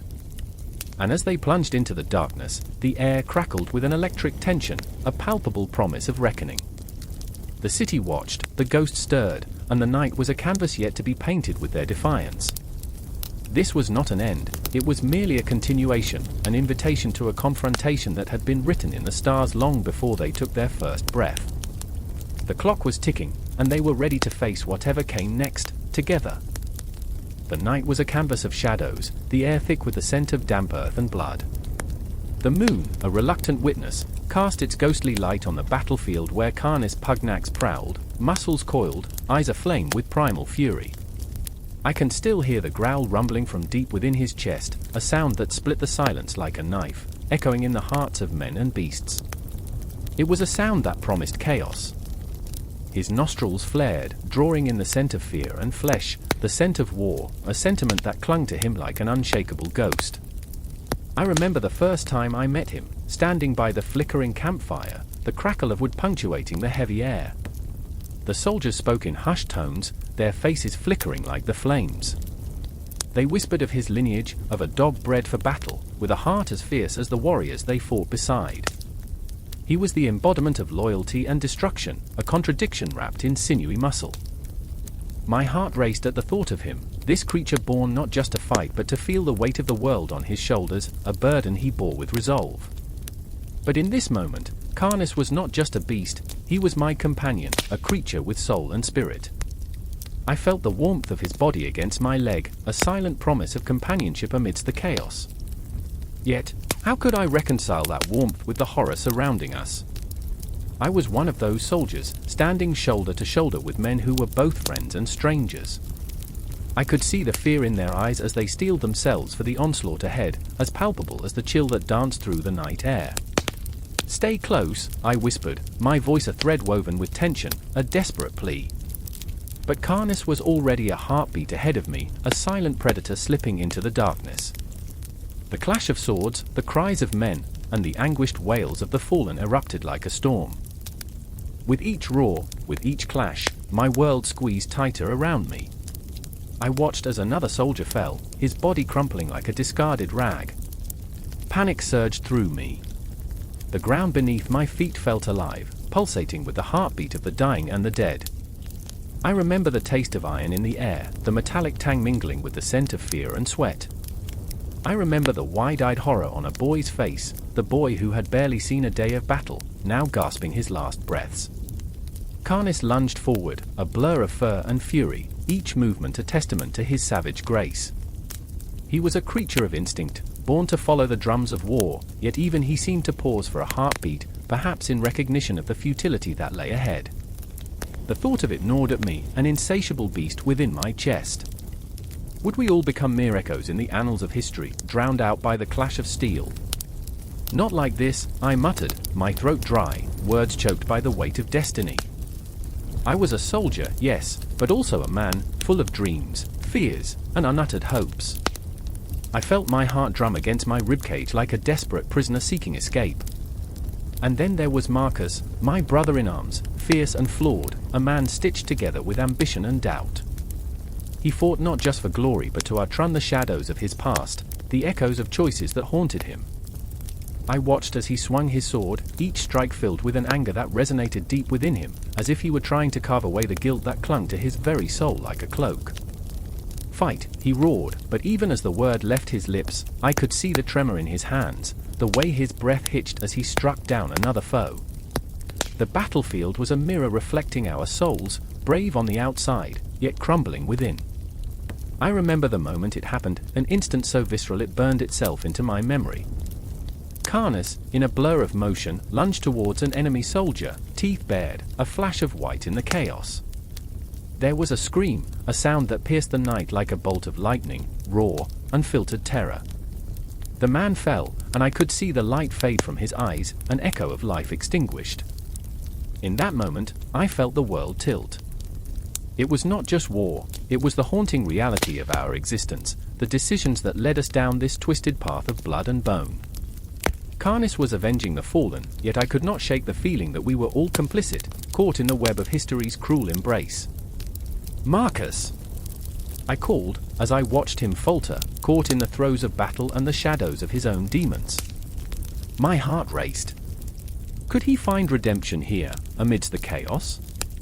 Or were we all simply lost souls, wandering in a nightmare of our making? The fight raged on. Chaos twisted and turned, a living entity, devouring every ounce of hope. I could feel the weight of time pressing down, each second stretching into eternity. The moon bore witness, the distant stars flickering like ghosts in the tapestry of dark. I glanced at Canis, my heart racing, his eyes meeting mine. There was understanding, a bond woven with unspoken words. We were more than soldiers. We were haunted, flawed beings grasping at straws of sanity in a world gone mad. And in that fleeting connection, I felt the raw pulse of existence, the terrible beauty of life and death entwined. The battlefield was unforgiving, yet here we stood, entwined in our struggles, holding on to each other, seeking meaning in the madness. As the night wore on and the cries of the wounded filled the air, I knew this was only the beginning. The intensity surged, building toward a confrontation we could neither anticipate nor escape. Shadows danced, and the scent of blood mingled with the weight of our memories, a reminder of everything we had lost and everything still to be fought for. And as I stood there, braced against the encroaching darkness, I realized that the true battle lay not just in the clash of swords and the howl of war dogs. It was the battle within us, the fight against despair, against the ghosts of our past. Time slipped through our fingers like sand, but in that moment, amidst the screams and the storm, we were alive, tempestuous, flawed, and undeniably human. Canis Pugnax was more than a war dog, he was a mirror, reflecting the tumultuous landscape of our souls. We charged forward, hearts pounding, into the unknown, the boundary between life and death blurring with every breath. The howl shattered the stillness, a ghostly echo ricocheting off crumbling stone walls, piercing the heavy fog that blanketed the night. A silhouette, frail yet defiant, stood at the edge of a once bustling square, now choked by weeds and shadows. This was no ordinary cry, it was a lament, a warning, a reminder of the fragility of existence. I could feel it vibrating in my bones, a visceral pulse that begged for recognition. Zara crouched low, her breath shallow, the chill of the night gnawing at her skin. The world around her was a graveyard of memories, each corner steeped in the weight of 1,000 lost moments. She clutched the tattered remains of a childhood toy, or a stuffed wolf, its eyes glassy and worn, as if it could shield her from the encroaching darkness. A part of her wanted to scream, to let the anguish burst forth like a dam breaking, but another part, the rational part, or maybe the cowardly part, held her back. She couldn't afford to attract the attention of the beasts that roamed the streets, remnants of a world that had twisted into something unrecognizable. I remember when they were just stories, she whispered, the words barely escaping her lips. I remember when the Pugnax roamed free, wild and untamed, before the whispers of extinction curled around their tails like chains. The memory tasted bitter, like ash in her mouth. The last days of Canis Pugnax were not merely a tale told to frighten children. They were a reality, a creeping horror that seeped into every crevice of life, suffocating hope. Across the square, Elias watched from the shadows, his heart thundering like a war drum in his chest. He was a man of contradictions, brave yet terrified, hopeful yet resigned. Each fleeting glance at Zara filled him with a fierce longing, a desire to protect her from the world's cruelty while knowing he was powerless to do so. The scars of loss marred his soul, memories of friends and kin caught in the jaws of fate, their faces flickering like candle flames in the tempest of his mind. Stay hidden, he murmured to himself, a mantra meant to quell the storm inside. Stay safe. But his feet betrayed him, as they always did, edging closer to her side, pulled by an invisible thread woven from shared grief and unspoken dreams. He could see the shadows moving, slinking through the debris-strewn remnants of their city, and each flicker of movement sent ice coursing through his veins. Would today be the day they'd finally lose everything? In that moment, the tension thickened like fog rolling in off the sea, wrapping around them both, stifling their breaths. Zara felt the weight of Elias's gaze, but it was too much, too heavy, too full of expectation. She wanted to scream, to tell him how afraid she was, how the nightmares of what was coming bled into her waking hours. You don't understand, she wanted to say, this isn't just about the Pugnax. It's about all of us. It's about what we're losing. But the words tangled in her throat like vines, choking her silence. The ground quaked beneath them. A distant rumble, like thunder rolling through an empty sky, sent them both tumbling into an abyss of fear. The Pugnax were coming, their forms ghostly shadows against the backdrop of despair. Fear clawed at them, a primal instinct to flee, but where could they go? Do you remember the stories? Elias asked suddenly, breaking the silence, his voice a fragile thread woven into the fabric of the night. The ones where the Pugnax were fierce, untouchable. The way they roamed the hills, their howls echoing into the stars. They were once legends. Zara's heart stuttered at the mention of those tales, the wild, glorious creatures they had once known before the darkness descended. They're still legends, she replied, her voice shaking with a mix of yearning and sorrow. But they're fading, like the last traces of sunlight at dusk. I can feel them slipping away, like grains of sand through my fingers. Elias squared his shoulders, the weight of the world pressing down. He wanted to reach out, to touch her, but the invisible barrier of despair held him back. We can't let them go without a fight, he insisted, the fire of determination igniting within him. We owe it to them to remember, to make them legends again. But despair had a way of warping hope, and Zara could see it in the flickering of his eyes. How, she asked, desperation lacing her words. How can we fight when we're outnumbered, when the world itself is against us? The Pugnax are shadows now, whispers in the wind. Then we become echoes, he replied fiercely, leaning closer, their breaths mingling in the cold air. We tell their stories, even if nobody listens. We create a legacy, even if it's one made of ash and memory. We become their voice. The words hung between them, a fragile promise that shimmered with possibility. But the tension was electric, crackling with the weight of their shared fears, their shared hopes. Zara felt the specter of extinction looming, ghostly and uncompromising, ready to swallow them whole. And then, like the final breath of a dying star, the howl of a Pugnax pierced the night, a haunting reminder that time was slipping away. They had to act, to stand against the tide of darkness before it engulfed them entirely. Together, Zara whispered, feeling her heart thundering in rhythm with his. Together, we will remember. As they turned to face the encroaching shadows, a shared resolve ignited between them, a flickering flame that dared to challenge the void. The night stretched infinitely before them, a canvas of uncertainty painted with the colors of their fear and courage.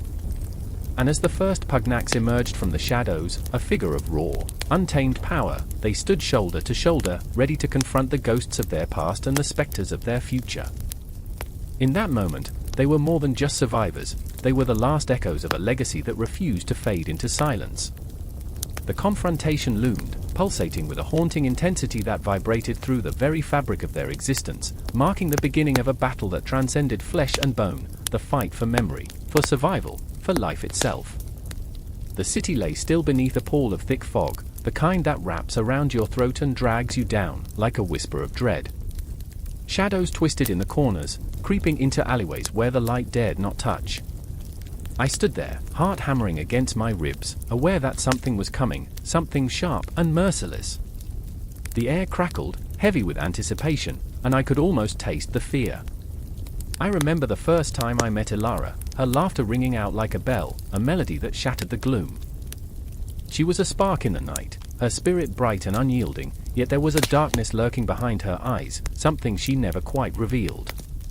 She moved through the streets with the grace of a predator, aware of the world's sharp edges, yet unafraid to dance on them. But that night, as we found ourselves standing under the watchful gaze of the moon, something shifted. Her laughter faded, swallowed by the fog. "You feel it too, don't you?" she whispered, and her voice trembled like a leaf caught in the wind.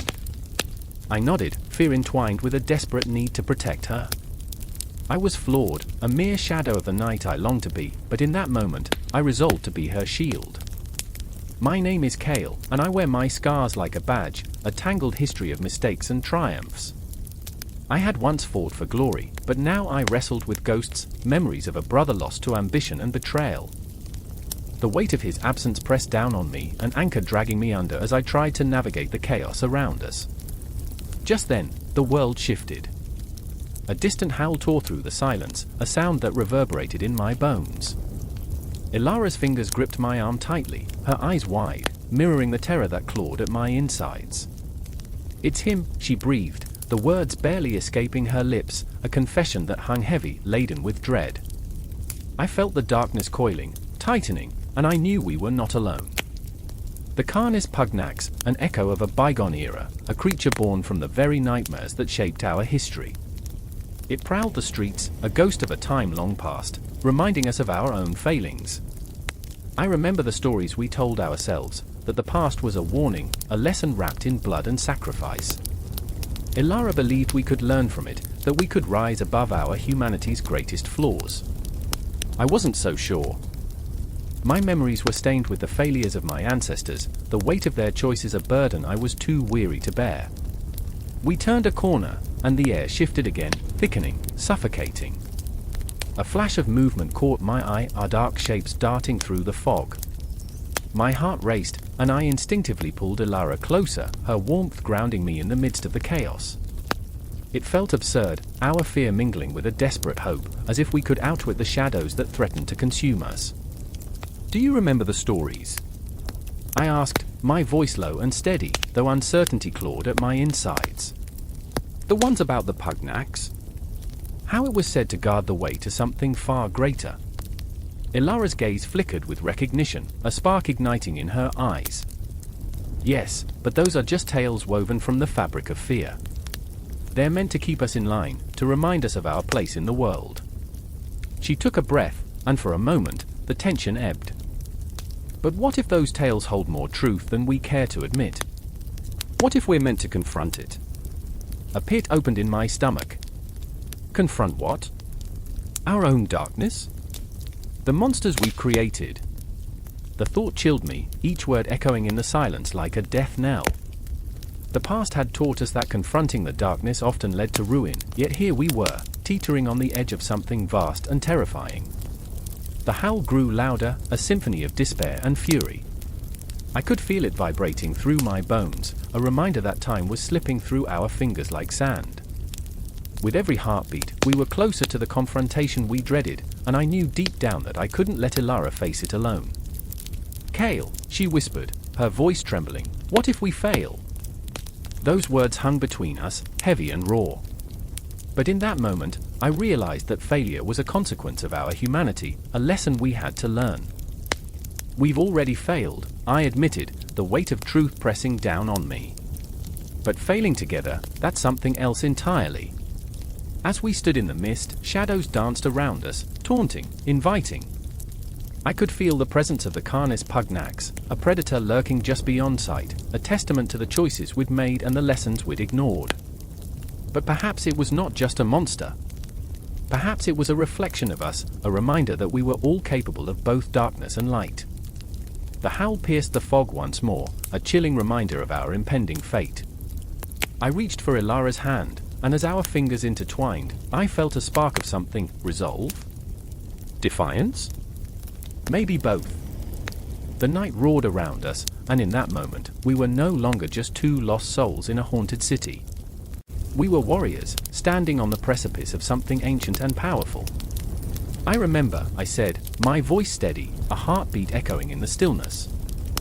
"I remember the tales, the lessons woven into our history.